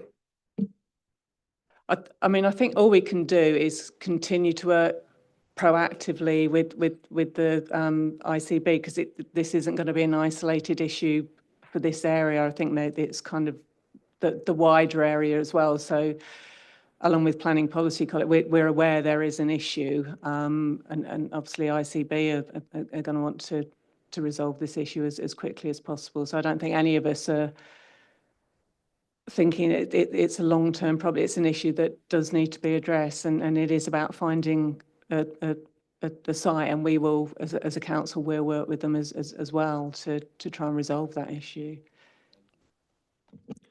Councillor Purser? Yes, Chair, I want to stick with this item really, because this is the last bit of this particular jigsaw of developments. It seems to me that with the last application, we were able to put a condition in that to require, in order for the development to happen, this should be in place. I wonder whether there is some way that we could say that we would, and we are at a relatively early stage of this application, so that by the time this comes back for the reserved matters issues to be heard, that there would have been progress in the location and provision of primary health services for this part of the community. Is that being overly optimistic, that we should, by the time time it comes back, that there should be, we should know that there is specific provision in place? I think we'd be challenged on that. It would be unreasonable to put that onus on this particular developer. They're required to mitigate the impacts of their development, but unfortunately there's a reliance on a third party at the ICB as well in terms of finding the location for that healthcare facility. That the developer has agreed to the required financial contribution. that in all due respect, that is really as much as we can require them to do from a planning perspective. We can't hold the developer at ransom because of the programme of works from another independent party. Councillor Keeble.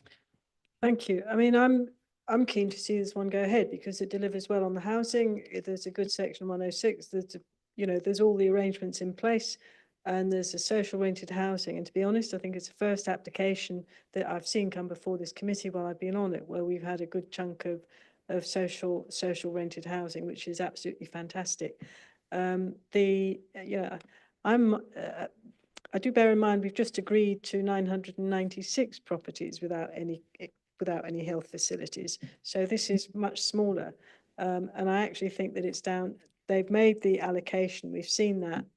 So I think we probably need to use our other access and pressure that we can bring to bear on the ICB to make sure that they actually sort themselves out and that they come up with a site. And Chair, I mean, the leader of the council is on one of the joint planning committees, isn't he? And I'm sure there's other pressure points that we can put as well to try to make sure that the ICB acts on this. But I certainly think we should agree this plan and make sure it's delivered quickly.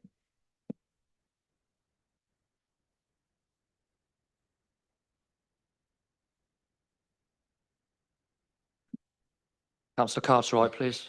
Yeah, thank you, Chair. Yeah, that excellent, valid points there. That was going to be my question. What can we do as a council? This has clearly been going on since, formation. What can we do as a council to make sure this doesn't become an issue anymore and we can move forward getting these things organised? Is that something that we need to talk here, or is this something we need to discuss later that the council can act on and put together, or is it we need a combination? We need commitment from other departments. I think in this instance, you're dealing with sites allocated under the old local plan, and you're going to get problems like this.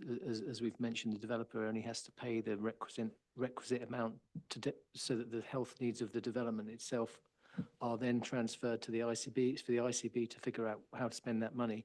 The ICB are not objecting to this planning application. They're saying we'll find space to fund it when we have the money. The money doesn't get transferred to them until a facility is provided. So the council itself will hold the funds until the ICB come and draw upon them in the future years. But in terms of future planning, that's something through the new local plan. You're going to need to deliver a new local plan and an infrastructure delivery plan. So hopefully in the next round of the local plan, these things will be more coordinated and you won't have all these allocations that are all over the place where it's not clear where the infrastructure is going to be delivered at the time you allocate the sites.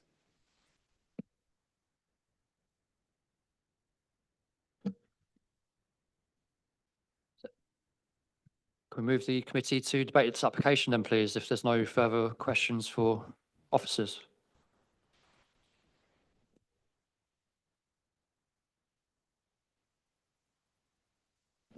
Councillor Keeble? Going to move that we agree it. Is that a proposal to accept the officer's recommendations? Yeah, do we have a seconder? Councillor Cartwright. Do you need to sum up? No changes. No. Okay, so there was no changes to the conditions, so it is as is in the officer's report. We'll move to the vote. All for?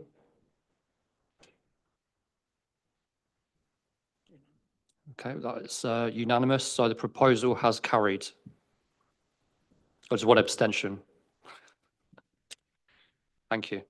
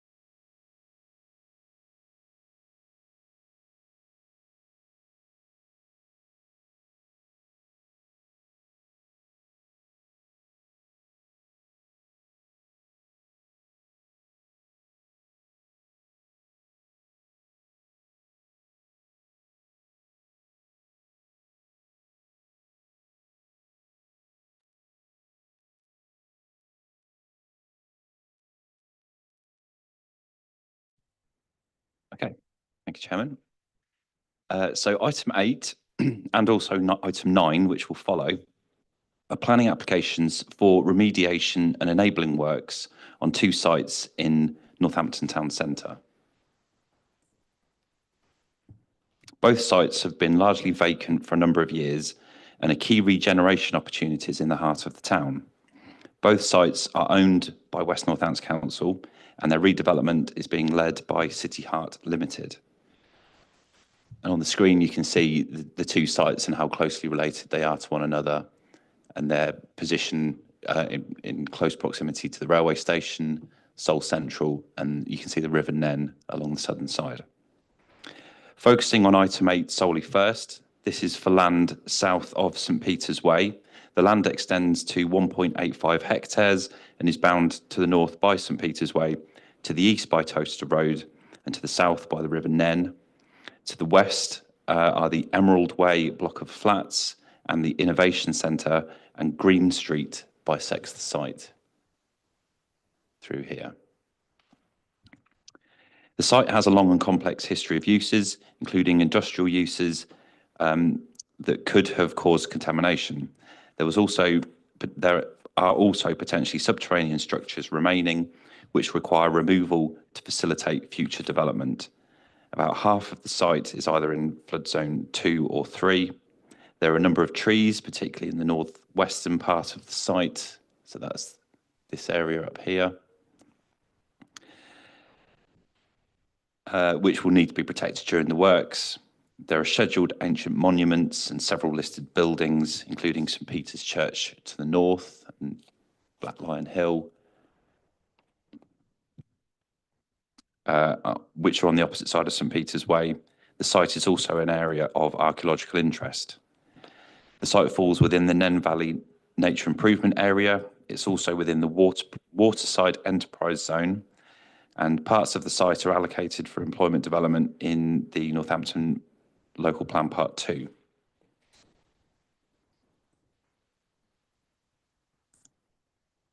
So this is a view of the site. This is from the St Peter's Way roundabout. So you've got St Peter's Way on the right-hand side, Toaster Road on the left, part of the old retaining wall at the front of the site, but you can see how the site is currently surrounded by hoardings. A view from further along St Peter's Way, looking back towards the roundabout we were just at. The trees that you can see are predominantly on the opposite side of the site. So the site, you can see there's no structures within the site itself. Then this is a view, you can see the Innovation Centre here. The railway station is on your right-hand side. The application site on the opposite side of the road, the area enclosed by the hoardings. You can see here some of the trees, most of which would be retained. And then a view from Green Street looking back towards where the previous photograph was. And again, the site's all just vacant and enclosed with hoardings. And an aerial view from Google Maps just to show how the site is clear, vacant. All above ground structures have been removed. The site has been in this condition for a number of years. It's either covered in hard surfacing, tarmac, concrete, or there's areas of sort of compacted rubble, essentially. And then just a view here of what the site looked like previously. So there was previously a large gas holder on the end of the site, and then a mixture of commercial uses.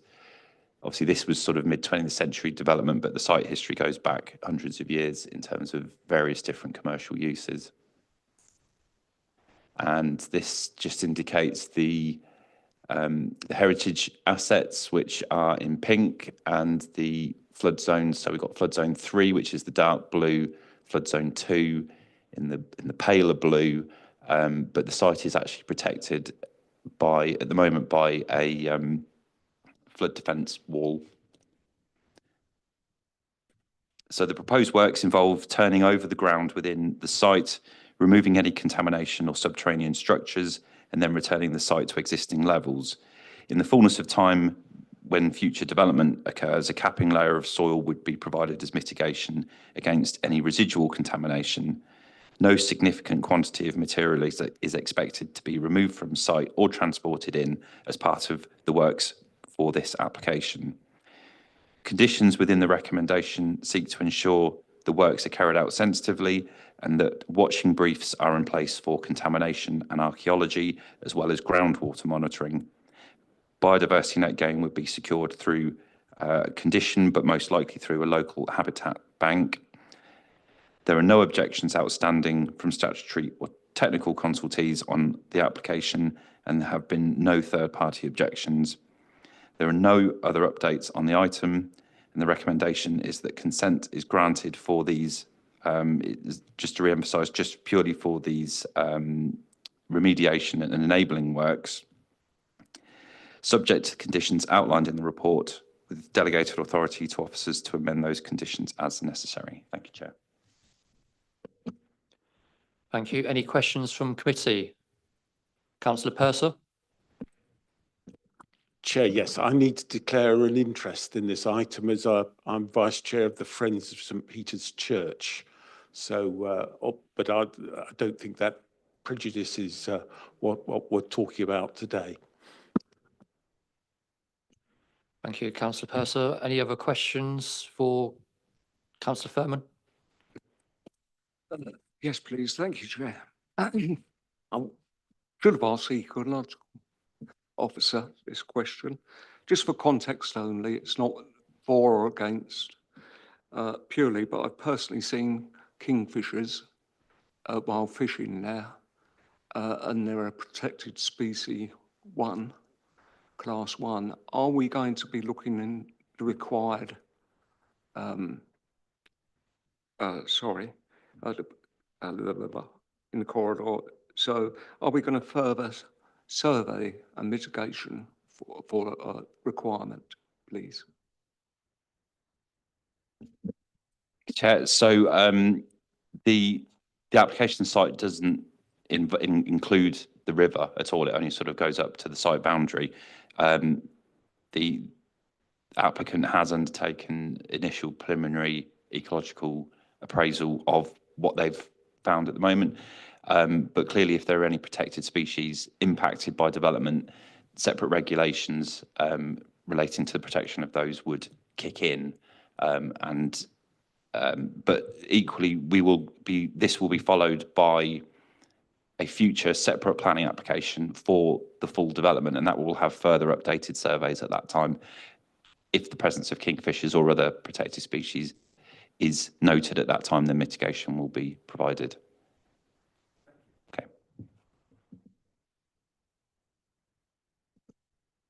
Councillor Keeble. Thank you. This land's owned by the council, right? Correct, yes. So it'll be the council that will be doing the mitigation work, is that right? Doing the what, sorry? Doing this remedial work. Well, the council, I'm not fully across it, but the council is the landowner and, you know, looking to see the land developed. It's not actually the council doing it. It's a third party, City Heart Limited, who are delivering the development. Okay. But is the council paying for it? Are we paying for the remedial work? I don't honestly know. I don't know, and it's not really relevant to the planning consideration. And is the remedial work, I see that you're preserving, there's preservation for the trees and so on, which are, I think, along by the riverfront by the look of it. And presumably, is there going to be a sort of a protected area along there for the river walkway that goes right the way through? Do you know? I mean, that's not up for planning now. We're just looking at the remedial work, but it's just, you know, as it comes back and we look at the development of that site. I just wondered if that's in plans. Yes, so the trees you can see, most of them, they're all actually outside the site here along this side. The only ones within are the ones that you can see here, and they generally will be retained and protected during this stage of the work. Now, obviously, when we get to the detailed development stage, you know, further consideration will be had as to what the best scheme is for the site, what needs to be retained or not. But yes, certainly one of those aspects will be explored to open up the waterfront and links across it into the park beyond, but that's a matter for another time. Yeah, thank you.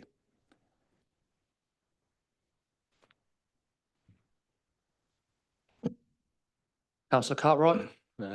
If there's no other issues, I propose we accept the recommendation. Okay, do you have a seconder for that?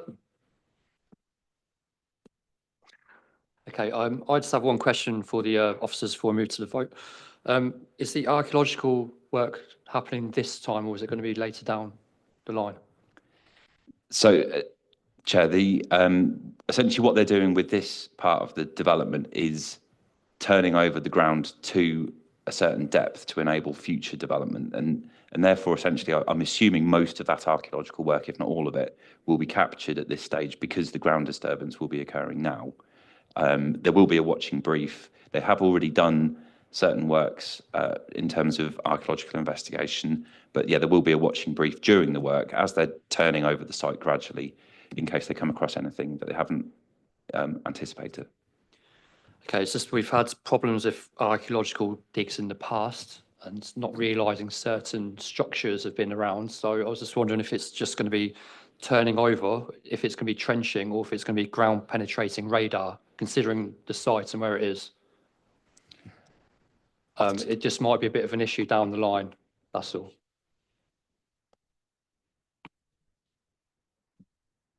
Yes, so Chair, there is the archaeological condition in the report, but it's not. I think the that preliminary archaeological investigation has already occurred. This is literally physically turning the site over, so it won't be trenching as such. It will be a case of dig up a section and see what you come across, and then backfill that, and then move on to the next section. Okay, well, we've had issues with that previously and recently, but okay. The proposal, if we're happy to move on to the vote. All for? One abstention. The proposal was carried. Thank you.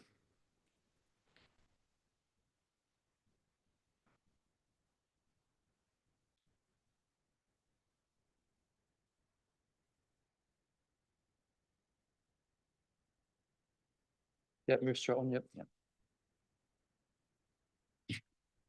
Yep, we move straight on to item 9. Okay, thank you, Chair. So yes, item 9, very similar to the previous item.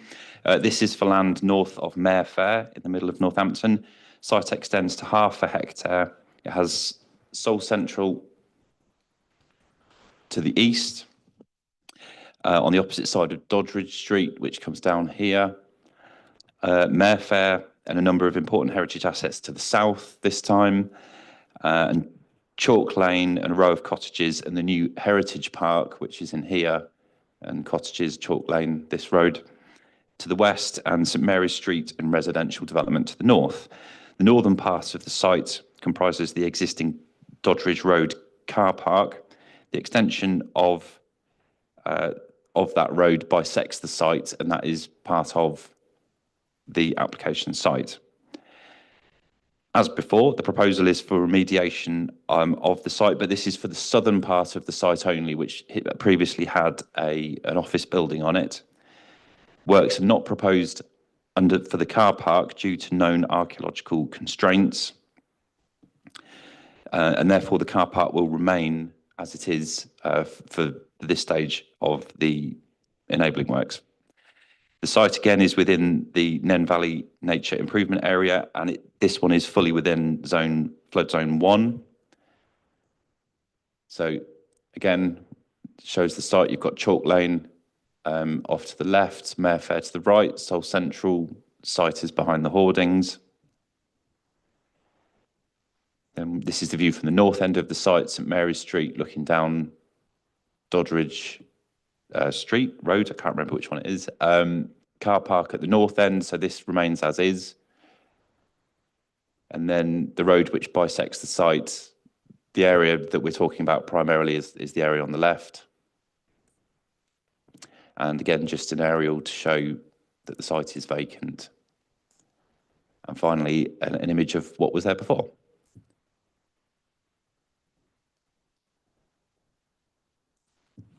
Okay, so as with before, the proposal is to turn over the ground within the site, removing contamination and subterranean structures, and then returning the site to existing levels. Conditions within the recommendation will deal with watching briefs for contamination, archaeology, groundwater monitoring, biodiversity net gain. There are no objections outstanding from statutory or technical consultees on this application, and no third-party objections. There are no updates on this item, and to conclude, the recommendation is that consent be granted, subject to the conditions outlined in the report. Thank you, Chairman. Thank you. Any questions from committee? Councillor Pipes. It looks like quite a modern building they knocked down. Have we got subsidence or something in these areas? Why? I don't honestly know the full history of the site, why it was removed. It was demolished, I think, in about 2014 or thereabouts.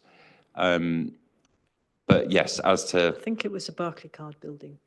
Barclaycard building, right? Okay, yeah. So that does sound familiar, actually. But yeah.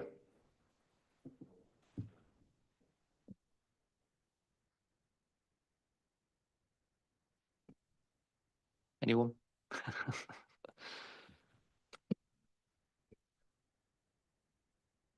Thank you, Councillor Purser. We have a proposal to accept the officer's recommendation in full. Do you have a seconder? Thank you, councillors. We'll move straight on to the votes then. All for? Thank you. One abstention. So the proposal has carried. Straight on to item 10, urgent business. There are no items of urgent business, and therefore I now close the meeting at 17:50. Thank you very much.